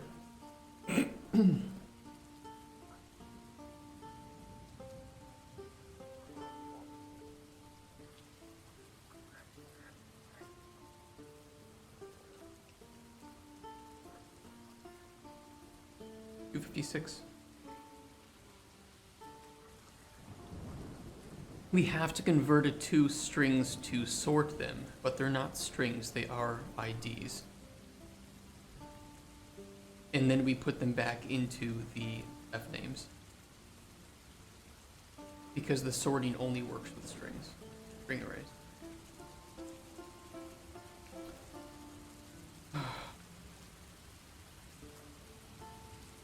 There is sort name array. That must have been new because that wasn't there the first time. That wouldn't solve the problem though because it's still going to sort them alphabetically.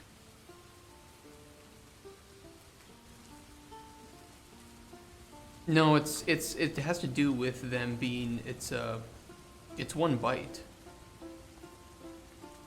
I believe, or 8 byte.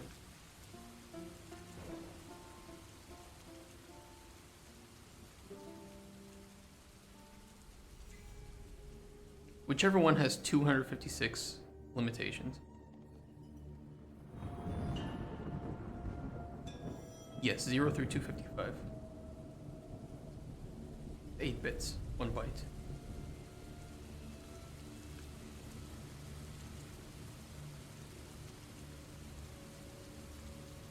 Well, it's whatever F enum is or whatever in... Whatever the enum property is.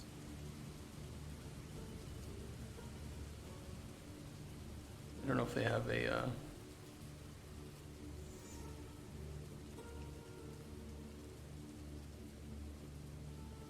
I don't know what it is. I don't see the what's the term I'm looking? Documentation.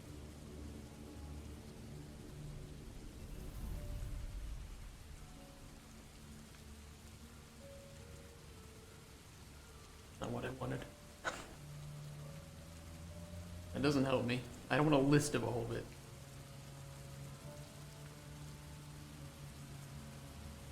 It doesn't either.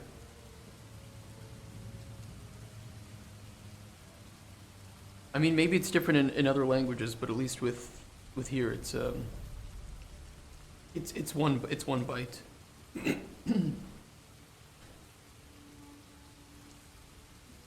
I don't know if it's just for blueprints. It might just be something in Unreal. It's the only enum that I can make. Pretty sure.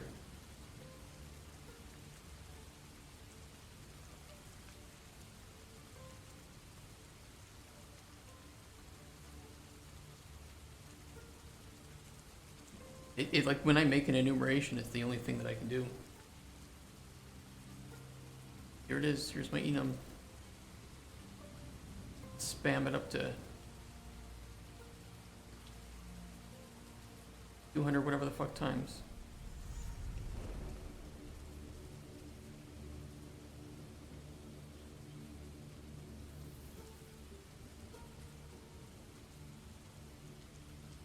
Why do I go in order like?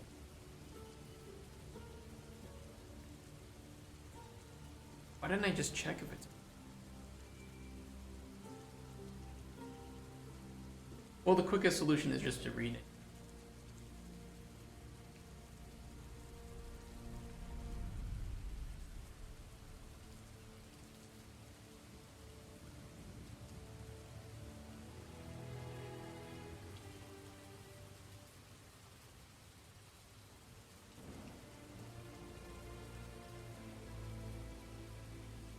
Unless I want to fix it.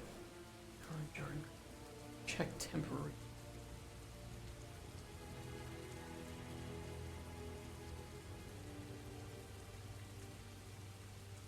Kill all jobs. We sort them.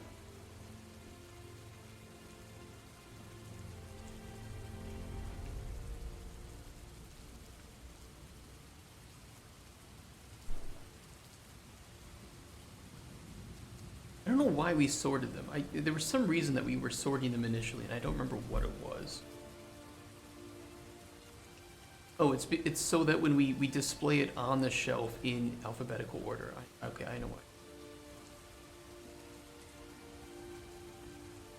why. Okay, that does make sense.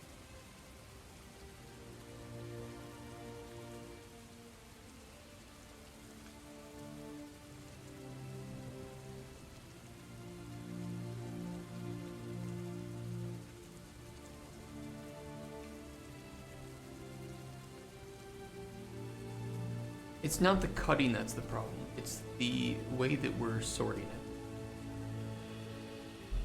That would just be doing something else that wouldn't solve really the issue.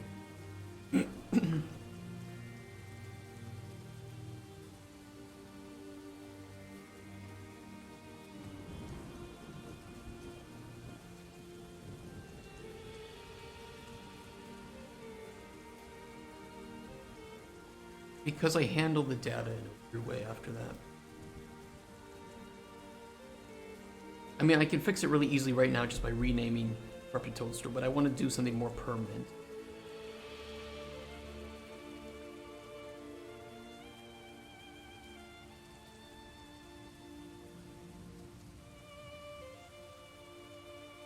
This does spawn them, right?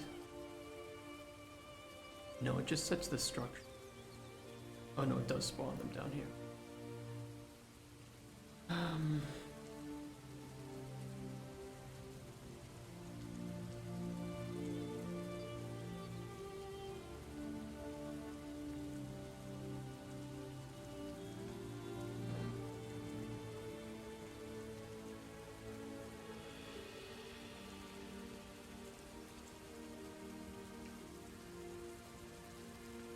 Let me just do the temporary solution.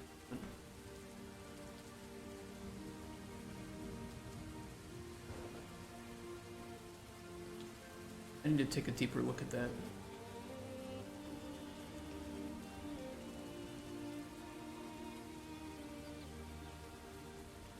just don't want to refactor it right now.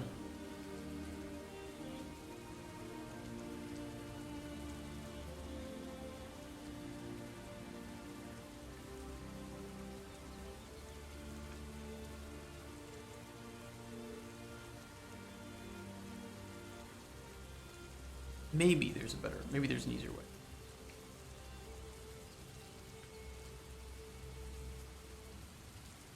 I'll just refactor it. I'll just do it. I'll just figure it out. Let's just jump in. Fuck the dialogue for now. The issue is the sorting. It's sorting it, and I can still process the sorting in a better way. I just need to process. I had assumed when I was sorting it that we wouldn't run into an issue with ingredients nesting themselves in between others because of name overlap. So I had made it in just kind of a quick and easy way. So the sorting is fine. That's not going to be much of an issue. I just need to double check if exactly whatever we're dealing with right now, whatever the current ingredient ideas, that we just quickly double check, hey, does this already exist? Which wouldn't have been necessary if we had never had overlap with names, but because we have overlap with names, we do.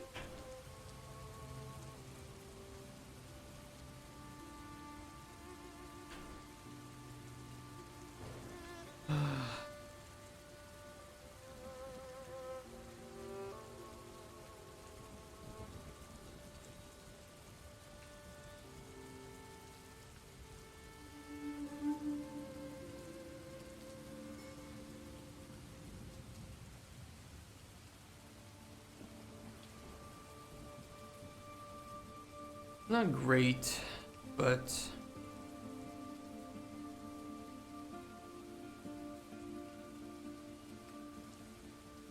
the sort doesn't happen here. The sorting happens here. It's just this. I'm still curious why we don't.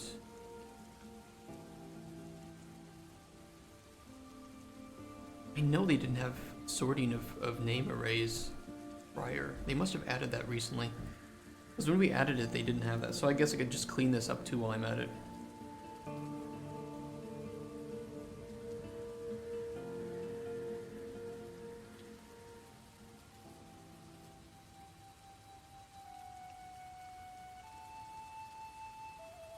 No, the sorting works. It is sorting it correctly. It is alphabetical. It's actually alphabetical.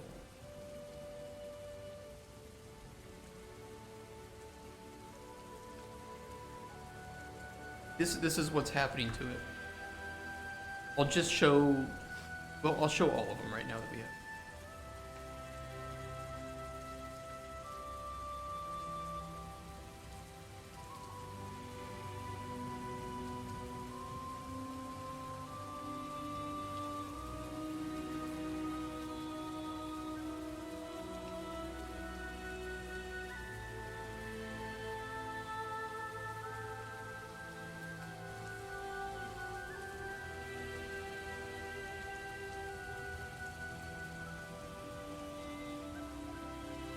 Let's open this. So this is what it looks like in my database. Once it's alphabetical, it's going to look like this.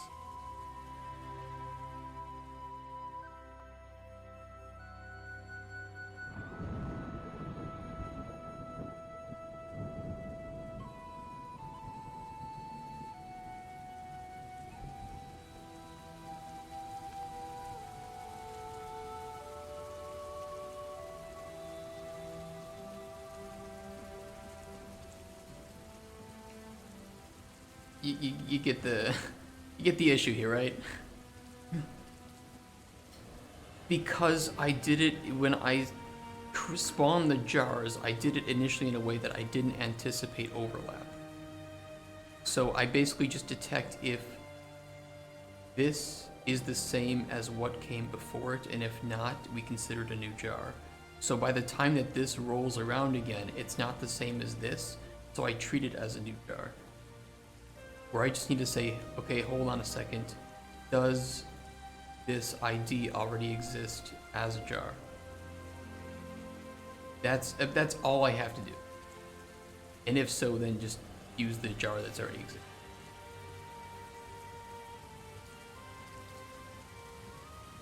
That's it. That's the only thing.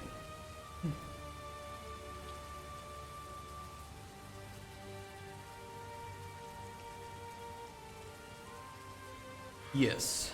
It was just, I don't know what I was thinking.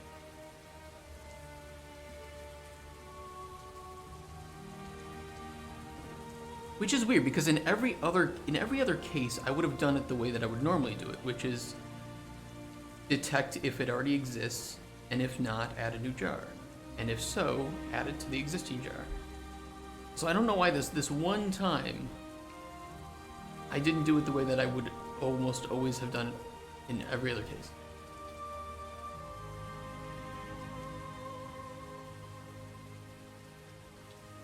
Very weird.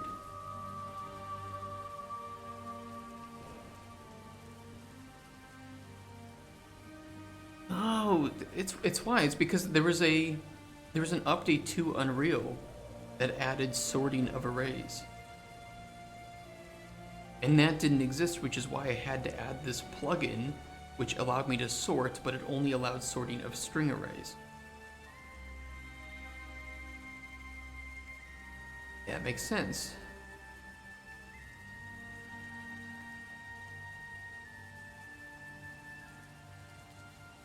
What is lexical and stable sort? And would one of these maybe solve my problem? Started by technology. It really was. Like, that's the only reason why I need the low entry extended standard library, was because of the sorting. One of these actually might solve my problem. I just don't know how lexical and stable sort work.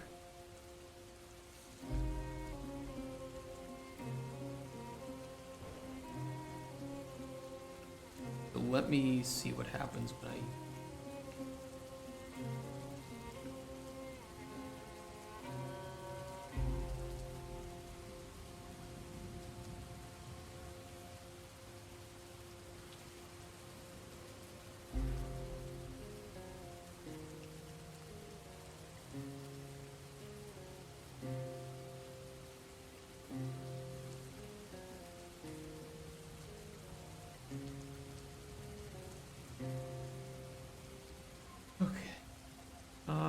I will add the breakpoint here because then we'll be able to see if it worked properly. So we'll start with none of these selected. See what happens.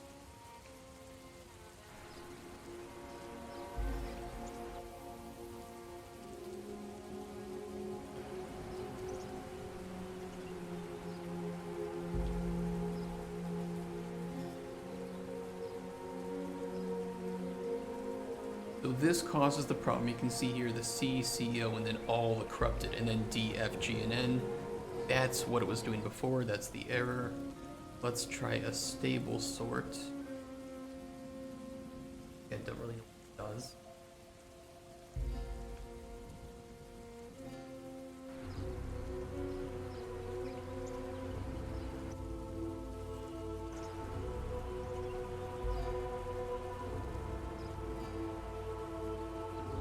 Certainly doesn't fix the problem. It is possible that none of these will fix the problem, by the way. In which case, we'll just handle it in a different way. Not a big deal.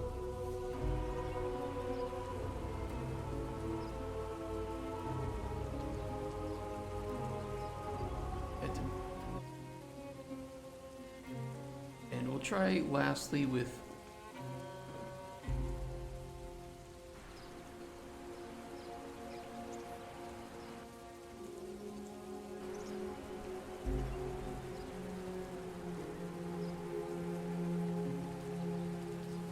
no, didn't think so.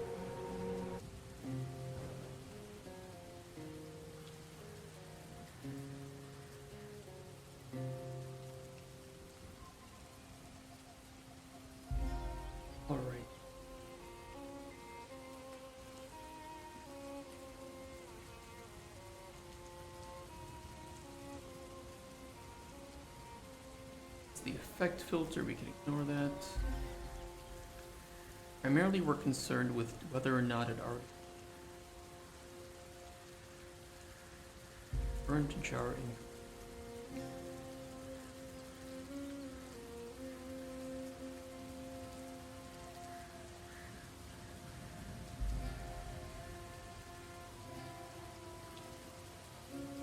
Yeah, it's like we change the base ID, but we don't ever check if it's already existing. So we kind of need to do a.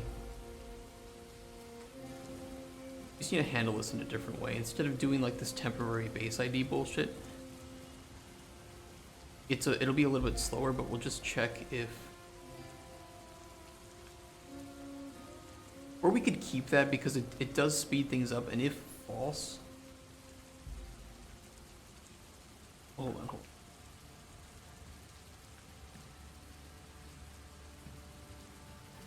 It would be a little bit more optimized if we only check on false if it already exists, rather than every time.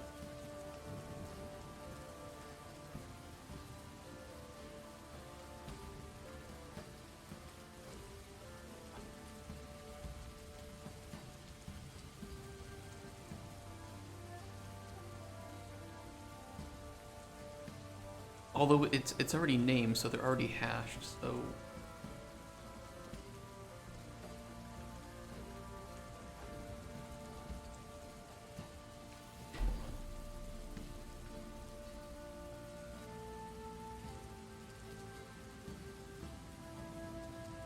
Base ID.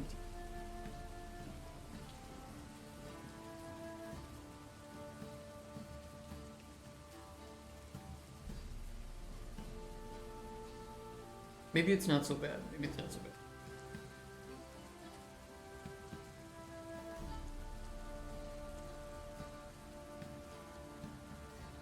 Yeah, let's.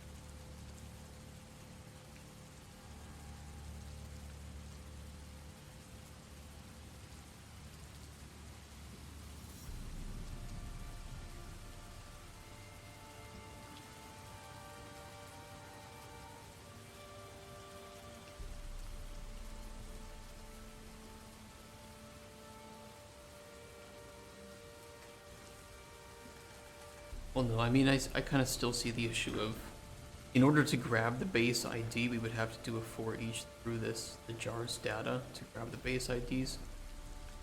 Or store a temporary.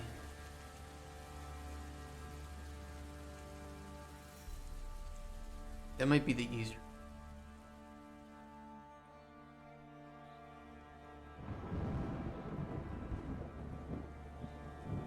Is have a name array of temporary base ID.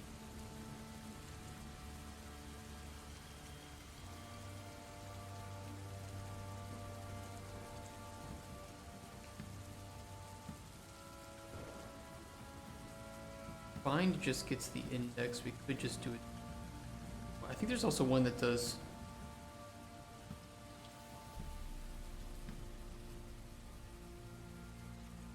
Is valid index. I think there's one that returns the index and a boolean of whether or not it was, just to save some space.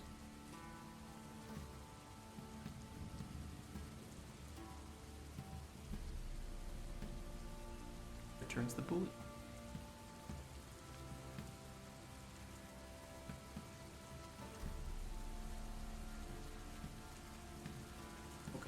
doesn't.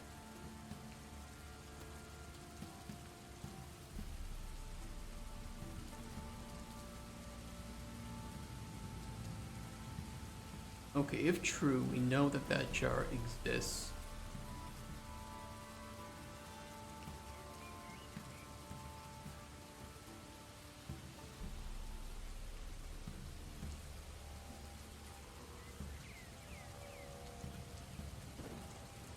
Yeah, we're grabbing the last index, which that's kind of fun.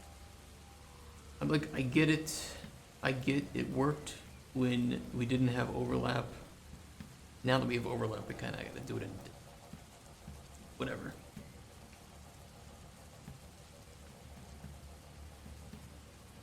This might be okay just because that it doesn't exist at that point.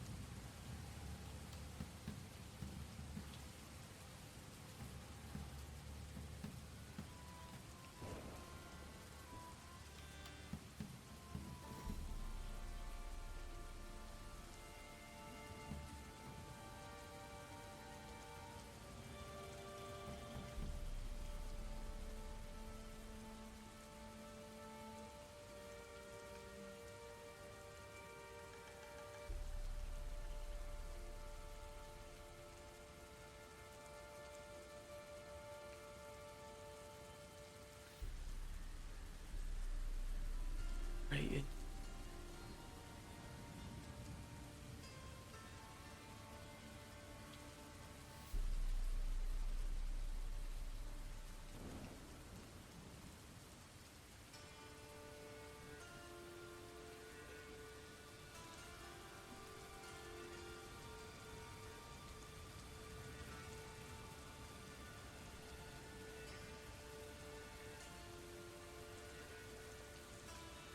No, it should be okay. I was just worried about using the current array index might cause some issues with our new method, but it's gonna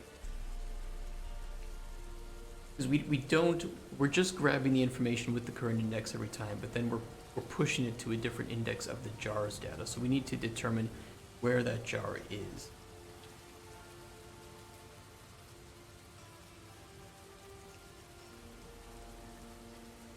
And then we want to add unique to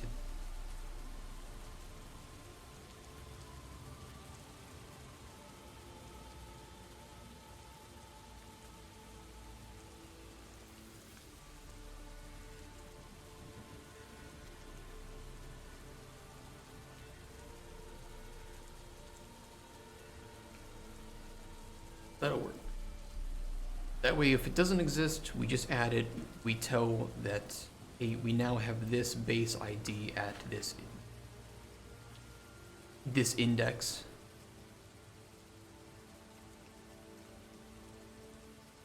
Otherwise, we'll be able to grab the index of where it was found. Easy game.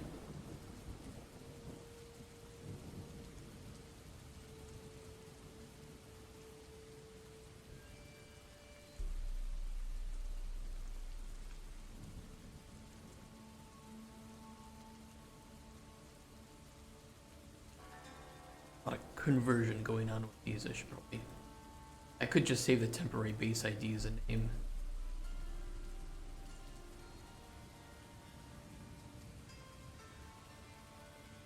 Yeah, let's do that way.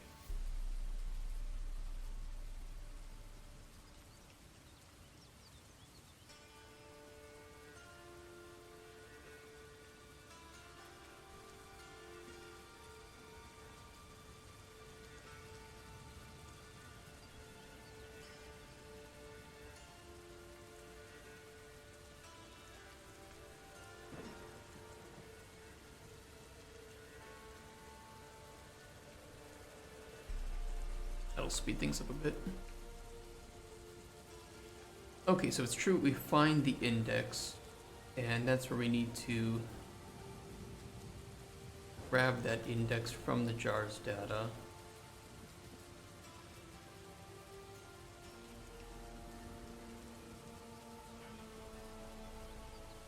And that is getting a reference, a pointer, means we can set reference.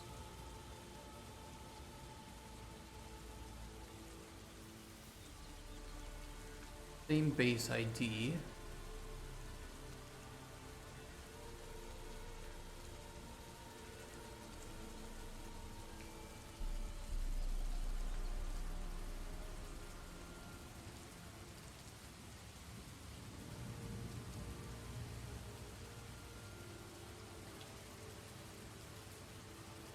And jar ingredients and jar ingredients.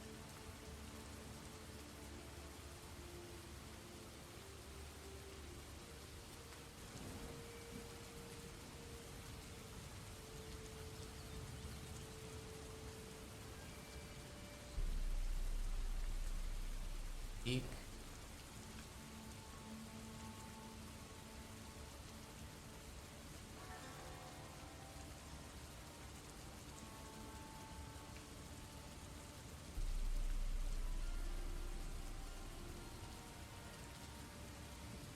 Oops, don't do that.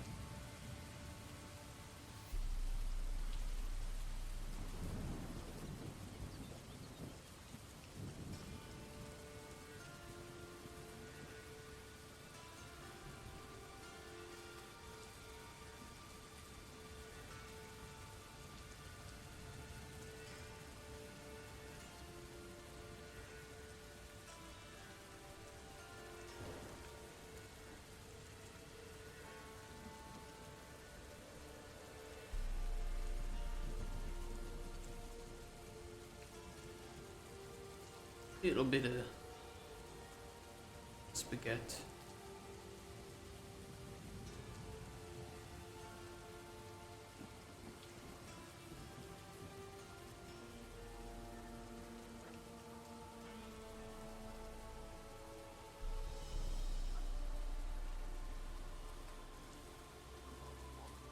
Theoretically,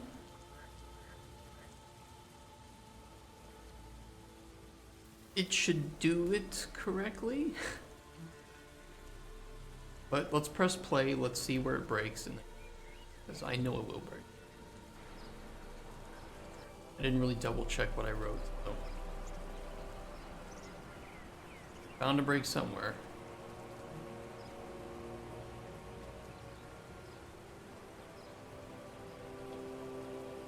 No, I fixed it. All good.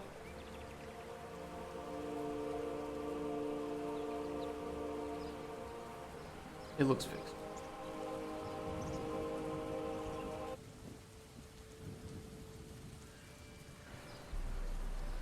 Let me double check.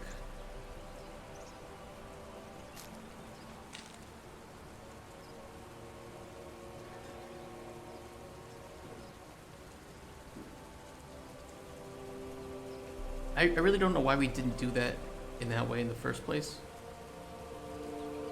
It's kind of like my standard go-to method, my MO.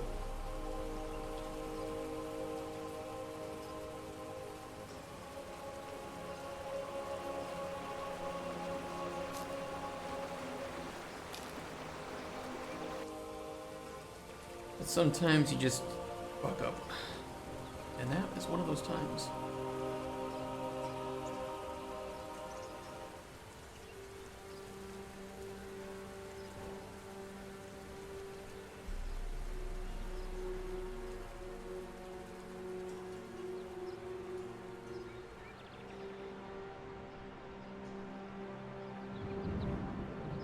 Yeah, that looks good.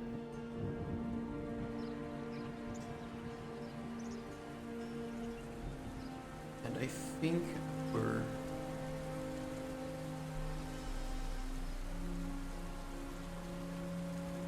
Yeah.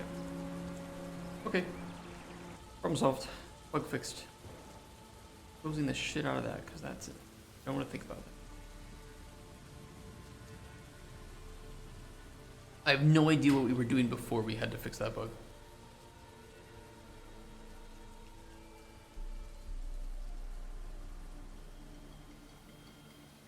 What were we doing?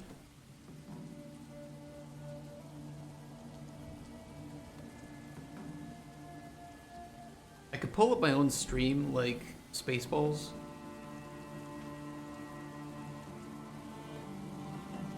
And just run through what I was doing.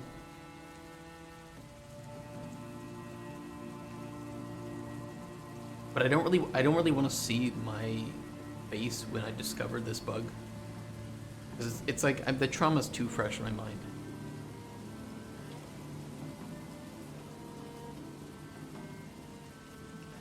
We were working on like spawning NPCs to do something. Ugh.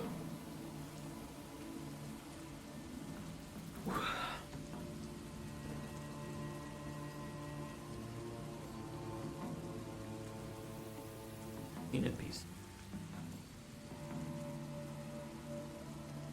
We have the scoring. We save the scoring. We can spawn an NPC in. We need to delete the NPC when they reach the end point.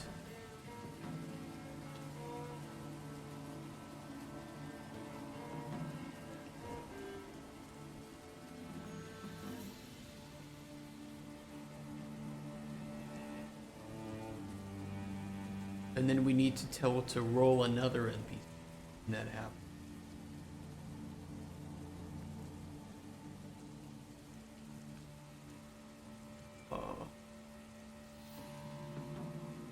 I mean the behavior tree.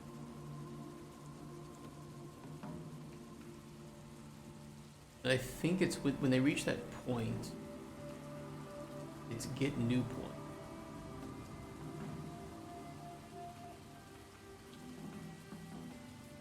Move to, or redo it. Oh no, it's update.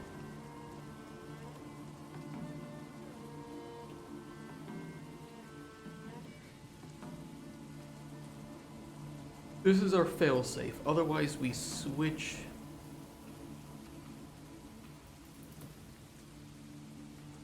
And instead of switching points, we need to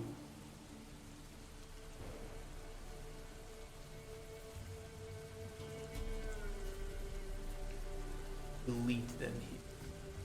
We need to get the actor of class and destroy actor.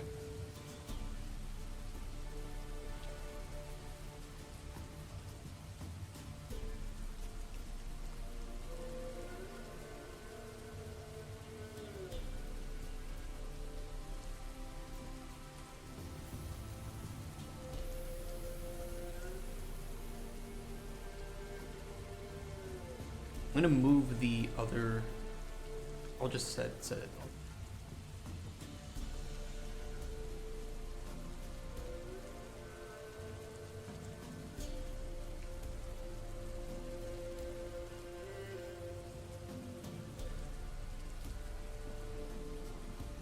Delete this.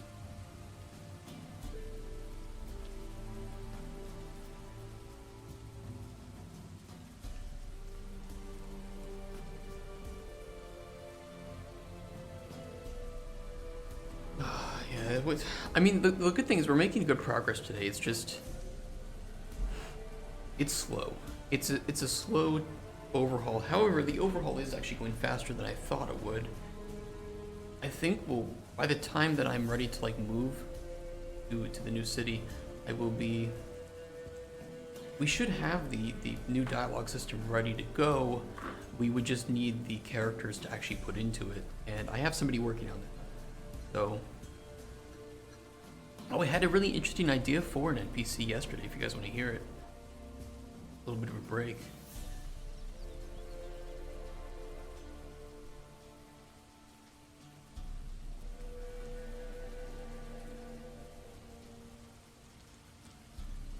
Shared this with a friend. A colleague.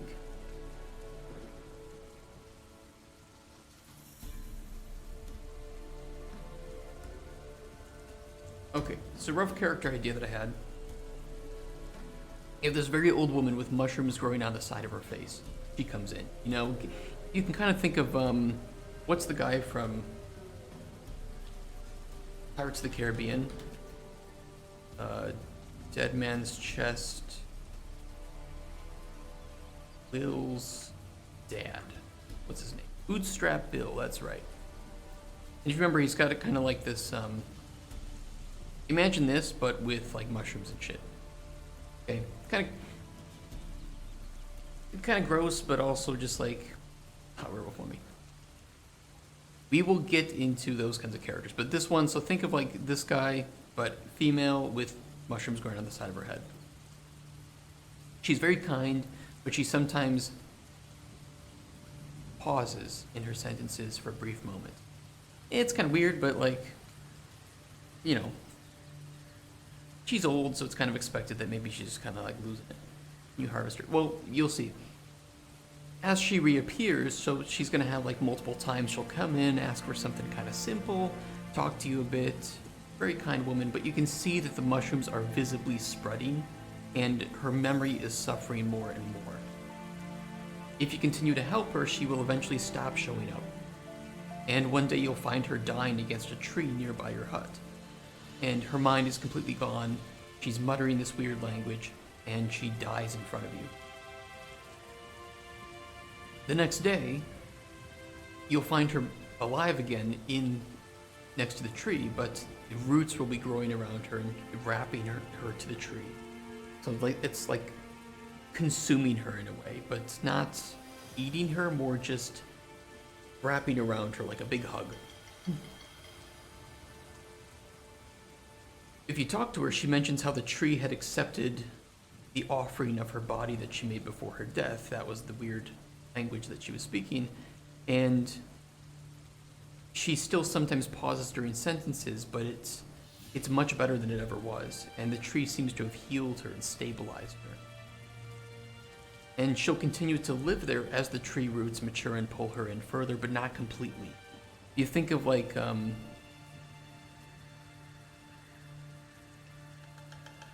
this is actually a pretty good example, is Mimir from God of War, right? It's kind of how you'll get this kind of character. But it's not torturous, it's not punishment in the same way that you had with Mimir. This is more, she was being consumed by nature, and so she gave herself up to nature, and nature is accepting her and has healed her in this way. So you could almost think of what she had before as like a curse, this fungal curse. And the tree has stabilized her condition and allows her to live and breathe through the tree. So as a character, she can be talked to in order to learn about the surrounding nature. Breathing through the tree's leaves, she can sense the communication between the plants and the forest.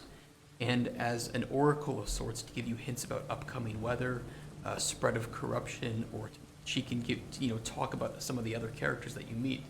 So she kind of acts as this sort of Mimir or three-eyed raven character. She's the sage that immersively assists the player, and is also a character that you can learn about too. You might be able to learn about how she came across this curse, what the language she was speaking, why she did this.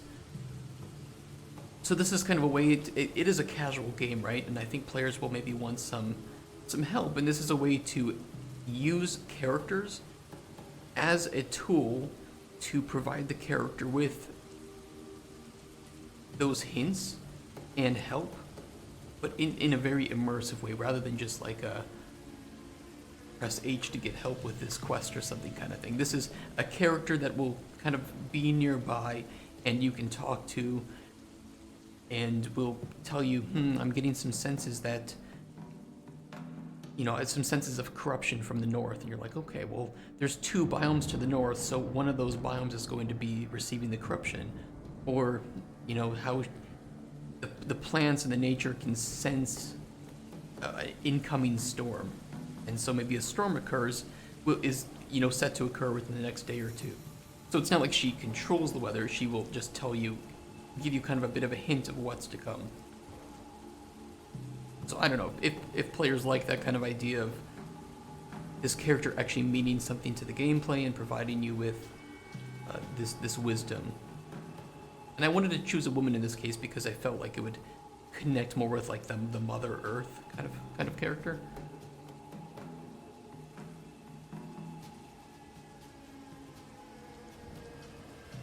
I think people generally see women as being more nurturing and caring, so I think that this could kind of act as a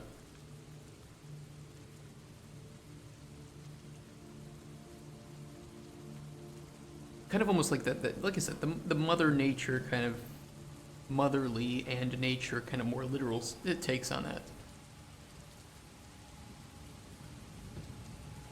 Yeah, I kind of like the idea. I don't know if it's maybe a little bit dark, but it's also, I guess, a little bit nuanced.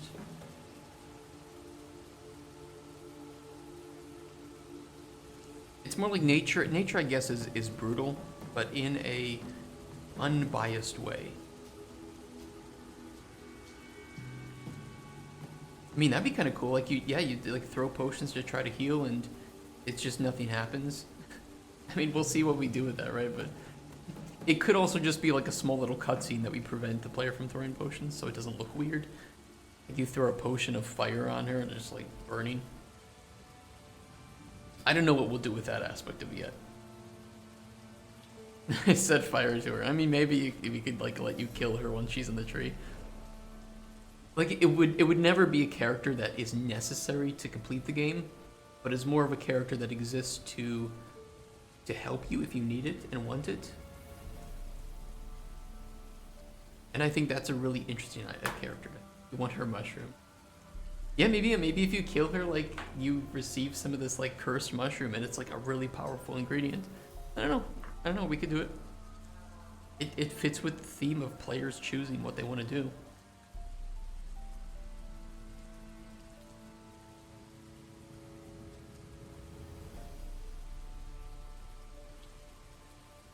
I was thinking too that, you know, it's this character that for me I really like Elden Ring, right? And this style of,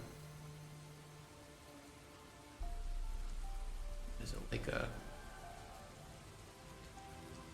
you know, with like Elden Ring characters, you can do certain things, you can provide them with certain items, and you don't always know. Oh, there was a ghoul in the tree. You're right. I didn't even think about that. I completely forgot about that. I guess we can make it a reference to that in a way. But in like Elden Ring, you have these NPCs, and they'll just kind of move and do their own thing. And I like this idea of, if you want to have this helpful NPC, you can help her and try to connect her back up, or maybe you provide her with like some potion to try and cure her, and maybe it does, but she is unhappy because the mushrooms were silencing some weird things that were going on in her brain, like maybe she has a mental condition. So this is almost you think it's merciful, but it's actually not what she wanted. And I don't know, we could get kind of nuanced with it, where if somebody doesn't want healing, is it unethical to heal them, right? I think that's a cool theme to look into. Saves coming, incoming. I mean, yeah, right. I think we could do that, or we could use that theme for another character and allow this character to be pretty easy to save, right? So that you can have this character in the game, because it is for casual to mid-core audiences, and I think that this is a really useful character to have. It adds a lot of lore. Make the game autosave. I think I will make the game autosave like that, but I will also allow manual saves. So you could play that Iron Man kind of mode of, well, I'm stuck with my choices, but if you don't want to and you want to save scum, you can. It's a single player game, just play the way you want. I get it, I've played games like that where it's like, I didn't want this ending. Reload. But it's going to be difficult to do that, because a lot of your consequences, or a lot of the consequences to your choices, may not appear for a long time. And so that's the case of, do we want to have a lot of NPCs and pull and stretch out the game's length, or do we try to find a sweet spot of length to where if the player wants to replay it and get different endings, they don't feel like it's a huge time commitment, right? Because if you want to play Baldur's Gate 3 to experience different things, that's a huge time commitment. Very huge time commitment. We might also allow, I might also say, okay, so if we can find a way to do it, if you beat the game once, we could just allow you to customize a save game to start from. so you could choose outcomes of NPCs and choose to start from there. I don't know how feasible or easy that is, but that could be interesting. So if you want to explore different NPC endings, you can kind of set them up. You can set the dominoes up in the way you want, but that could be really difficult or nearly impossible. At the very least, we could allow manual saves and for sure allow like save sharing. I don't know, I'm spitballing right now. None of this is for sure. It's just kind of I want players to be able to play the way they want, and if the way they want to play is by cheating and forcing things, I'm totally cool with it.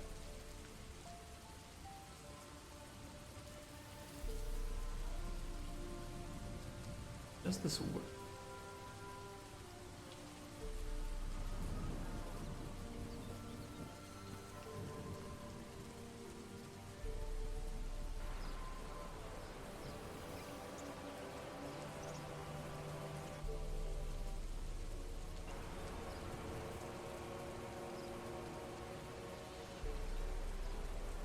My only worry of doing it that way, of like allowing players to customize a run and then start from there, is that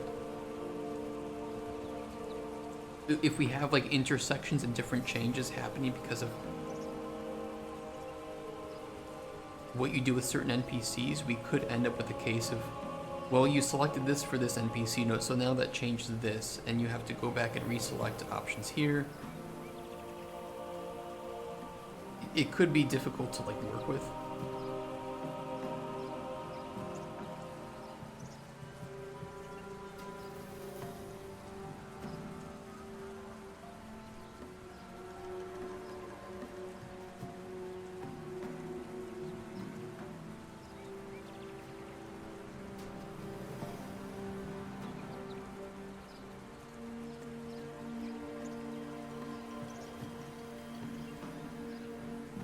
Why are these not alphabetical?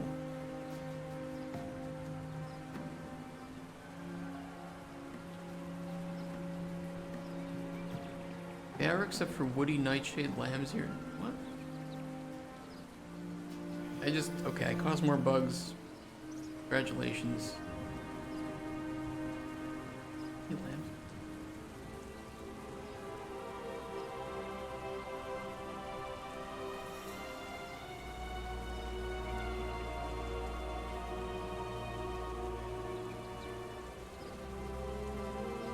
I think I know why, but...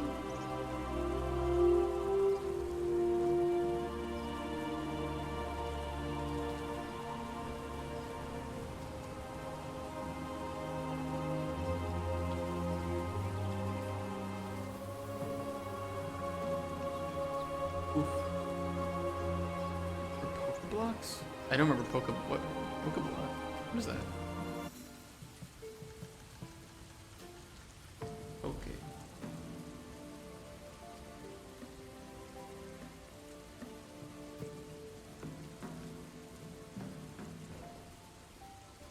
Oh, were these the food that they ate?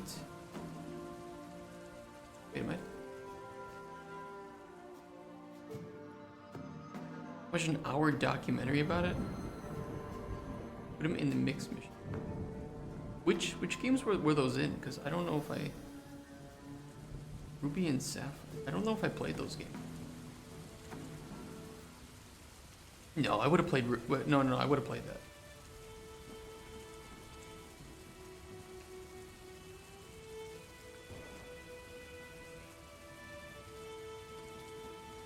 Yeah, I think I only played Ruby and Sapphire once. Nobody did the poke. I guess I don't remember that at all. I don't remember shit about that. Okay, we've deleted the NPC. We need to then tell the NPC spawn controller to spawn a new NPC.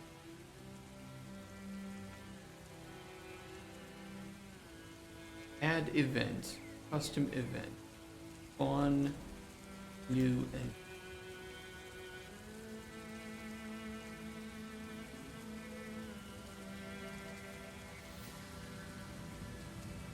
and we need to tell it which stage to complete. That's going to have an input of a name. Stage to complete. Or I guess we can get the current stage.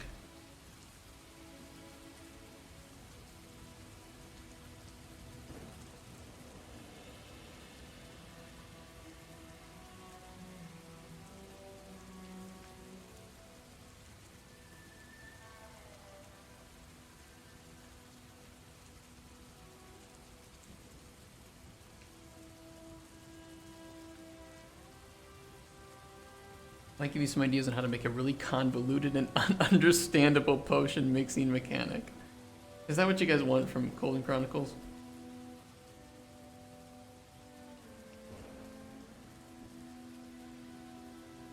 Really shouldn't be doing this in here, but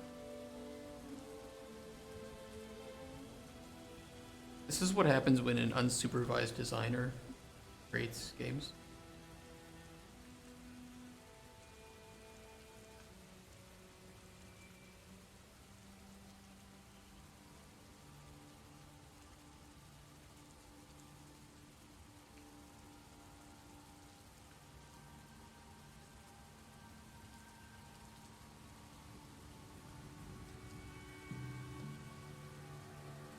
Theoretically, yeah, you can post links in chat. I might forget it if you post it in here, though. If you DM it to me on Discord, I'll be able to look at it a bit closer.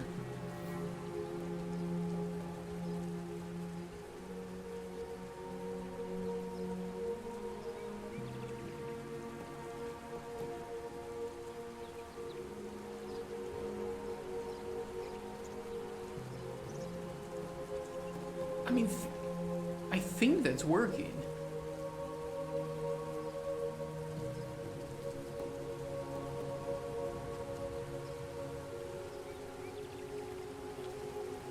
We just don't have anything written for the second stage. But we can do that. That's pretty easy.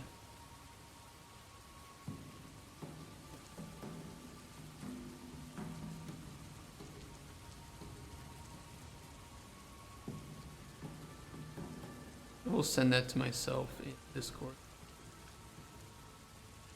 Serve depths of... One good thing Pokeblock's mechanic, though, was you couldn't mix the same berry with itself, which prevented you from being like, I'm gonna just min-max everything. Yeah, that's actually pretty similar to our alchemy system, right? Is that you can't mix the same ingredient together. So...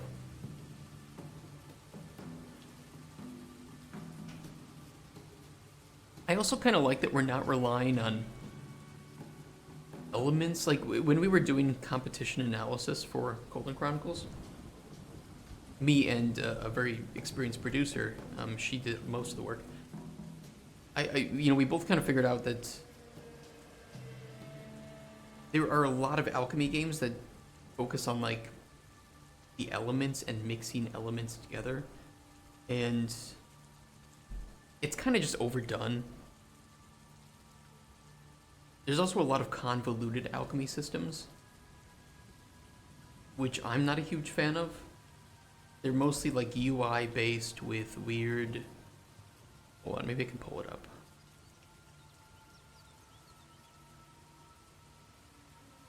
As long as it doesn't show any personal details. Okay with that.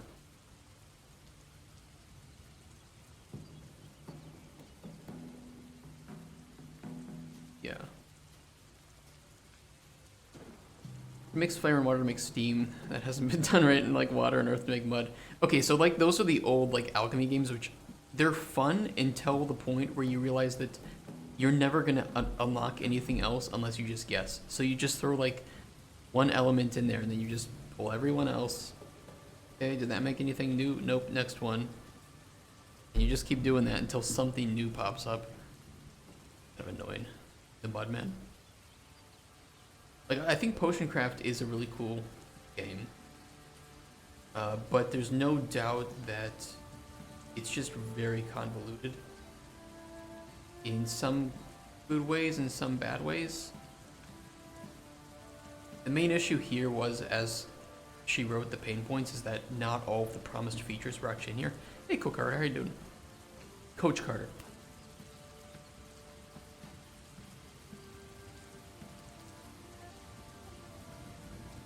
I think Potion Craft was similar. Kind of forget though. Yeah, a lot of these are just like they're too deep puzzles for potion crafting. Well, I think that in a lot of ways, Potion Permit is probably one of our closer competitors. You're goddamn right, I'm good. How about you? How's the game going? It's going good. We're making good but slow progress. It's very consistent when we're not being distracted.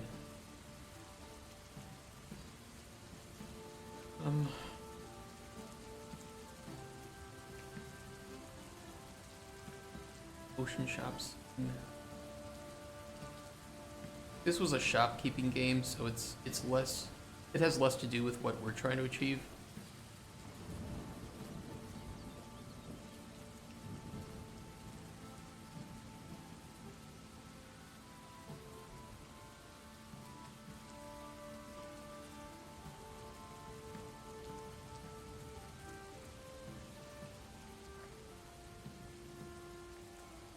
I actually did flavors too.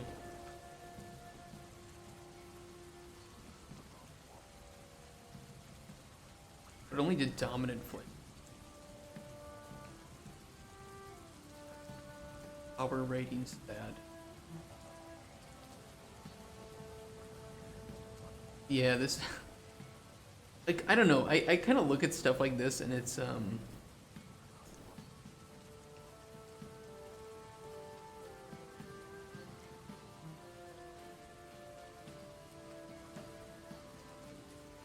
it kind of turns me off a little bit from the game.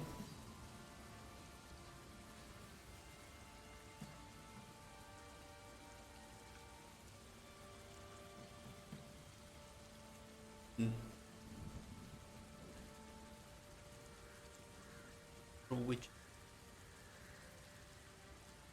pretty cute.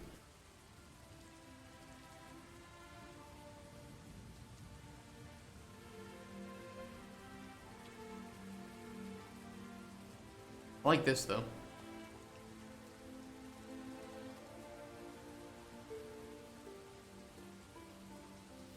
I really like this.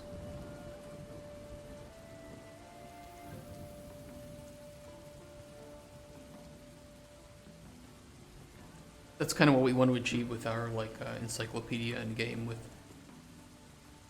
you just learning more about the world and about the creatures and the things that inhabit it, the ingredients, and especially like where you could find them. And yeah, I like this.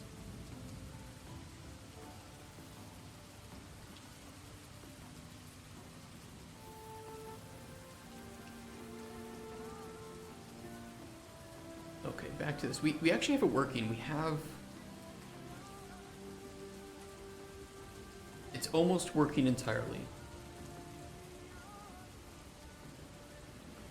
But we need to spawn the NPC on nav point with point type of spawn.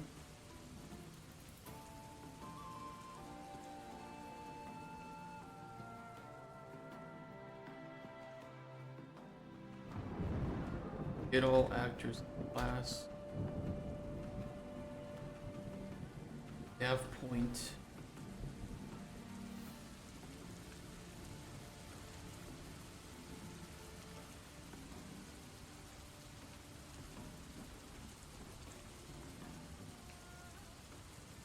Get point type.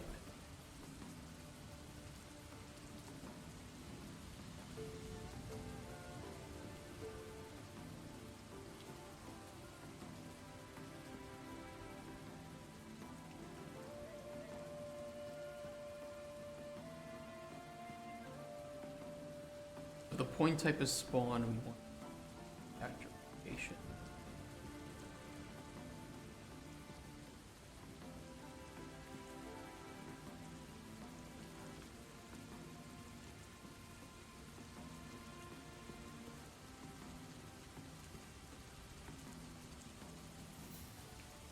Do it that way. I don't care if it runs the loop. It's only going to run the loop twice, so it should be fine this way.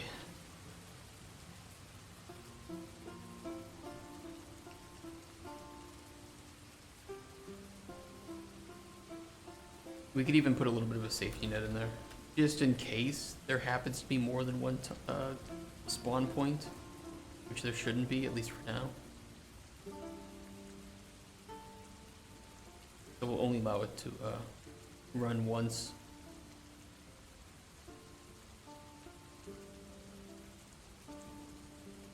Okay, so that should mean that he's gonna first walk to the hut.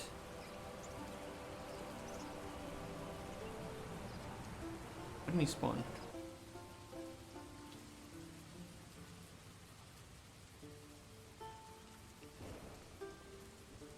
What?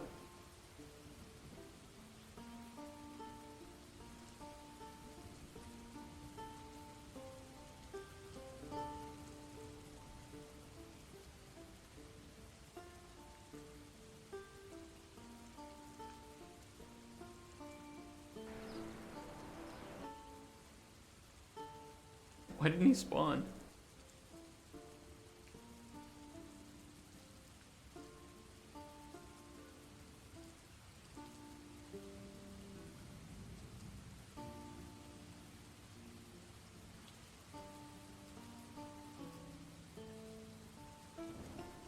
Is this running for some reason?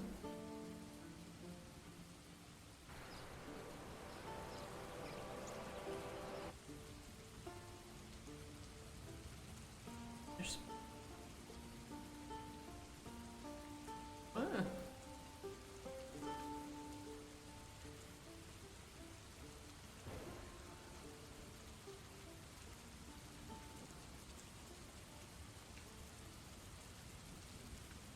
This was like just working a second ago. I don't know why it's not working.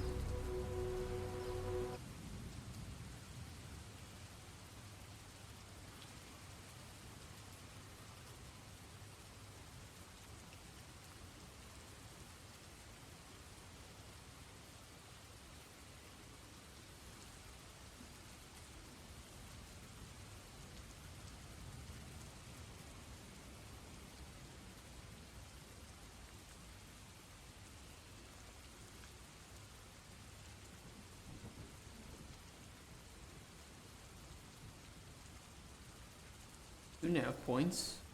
Point type hut. Point type on.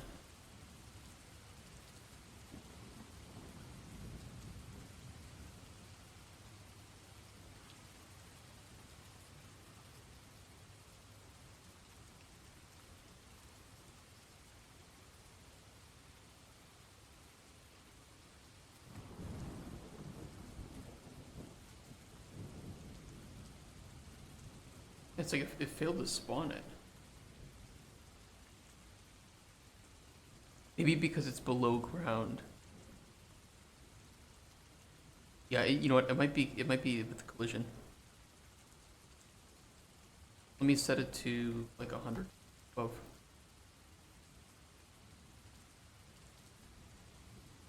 Do try to adjust location, but that might be the reason.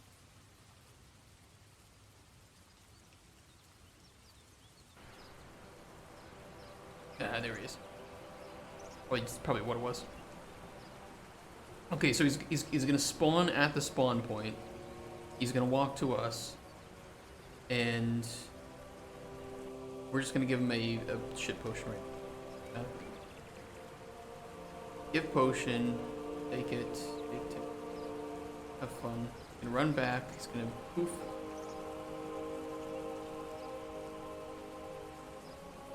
And then it's actually gonna spawn another one. He's gonna have our new dialogue options, which we don't have anything written for it, so that's the next step, is actually write the story for this one.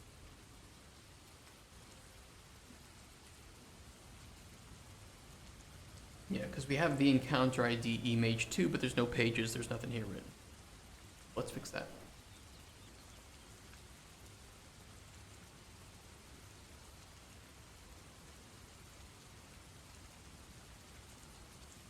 ST Mage 2. Let me fill out some basic pages. Page I don't have any.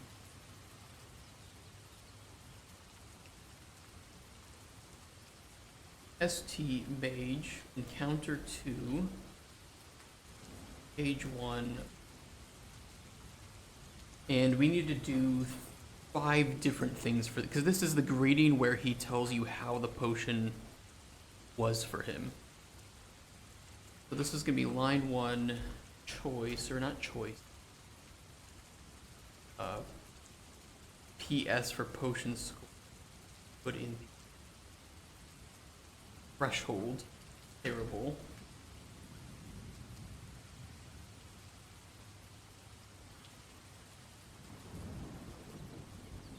We'll do this for each. Terrible, bad, base,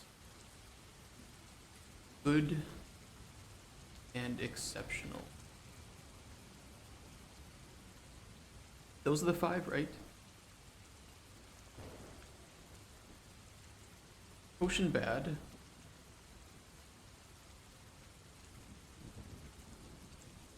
We're just gonna do this to test it. Potion terrible, potion bad, potion base, potion good, potion exception.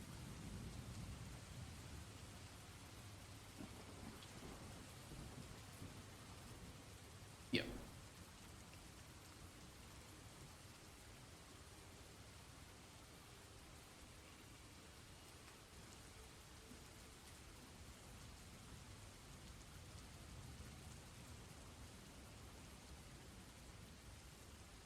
What's the page ID?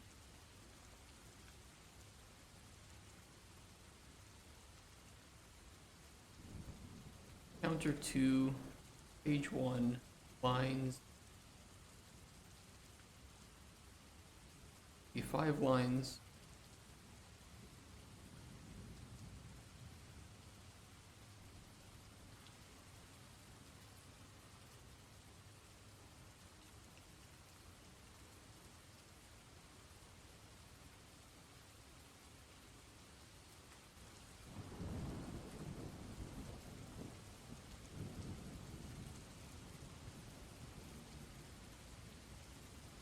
And the requirements will be potion score. The value was, the value is the encounter where this happened. So this is, what is it? E Mage 1.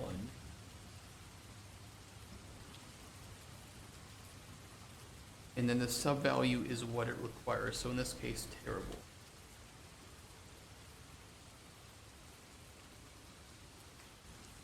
Let me export this again.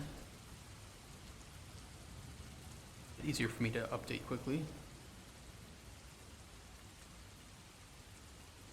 And then we're just going to copy and paste this down.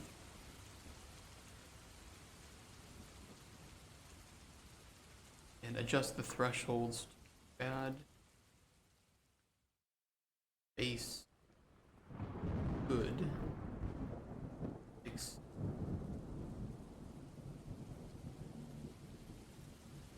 and then re-import.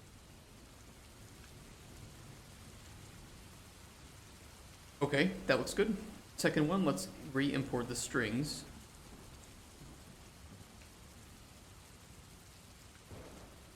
Go. Be in there.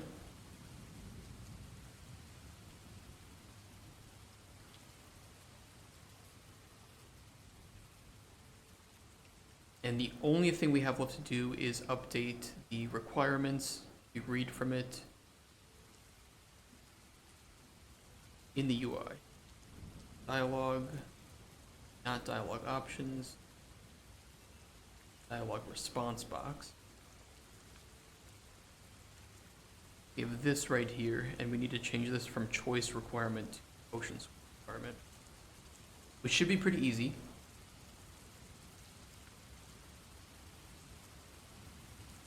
What do we need to check? We need to grab...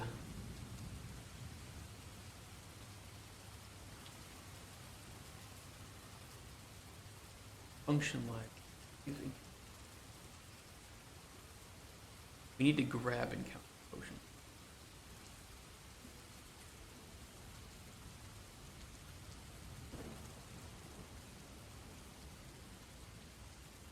Get encounter potion.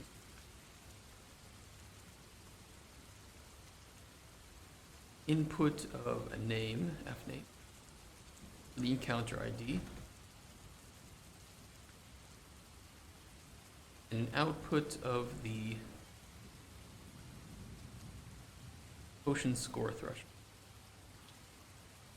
Got the code working? Nice, nice. Hopefully I'm going to be in the same boat with you.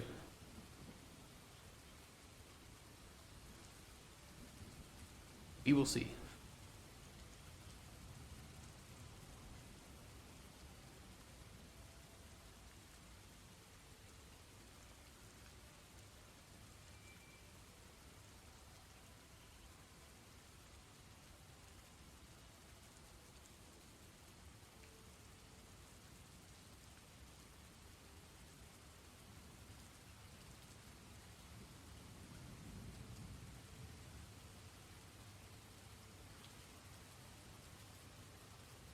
Find encounter ID.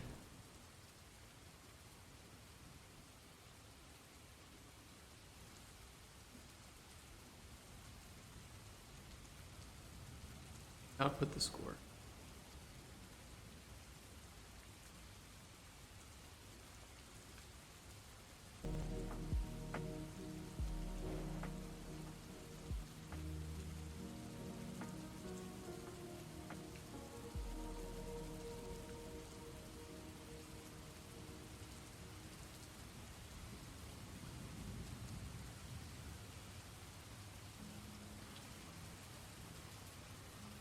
What should I call it?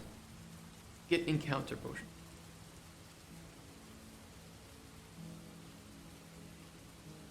Okay, so the value is going to be here.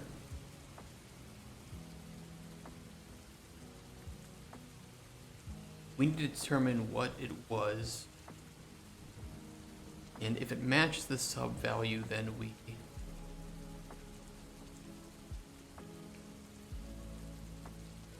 add that to the requirement.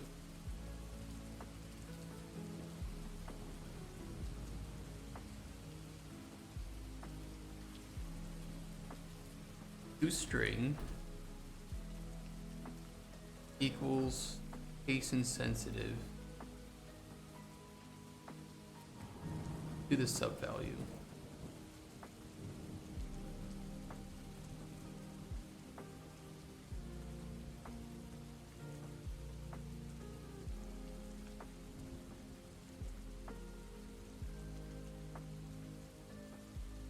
I think that's all we have to do. We'll test it.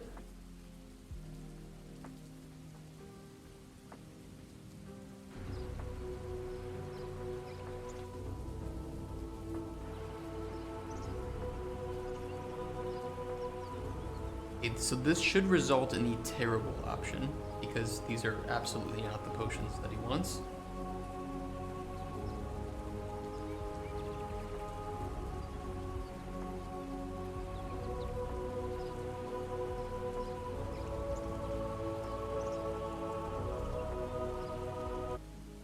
What errored out? Go on, tell me why that didn't work.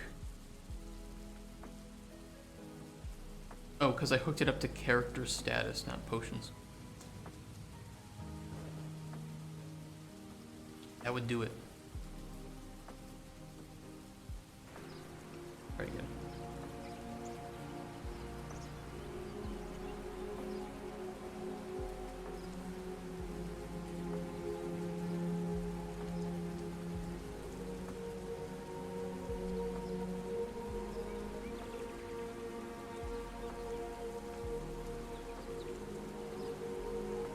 Still not working. Shit. Alright, let's see why.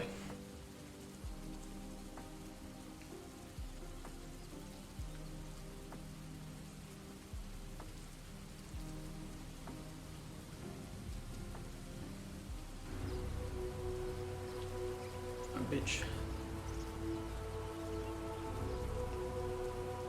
This is for initial, so we can skip. Skip.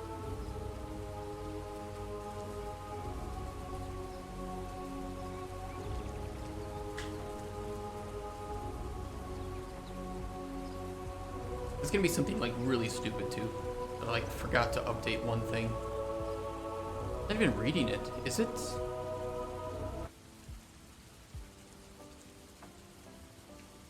Is it spawning the right mage encounter?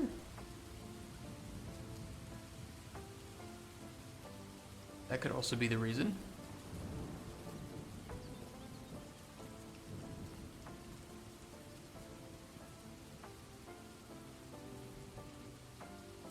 We'll check. I'm pretty sure I forced it, so it shouldn't be choosing anything but the mage part 2.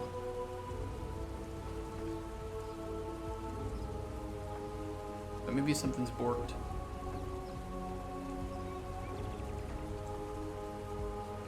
Yeah, spawning the thief for some reason. Okay, let's check that out.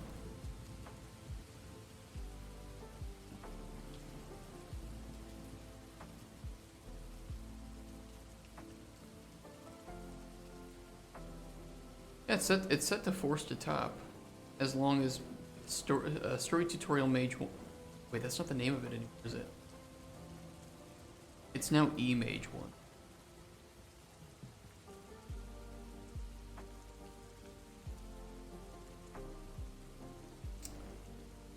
Okay. Now it should work.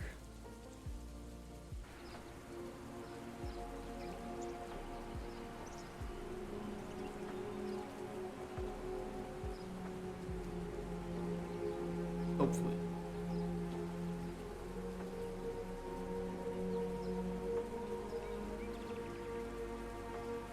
Mage 2.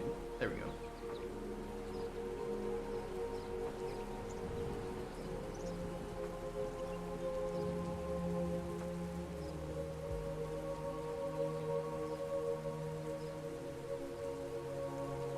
Let's just let it go.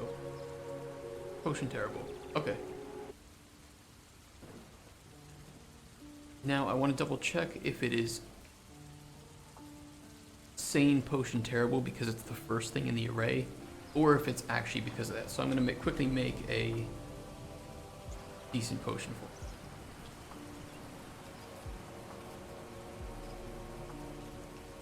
Then figure out why honey lambs here and woody nightshade are.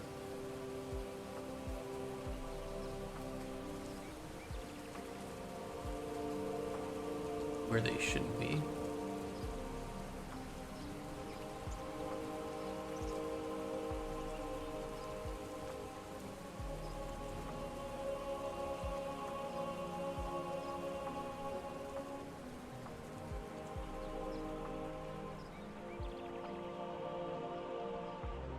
Okay, so when he comes back, he should say potion base.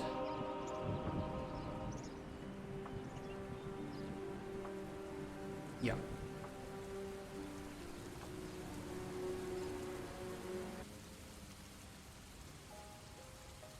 Okay, it's working. Oh, it's working.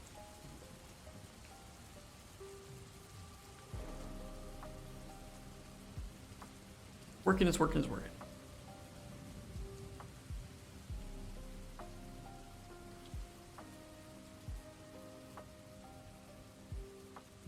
So now we can move the actual thresholds over.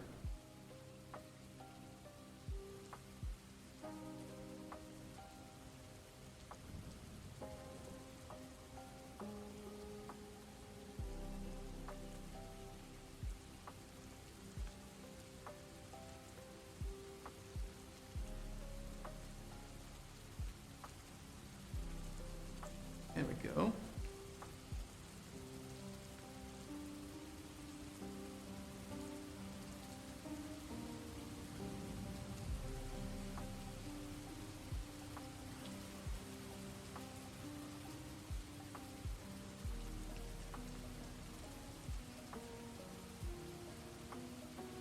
only thing is that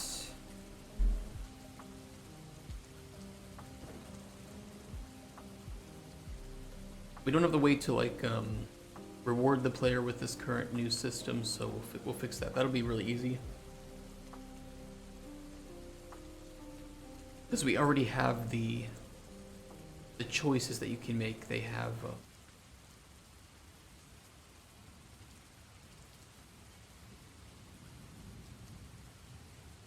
well, they don't have rewards set up. Well, it's easy to do.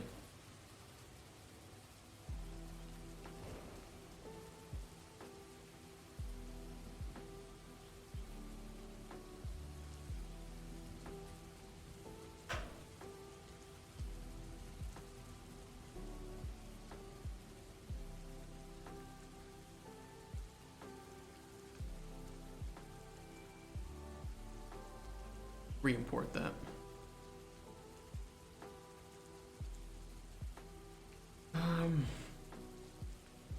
Okay, let's add the rewards, the choices that you make.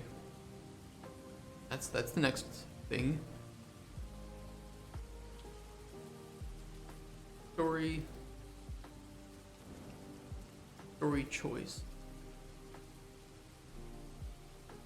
We need an array of. We should have it. It would be the inventory ingredients or whatever it is.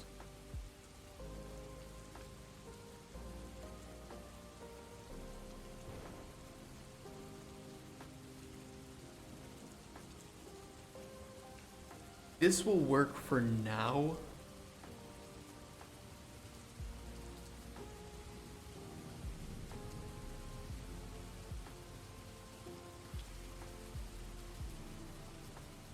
We might want to have other rewards in the future.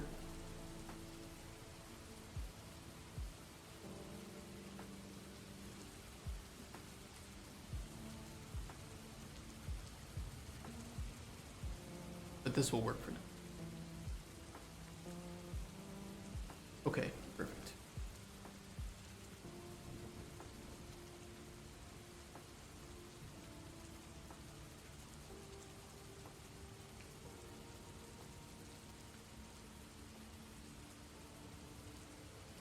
Let's see.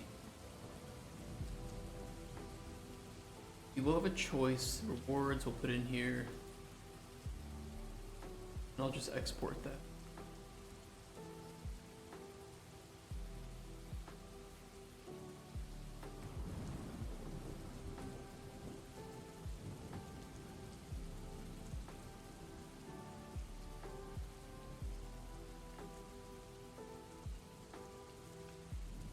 Alright, let's see.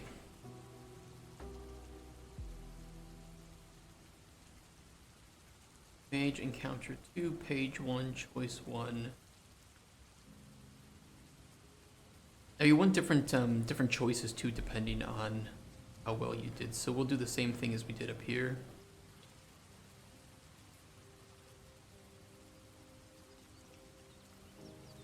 Underscore potion score 2. What did we write for?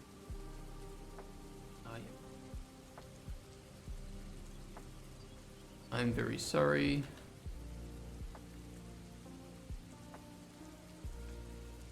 Thank you, take care.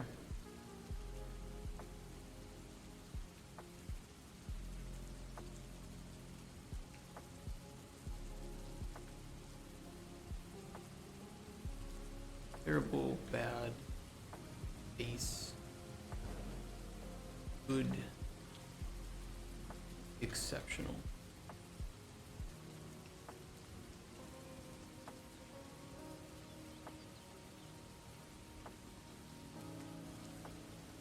Okay, so we will have 5 choices then.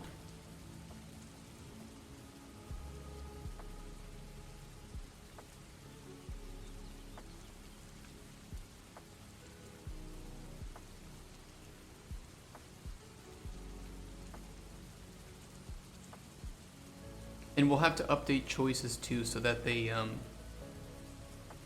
take into account the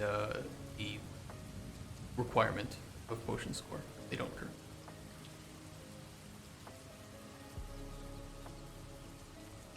Yeah, this one.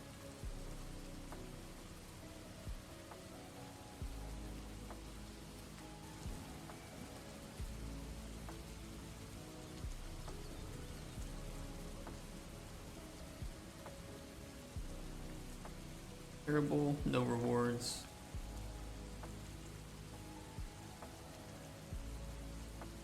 Bad, no rewards. Base, there are rewards. I don't remember what they are. We can find them.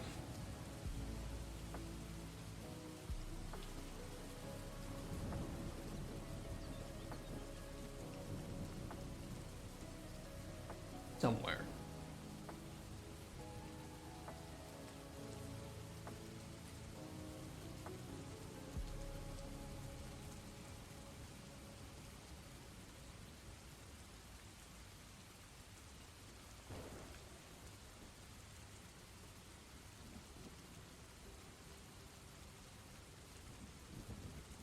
Here it is. No, it's not. Where did I put it?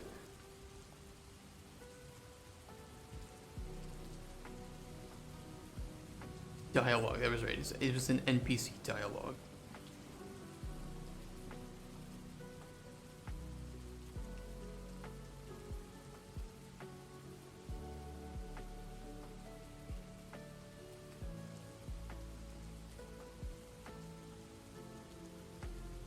Okay, we had 2 snake scales.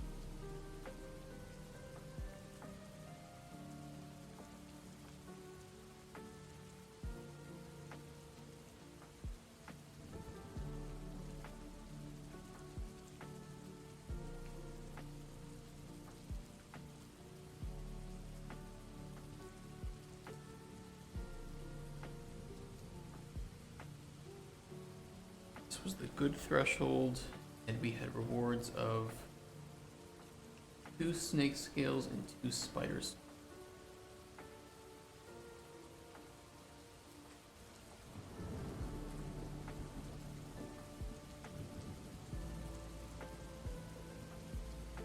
It's good.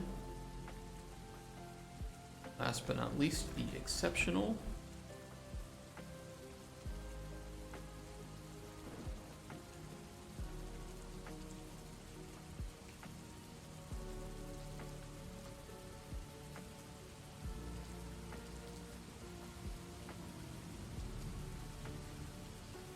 Two snake eyes, 2 snake scales, spider heart, and spider stick.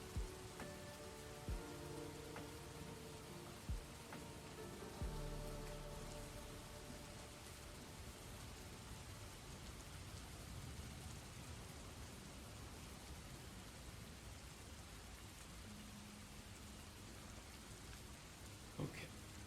Exceptional, good, base, bad. That looks good.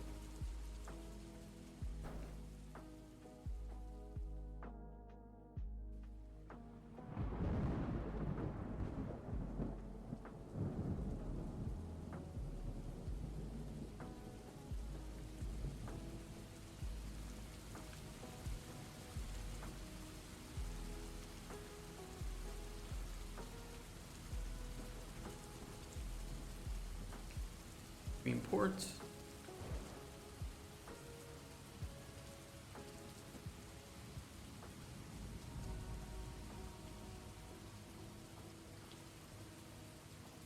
Re-import. Anything else I need to change, right? There's one thing I want to add, which is a like information that choice closes dialogue.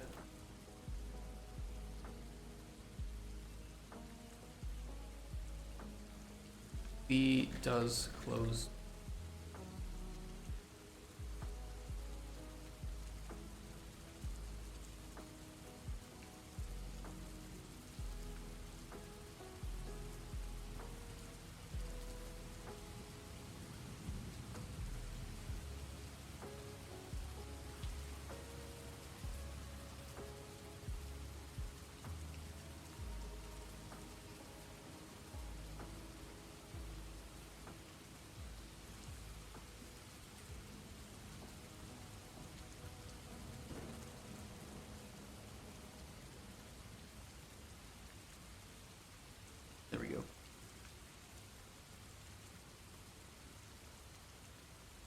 And all of these will be true.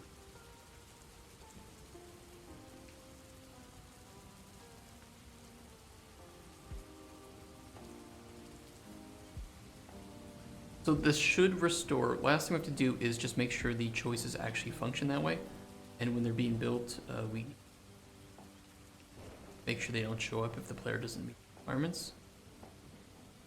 If we can do that, we will have recreated everything from before, but with the new, much more modular system. There's just still some things we got to clean up to enable that fully. But it's almost there. And then we could just add in another character and it should just work. The spawning will work and all the dialogue, if we write it, it's gonna show up. It's gonna have choices and consequences, whatever we want.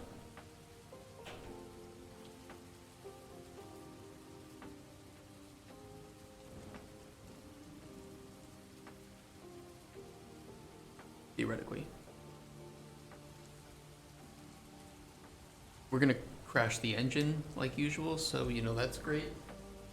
That's my favorite thing to do. Been crashing a lot today, I really don't know why.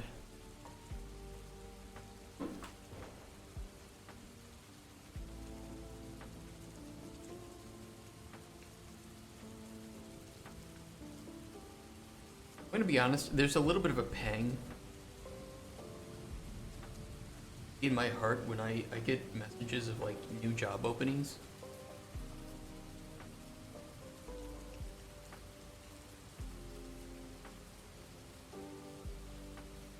There's still that small part of me that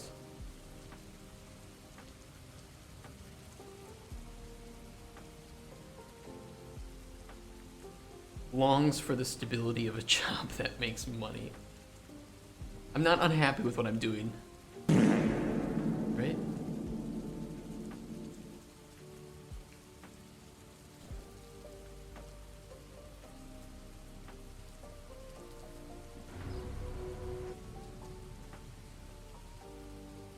Where's this gonna be?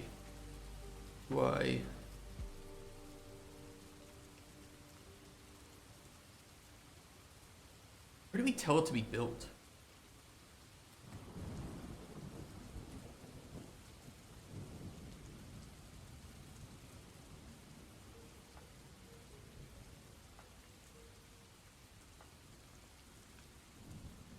It's on the whole widget.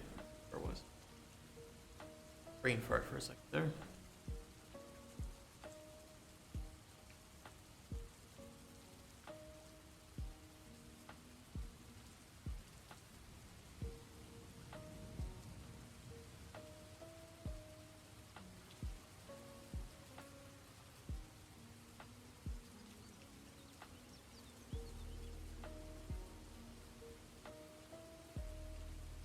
And we should be able to just copy and paste the nodes from here.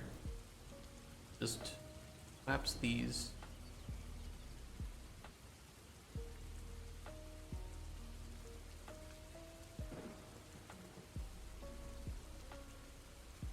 Oh yeah, we should hook this up to the false threshold too. Although I don't really know how that's gonna work for potion score, so for now we'll just not care about that.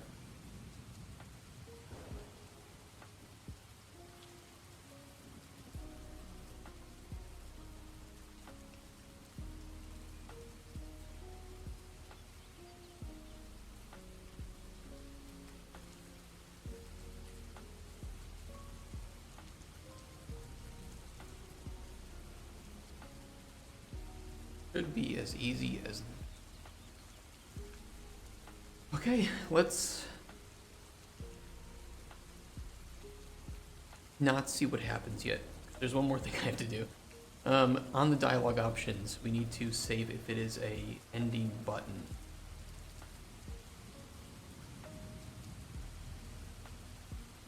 Where did we set it? Probably whenever they're being built.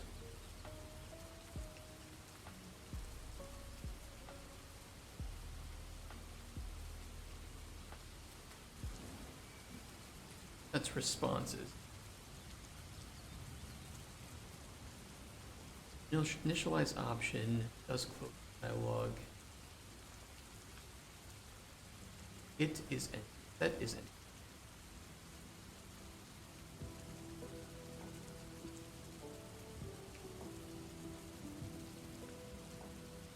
Did the water Discord ever answer? I didn't even ask, but thank you for reminding.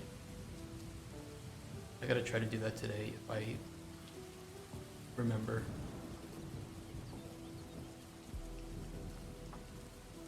Goldfish have better memories than me.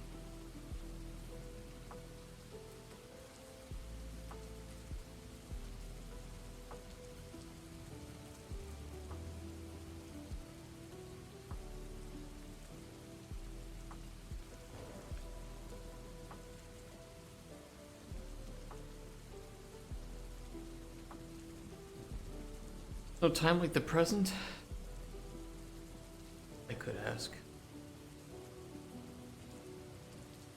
I mean, I'm gonna buy it anyway for Cauldron Chronicles and for our other games that need water. So I mean,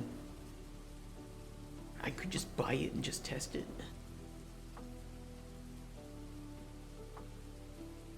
But I'm gonna be a little bit busy after stream. I have a call that I have to make, and yeah. Hopefully I'll remember before I go home. But there's also our landlady is coming to check out our apartment today. We don't really know what for, but probably just in preparation for us moving out. We're a little bit stressed about that.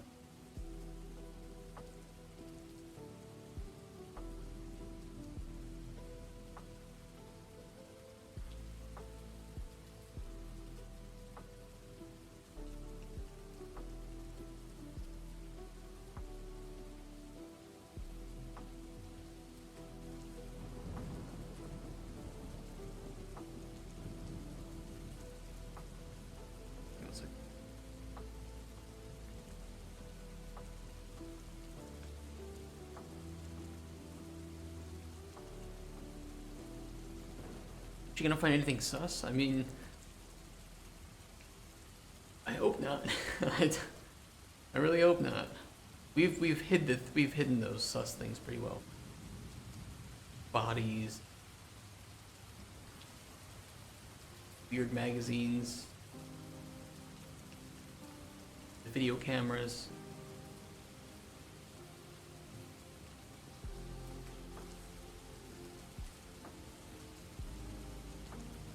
Do we still have the dialogue options hooked up to work with rewards? I'm gonna guess not, because that's everything here.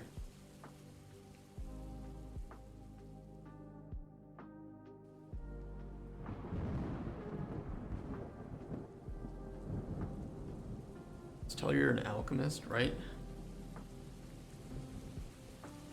We don't need this. We just need build awards, set visibility.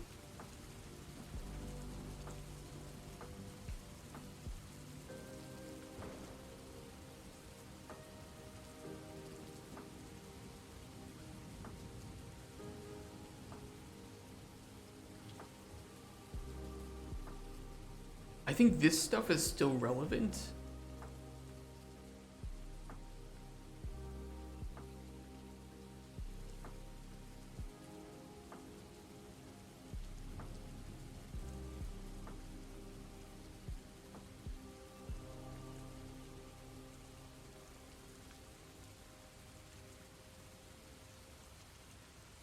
Are you gonna create alien fish so that you see stuff if you look out the portal? Yeah, that's the plan. Like, it's gonna be pretty big. It's gonna be kind of a cartoonish view from inside. I wouldn't say cartoon. I don't know. It's a bad word to use, but a unrealistic view from inside. So like you have, just say this is kind of your inside view of the submarine. You're gonna have like shit over here, panels, whatnot, and then big ol' view over here. I'll give you some additional stuff. So you'll be able to see stuff. It's going to take up a good portion of the screen. Maybe about this much of your screen.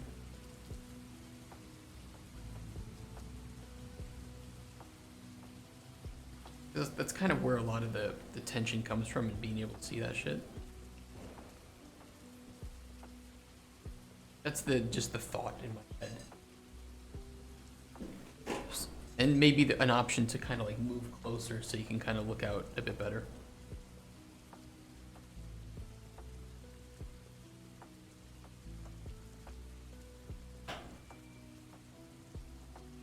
Mission.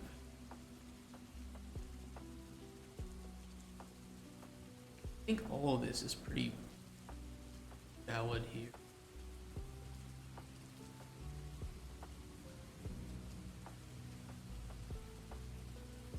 We just need to tell if the option has rewards, which we could save pretty.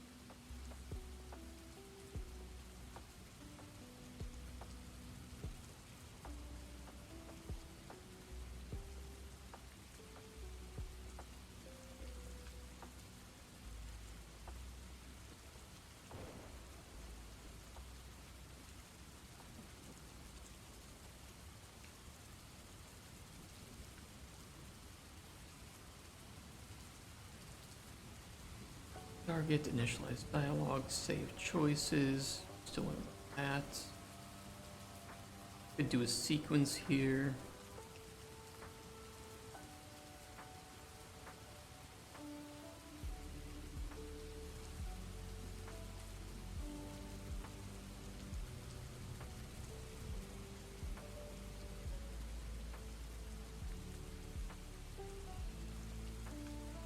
Blender, or will you pay someone to make the assets? I'd probably get some custom assets done for it.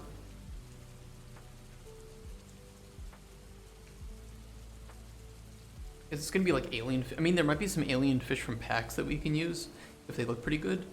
But for like the main alien that's stalking you, the giant one, kind of that Subnautica Reaper-esque massive kind of being that is gonna scare the shit out of you. I'll probably just find a way to get that custom made, rigged. But I still don't know if I want to show that to the player. The anticipation of what it might look like and how big it might be, I think, is more interesting than outright showing it.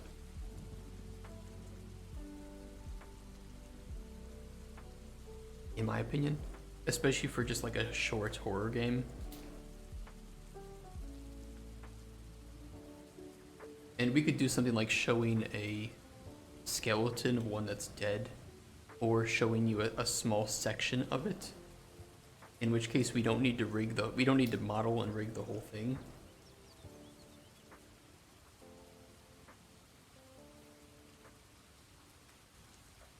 We'll have to see.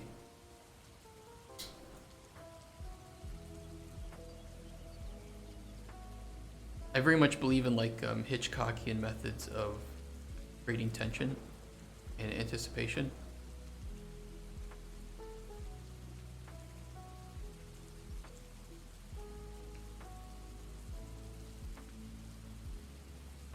He said cock. Kind of funny.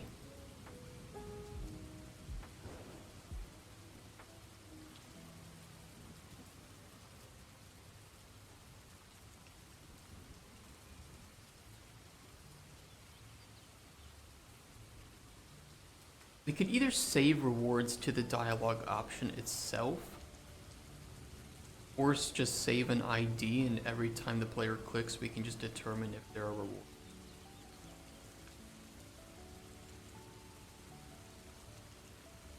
For now, I'll save them to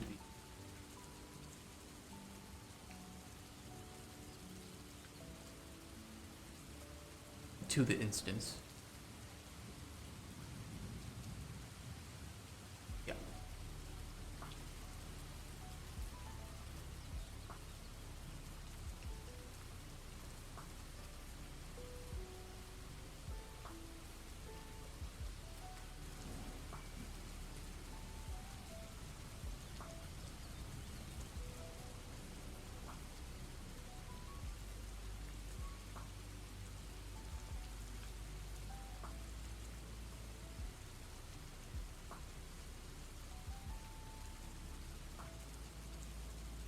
can't I...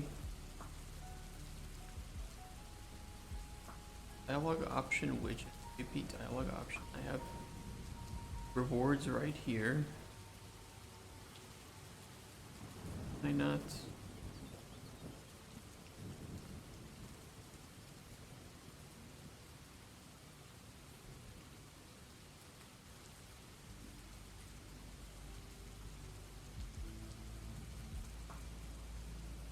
Weird.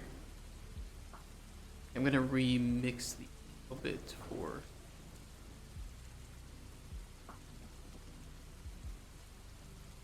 better organization.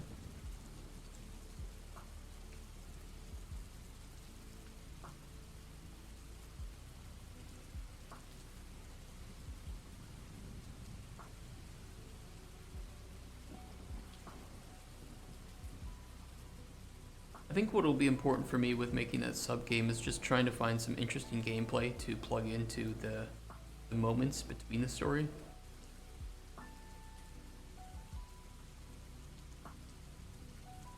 But I think there's a lifetime on that, right? Where there's only so much you can do, and if you have the player doing it too much, too often, it's going to get really annoying.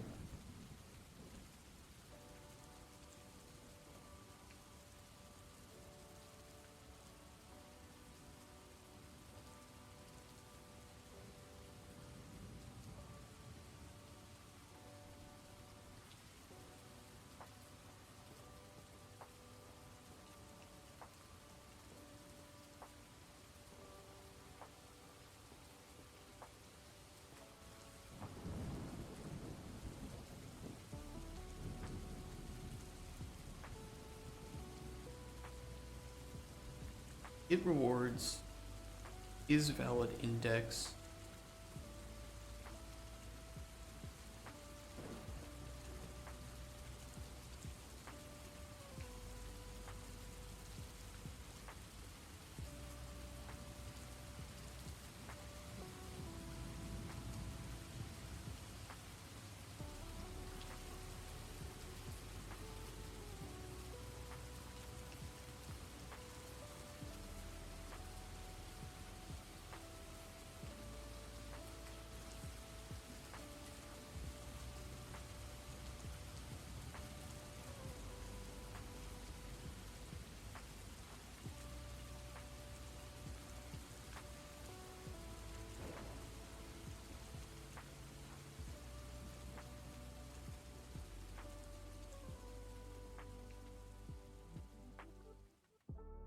We should just be able to send this straight through to build rewards.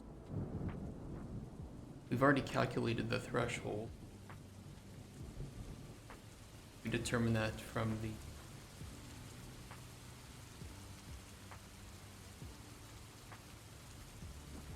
we don't spawn the choice unless it matches the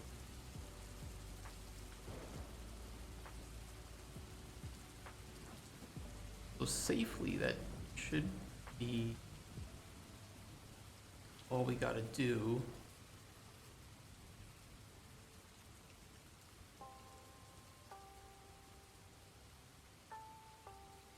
We'll try it.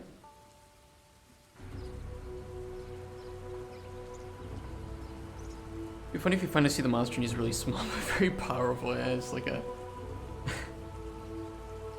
that would be pretty weird.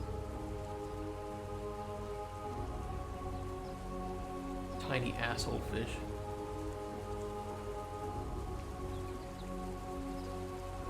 I want to work in the idea of hypoxia. What's the word for when you start running out of oxygen and you're breathing? Oh, look, it's... Dude, it works. Our mouse doesn't recover, but it works.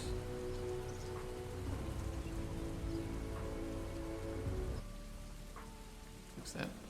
The word for when you run out of oxygen and you're starting to breathe carbon dioxide and you start having like hallucinations and weakness.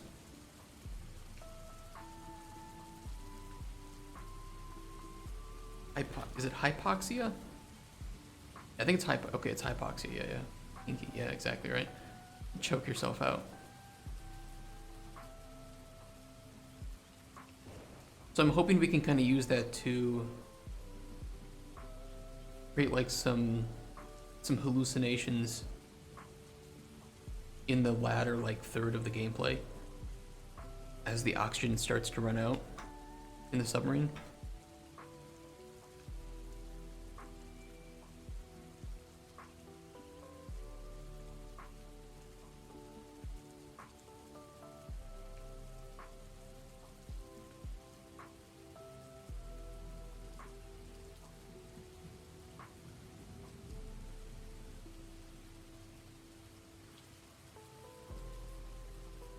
We could make it a story about you going down to visit the submarine in your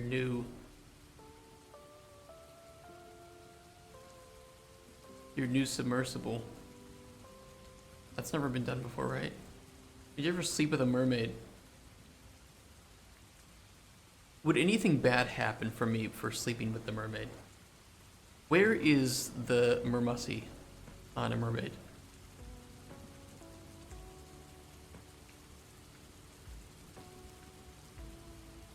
On the fishy section.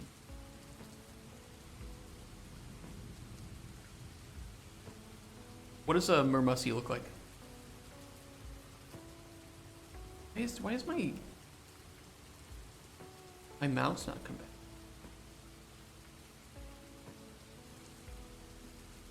We delete that?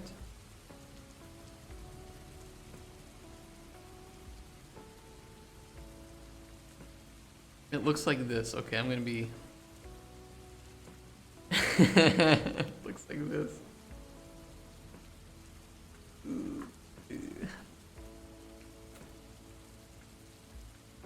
Um...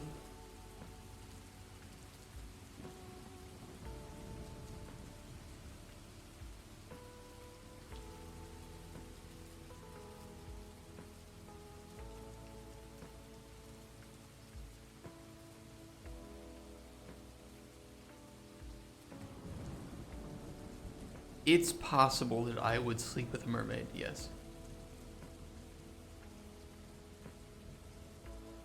I'm not entirely against the idea.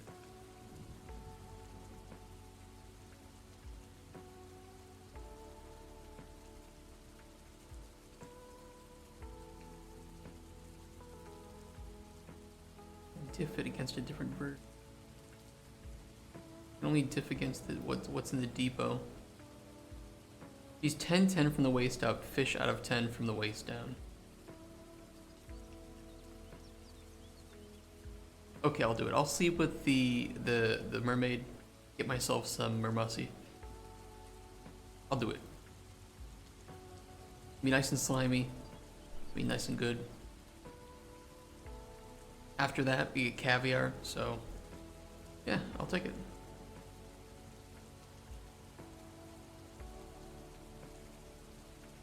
Maybe I deleted the sections that restore the mouse.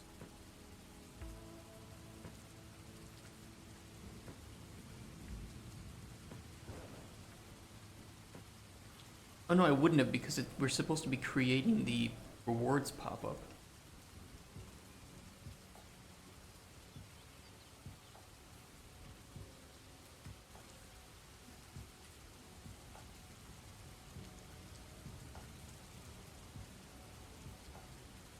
But we don't have rewards for those.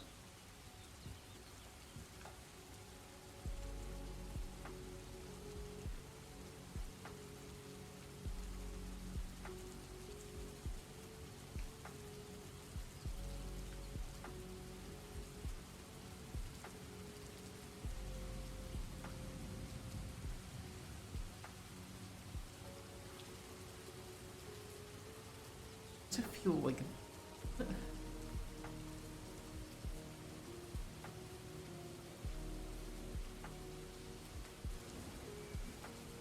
Can't sleep with a mermaid since you drowned. Would I? Your wife be pissed if you cheated with a mermaid. Maybe. Zoophilia if it's a mermaid. it's like half zoophilia, right? It's kind of like Necopara, right? Where your cat panions are cat girls, so it's kind of like zoophilia, but because they're still part human, it's not really that weird. And because it's Japan, it's not weird, right? Just don't look into the ages of the cats in Necopara, because then it starts getting really, really questionable.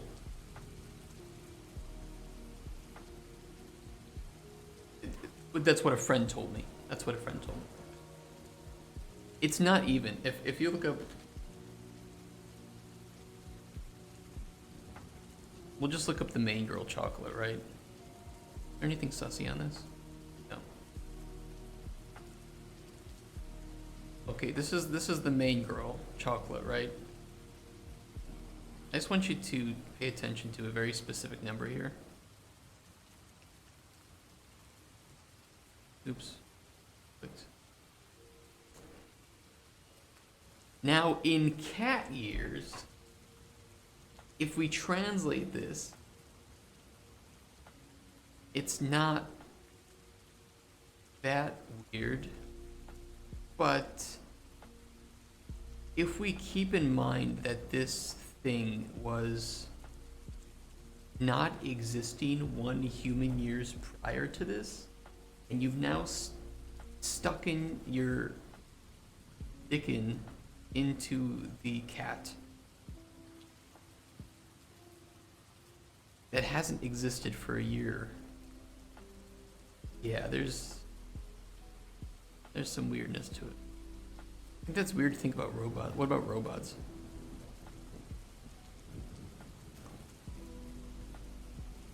Oh, you mean like sex robots that we're gonna have once very soon here? Robot can be like minutes out. That's true. That's true. You can yeah, that's true. A new sex robot is immediately ready to go. It's a virgin sex robot too. You know, like when you buy like electronics and you have to pull that tab so that the battery is connected.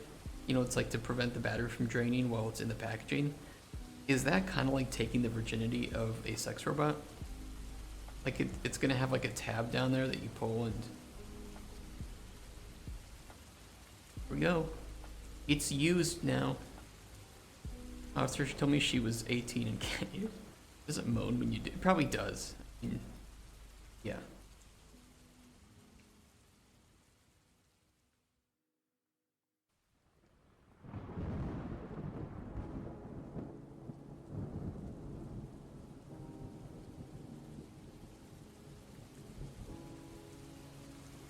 Bleeds a little bit. Shut the fuck up. Do cat girls use litter box or toilet? What do you want them to use? Why are we talking about this in the first place? Is it Ann?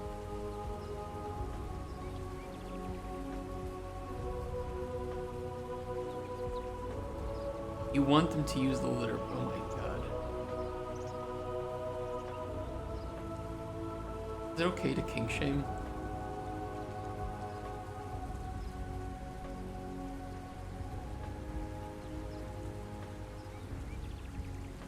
Skibidi litter, but shut the fuck up. Crazy. Shut the fuck up. That's so bad. No.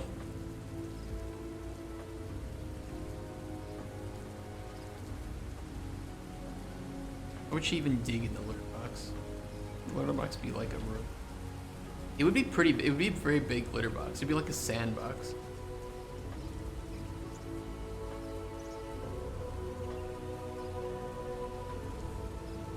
Ow. Yeah, we probably just need to put it on the.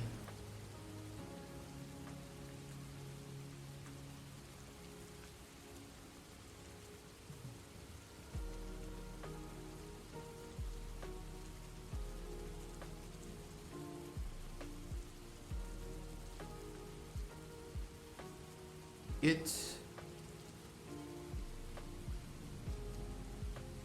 Their controller.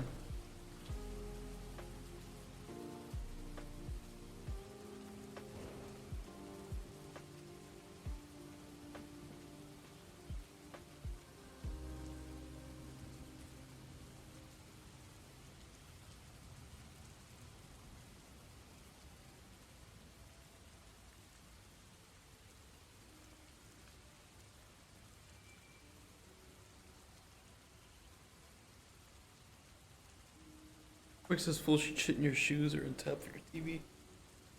What kind of cats would do that? Better than a dog. Yeah. Why are we talking about what are we, cat girls and banging and age and sex robots? Jesus Christ.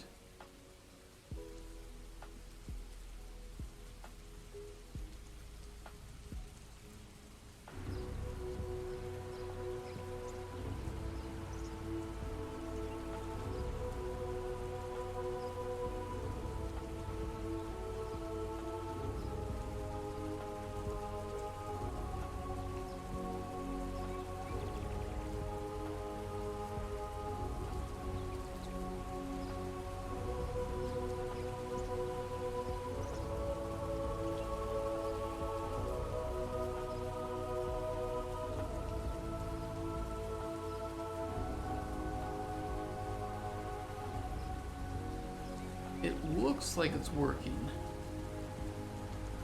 Except we didn't get any of those ingredients. I don't know why.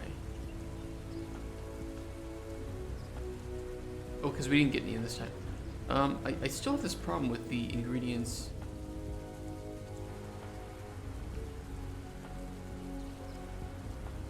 I don't know why these now 7 things appeared before everything else.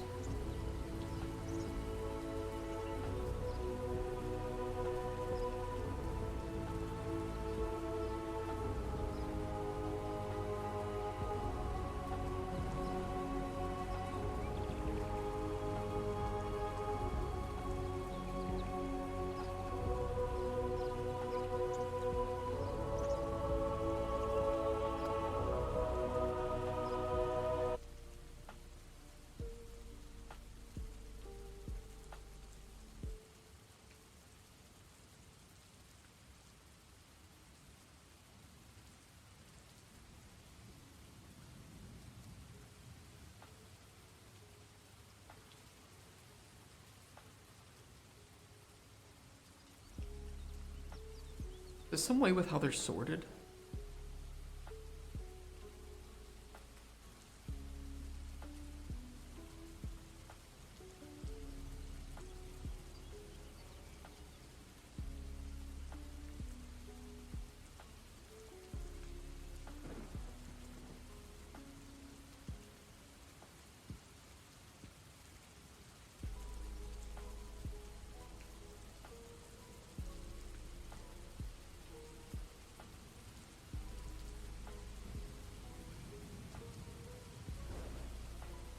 Weird. I don't remember doing that.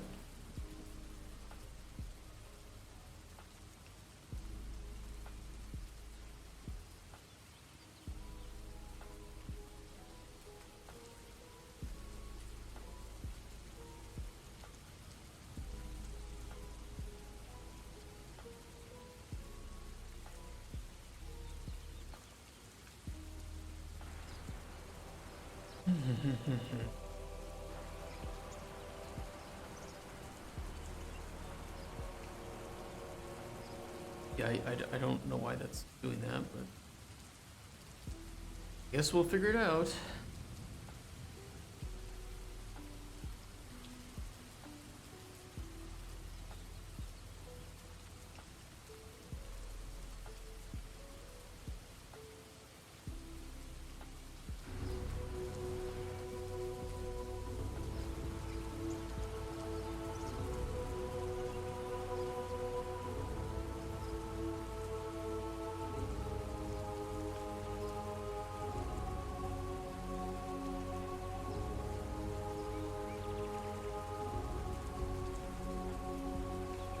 Weird.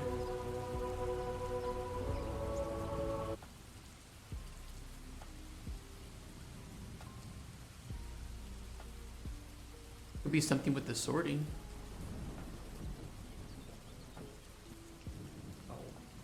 See if that's the case.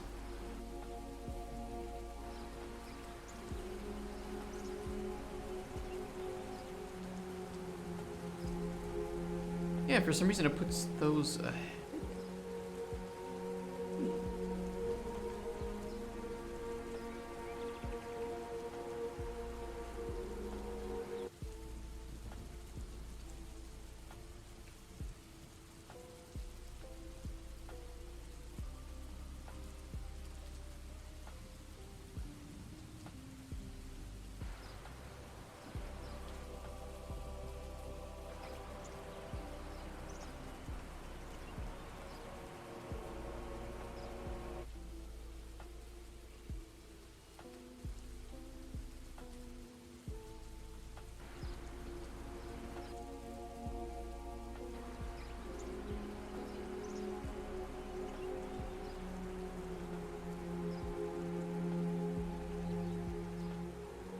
The lexical sort fix. I don't know, maybe.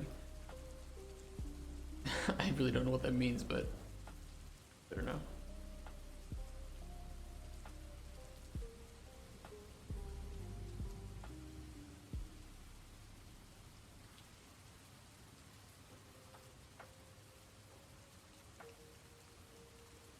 Why can't I remove the breakpoint?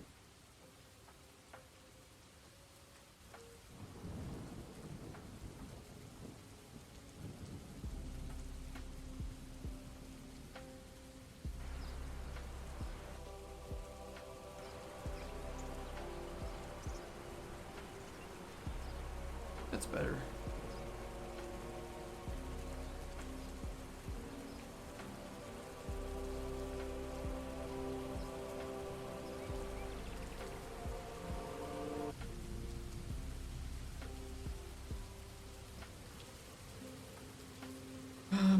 Okay, we have like I said, I've got to call it 4.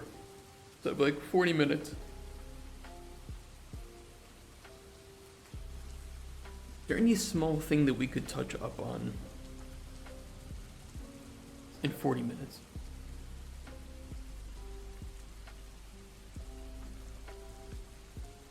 We have recreated the dialogue system from before. I think it's all working properly.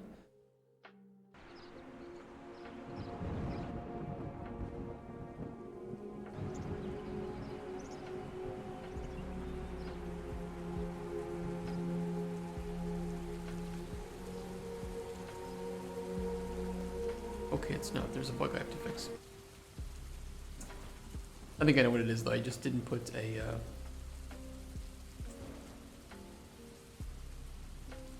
the ending choice, the ending button thing on here.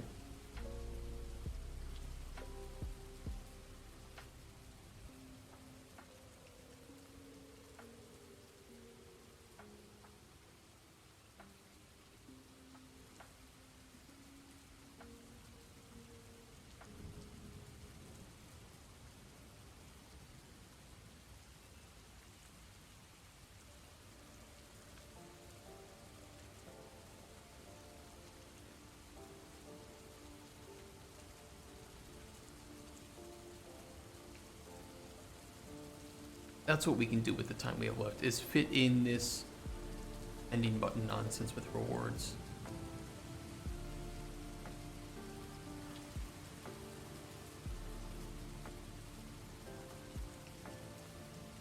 I want to put it here.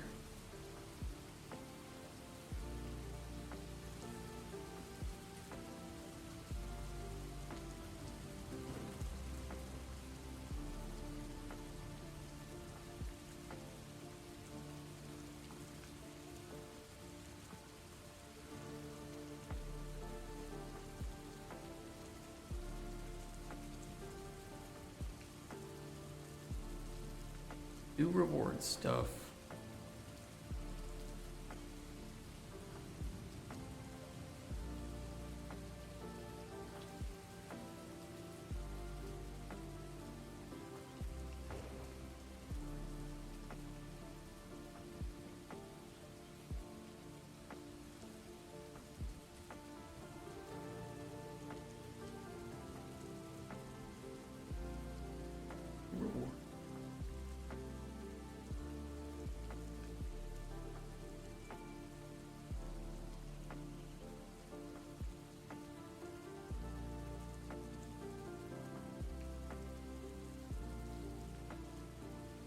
Then we check if it's an ending button.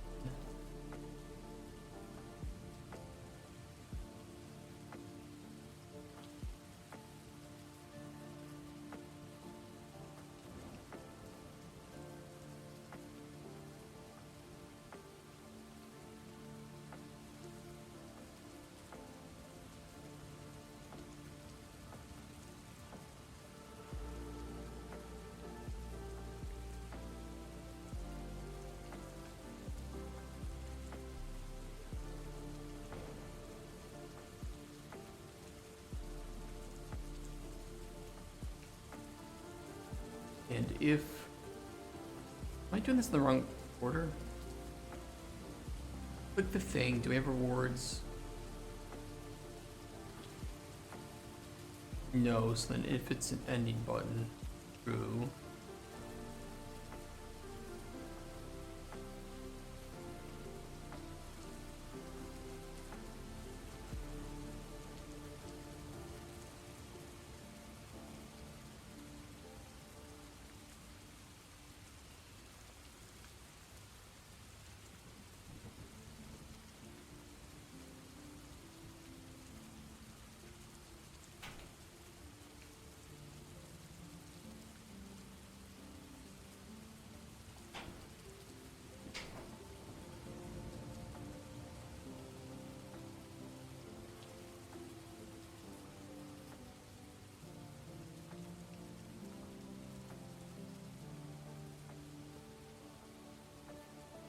I think we need two separate things here.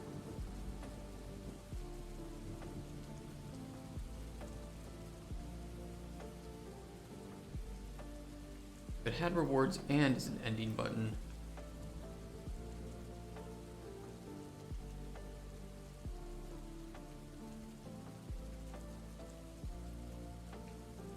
This is gonna need to be refactored.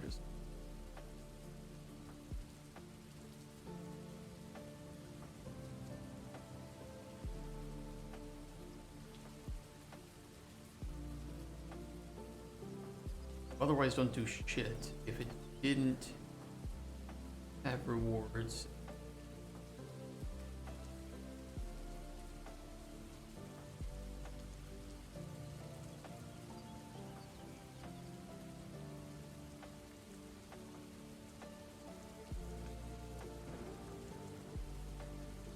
Worth fixing all the physics bugs for my semi-demo. What kind of bugs are they? Are they like progression stopping or just kind of weird? Are they funny? Or immersion breaking in any way?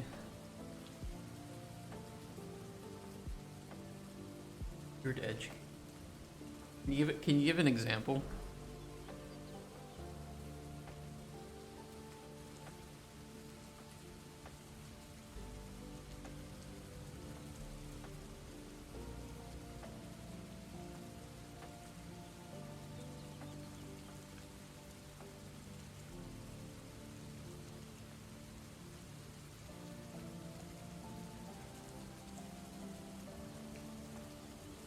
That's the way to do it until we stepping on an apple makes it go through. Nah, that's not what. Fuck that. In my opinion.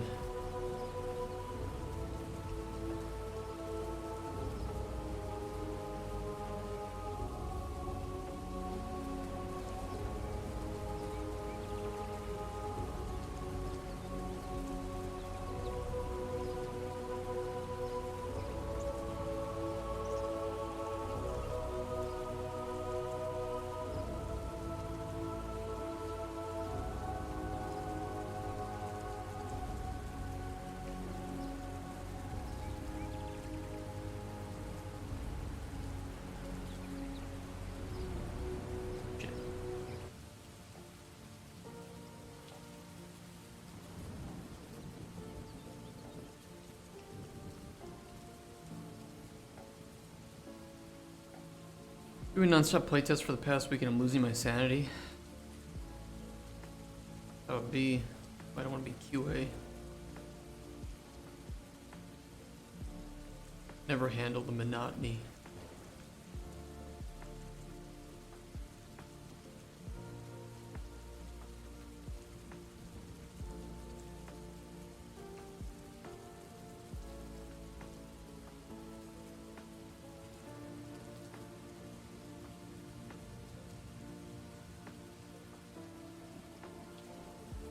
That should close down.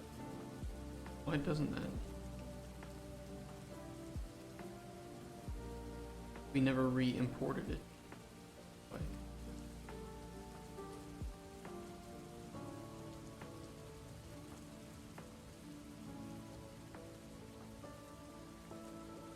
Losing it because no amount of fixes ever enough, right?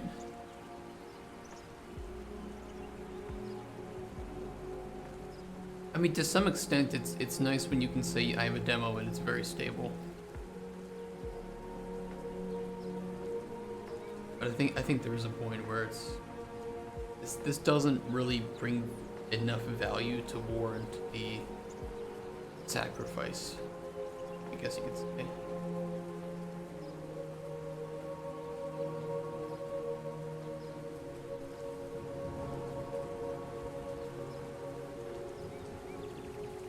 Is there Halo Robot Games? This is my game. Yeah, I'm doing some bugs with our new dialogue system overall. Amazing. Well, thank you. Thank you, thank you. We do have a bigger world. I'm just testing it in a smaller area. Are we gonna have funny bugs? Yeah, probably. There probably will be some funny ones. At the very least, even if there aren't bugs that are funny, there should be some funny things. Like our beach ball that moans. I just send this piece of shit to the festival. Yeah, just send it. Like, it's, you know, you have bugs in early development. It is what it is. And an apple glitching through the floor is not really that big of a... Nobody cares. Your game isn't like some Naughty Dog creation that requires you to be perfectly immersed, so any small bug is gonna rip you out of the story. Which is, it's good for you, it's good for development, right?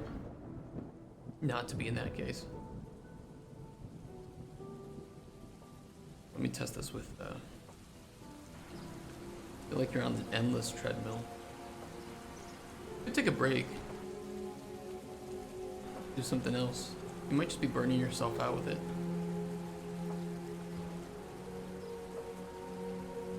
That's magical thistle and cooked toadstool.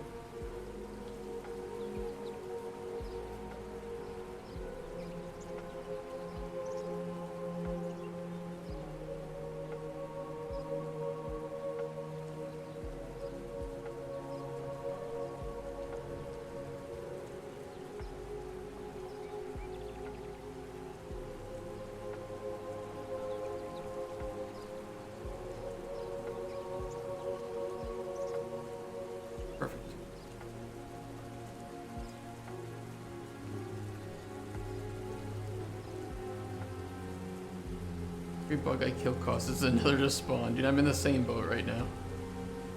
I'm actually pretty impressed that in like 3 days of work we've gotten our old dialogue back with him, and it's actually ready for new dialogue. I don't know which one is being spawned here, but something is being spawned from the mage, or from the thief or the warrior characters. Which we could see. We could just put in some placeholder stuff for now.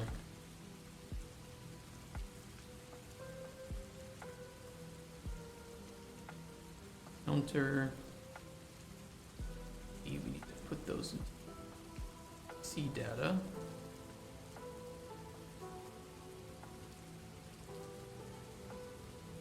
Three stages.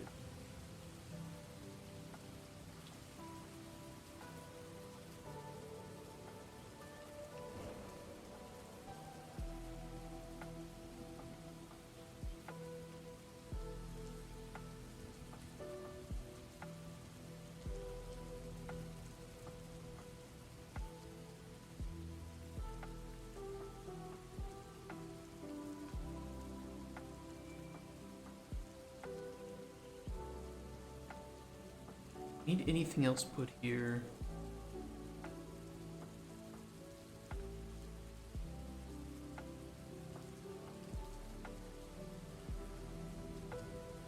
Just need to update the spawning.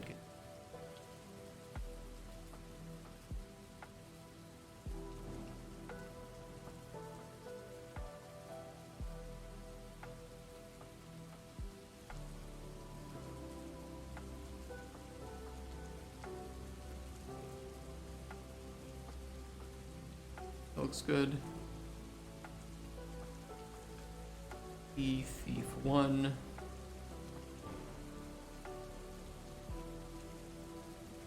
Thief 2.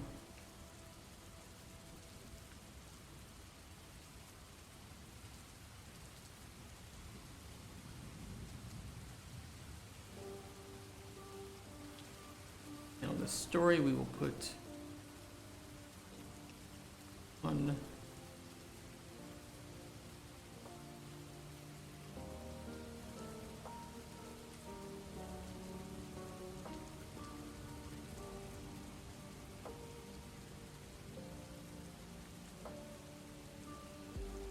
Then we'll just put a placeholder page in here for right now.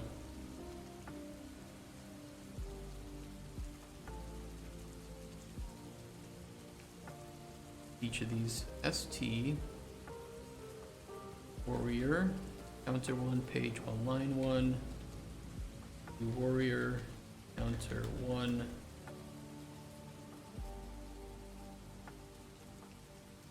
and we'll do a choice here too. Warrior E1 D1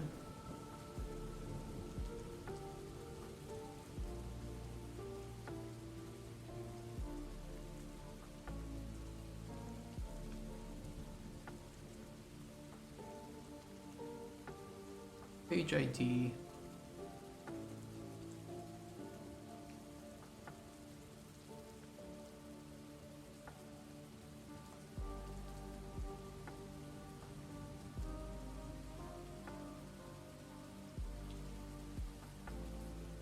does close dialogue true.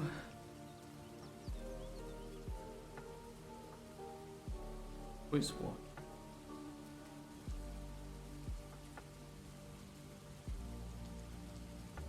I'm just gonna copy and paste that throughout too. Which will allow us to see if all of our spawning is working as intended and story changes.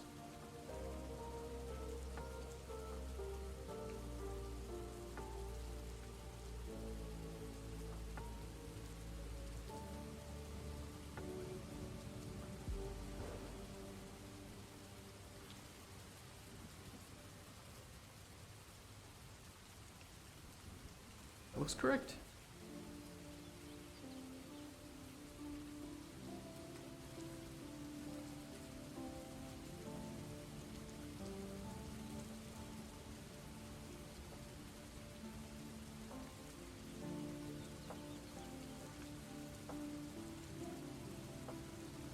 Okay, second encounter. Encounter 2, page 1.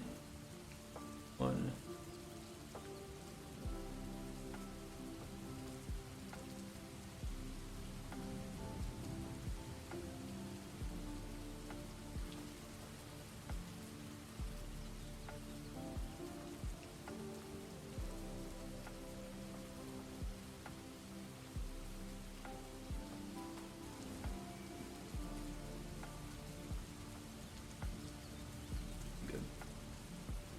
And then we'll copy and paste those encounters into the thief too, because the thief also has.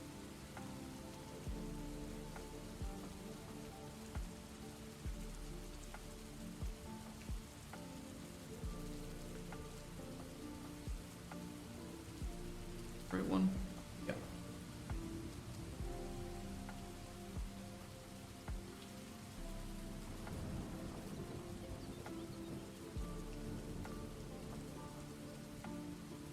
One.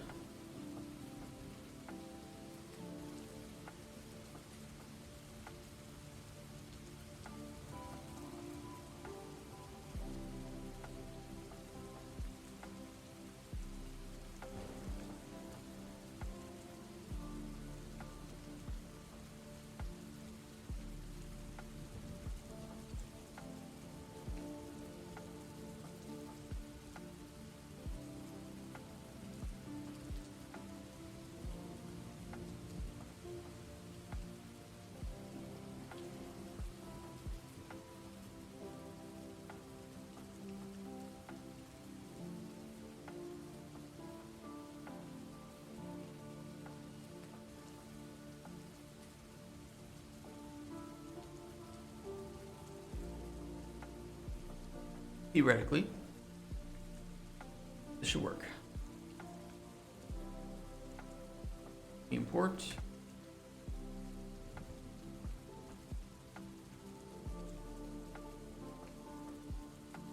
Strings.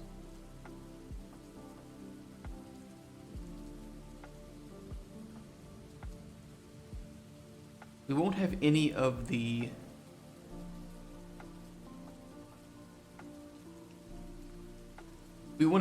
other NPC details working here. I just want to see if it says the right encounter within the lines. And if we have it working properly, it should. So we'll first have to deal with Alaric here, because we forced him.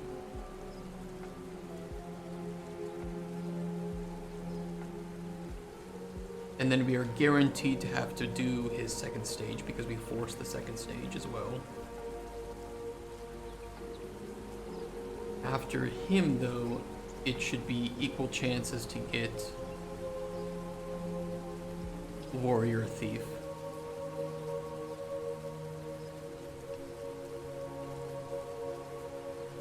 Warrior encounter 1. I think we made it so it won't choose the same in a row, or it resets the chances, so it's more likely to be the Thief this time. Warrior encounter 2. More likely now to be Thief 1. But it could still be Warrior 3.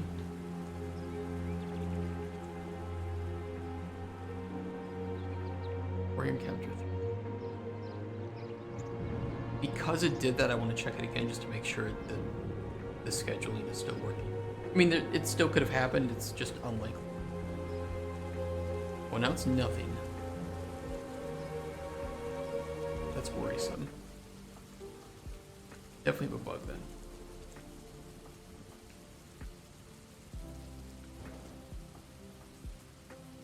Each warrior thief.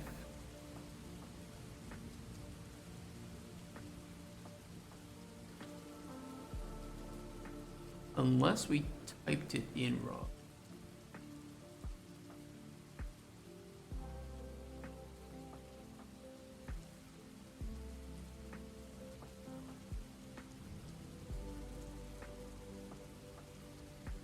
ST thief E1.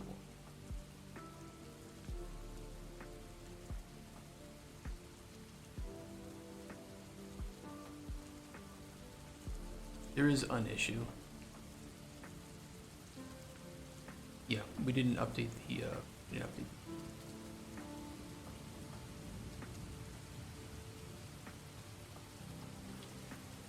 thought we did though. Maybe I just didn't save it.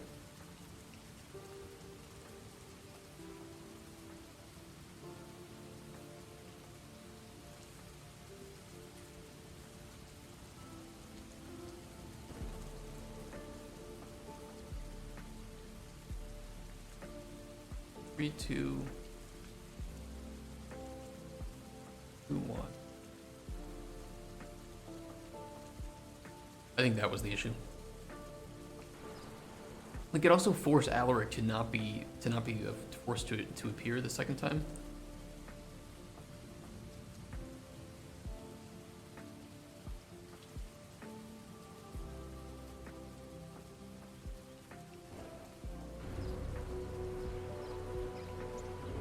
Give him the shit potions again.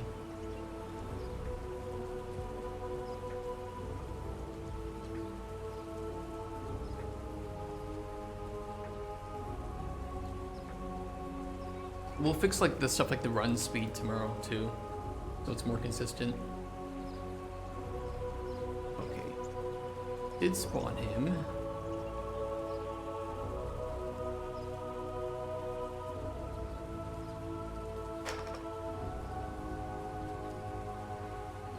Thief encounter 1. That's good. Good. Now it could be Thief encounter 2, could be Warrior encounter 1. Warrior encounter 1. And it'll be Warrior 2 or Thief 2.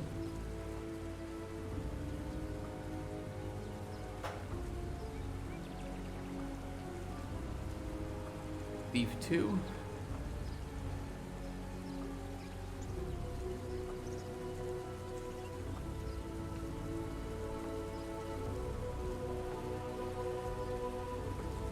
too. I'm curious what it'll do when we're out of stories, if it'll just not spawn in anyone else. That's what we want to happen, is for it just to not spawn any NPCs, because there are no NPCs to spawn.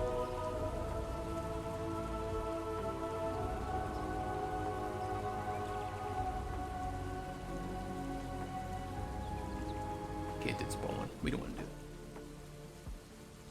I can fix that. Everything else though looks great. Tomorrow too, I think we'll fix some of the spawning stuff so that there's some of the global variables I want. Like amount of time between NPC spawns. We probably could hook up some other skeletal meshes in tomorrow so we could at least have representations of these other characters. Make sure that aspect is working so when we start adding in other characters, they look proper. And if we can do that, I mean, we're pretty much ready to start filling in the stories and just start writing in other characters. We're getting close. We're getting really close to actually just, now we're waiting for more data and stories to tell, and the system is working as it should, apart from not having any voice acting right now. Congrats, yeah, I mean, it's actually going smoother than I thought. Knock on wood for that one, right? But we're getting there. We're getting there, one bit at a time. But I do really appreciate the support and the motivation. I know there's still some remnants too of us right now. There's one node we're checking for like the commissions, and that is still just using the first entry within the commission data table, which is the mage. So we'll need to fix that up tomorrow so that we can have other NPCs with different potions. And even without the writing, which I think we can do some just very baseline writing tomorrow for easy characters. Like tomorrow we could have more than just one potion that you can fulfill. Like we're ready to start expanding the main gameplay here to a pretty significant extent. It's really taken off. Yeah, it's good. Okay, what was I doing?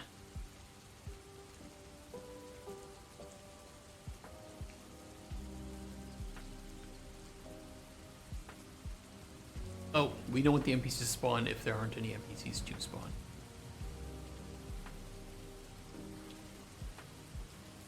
Who's new? Probably with none.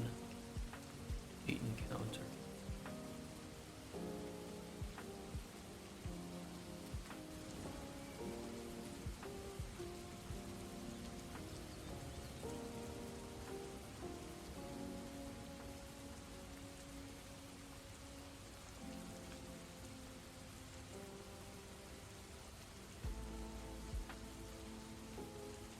Probably here if we choose new NPC and there's nothing there.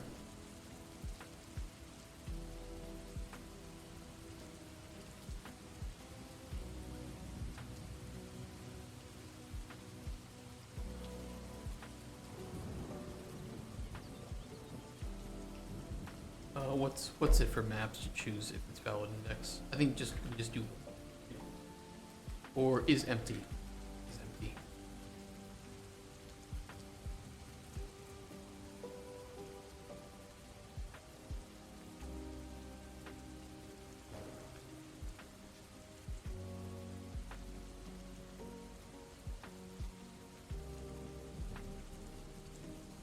We'll do it is not empty, that way true can go up and false can go down. A little bit better for the organization.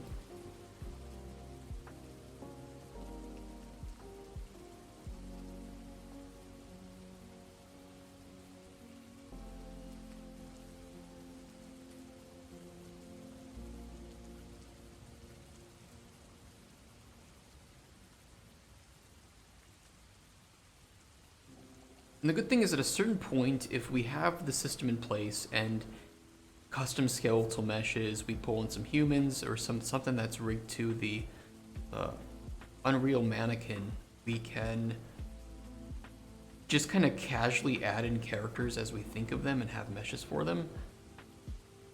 And in the background, then we can work on those tertiary systems, potion combat, fishing, farming, other NPC types that may not be ones with potions, they might be merchants. So, you know, we can start to really add a lot of depth to the system and fine tune the dialogue system as we go.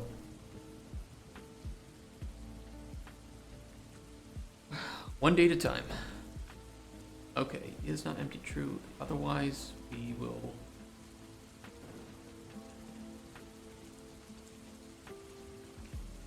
Was NPC spawn?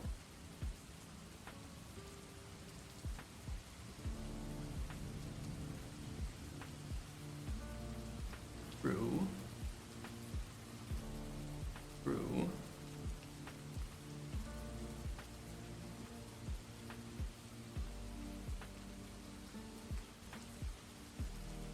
And we can just exit with false here.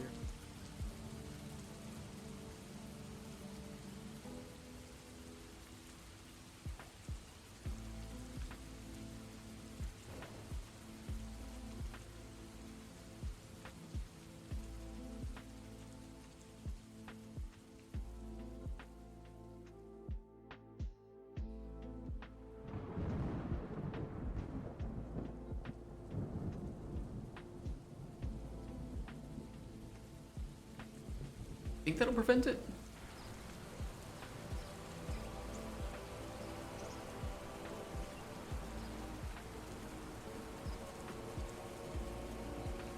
Here's some shit potions. Fun with it. Throw some balls at you.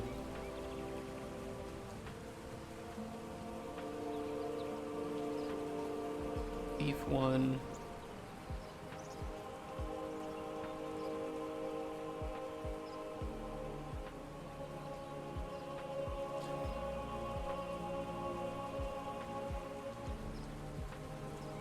Warrior one.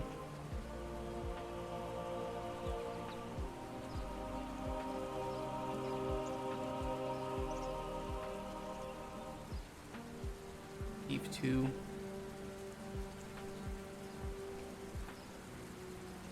I mean, this is how it can be too, and you know, we can keep track of NPC statuses as well. Alaric finally came back. We'll just start to add in more depth here, so, based on what we want to do in the story, and hopefully the system that I've made is flexible enough that we can add in those requirements without significantly or at all hindering how this system functions.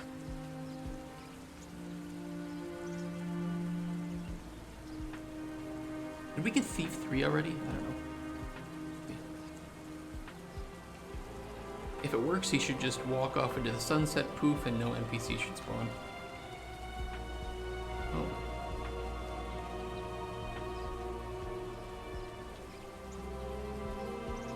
Oh.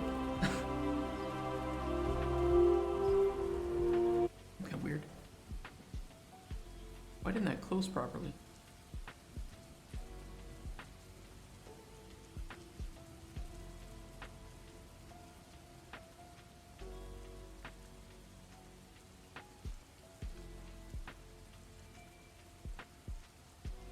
Set to does close dialogue.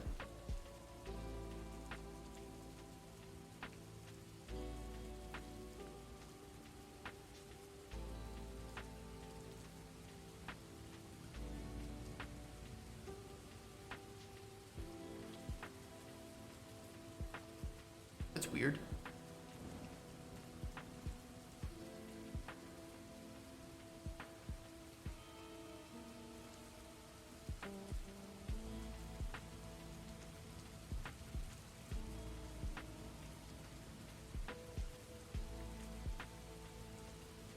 Is ending button true?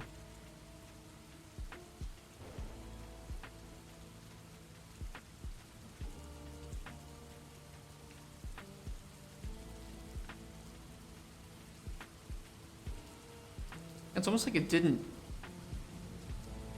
properly run this.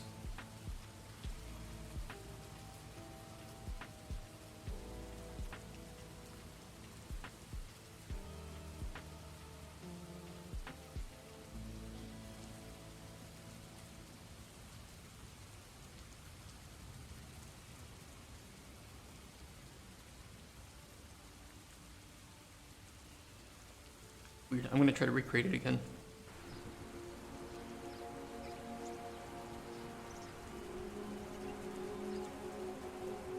I'll do it on the side here so we can bug it maybe.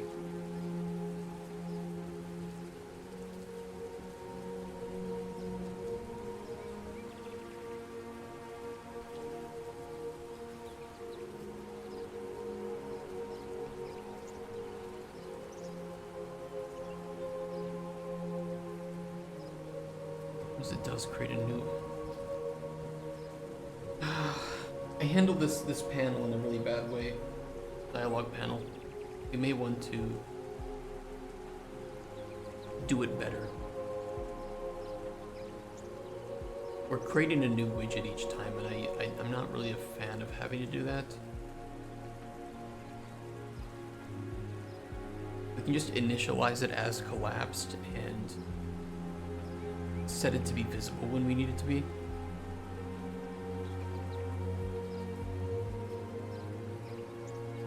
That could be the source of the issue.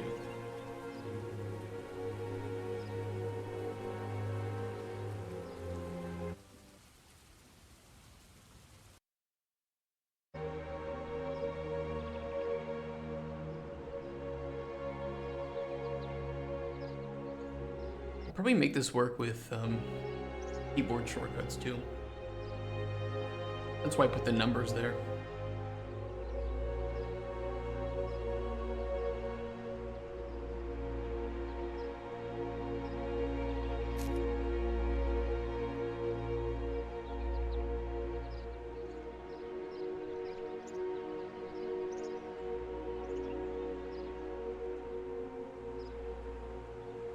It didn't close it either. Is that so finicky?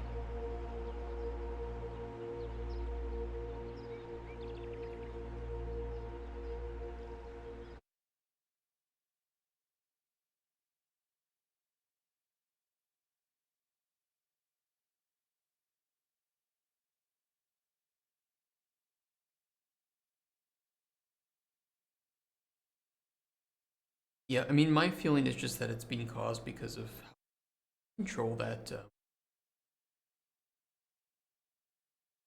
that panel. I'll deal with it. We'll deal with it tomorrow. Inevitably, we're gonna run into that bug again, so I'll just deal with it tomorrow.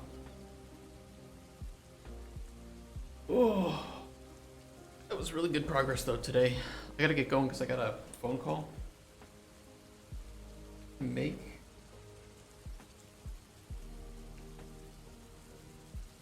But yeah, I mean, it's really progressing quite fast.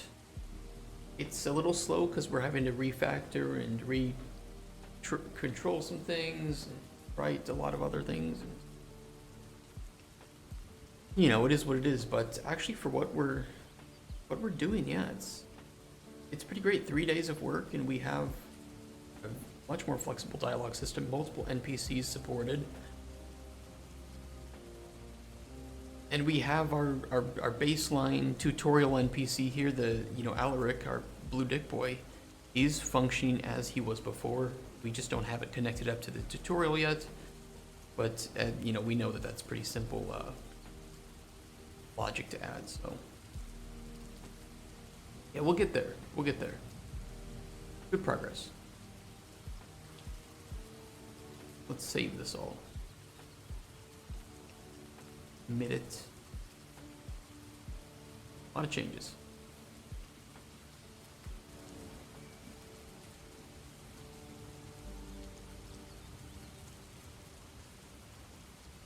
What did we do today? We did fix a couple bugs that aren't related to like us adding new things. Fixed a bug with alchemy table sorting ingredients incorrectly.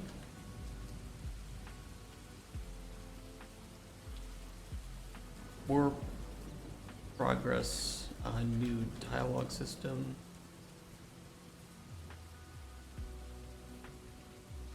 I feel like I fixed one other thing that wasn't related to the dialogue system, but maybe not. Data, stories, NPCs.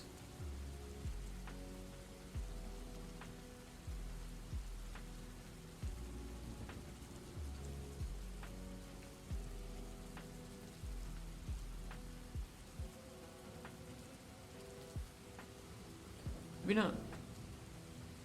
Oh, that's good then. Let's check this in. We'll call it there. And I will go do my call, and I will see you guys tomorrow for more Cauldron Chronicles. Do not forget that this Friday, is Kickstarter review day. So I'm gonna be grabbing some beer maybe this time and getting a cooler with some ice, and we're just gonna chill, hang out, drink some beer, go over Kickstarter games, and I think my goals this month with Kickstarters is to find. We need a yaoi game. I don't think we had any yaoi games last time. You know, I need some boy on boy action, and we're gonna expose as many of the ChatGPT AI art scams as we can find.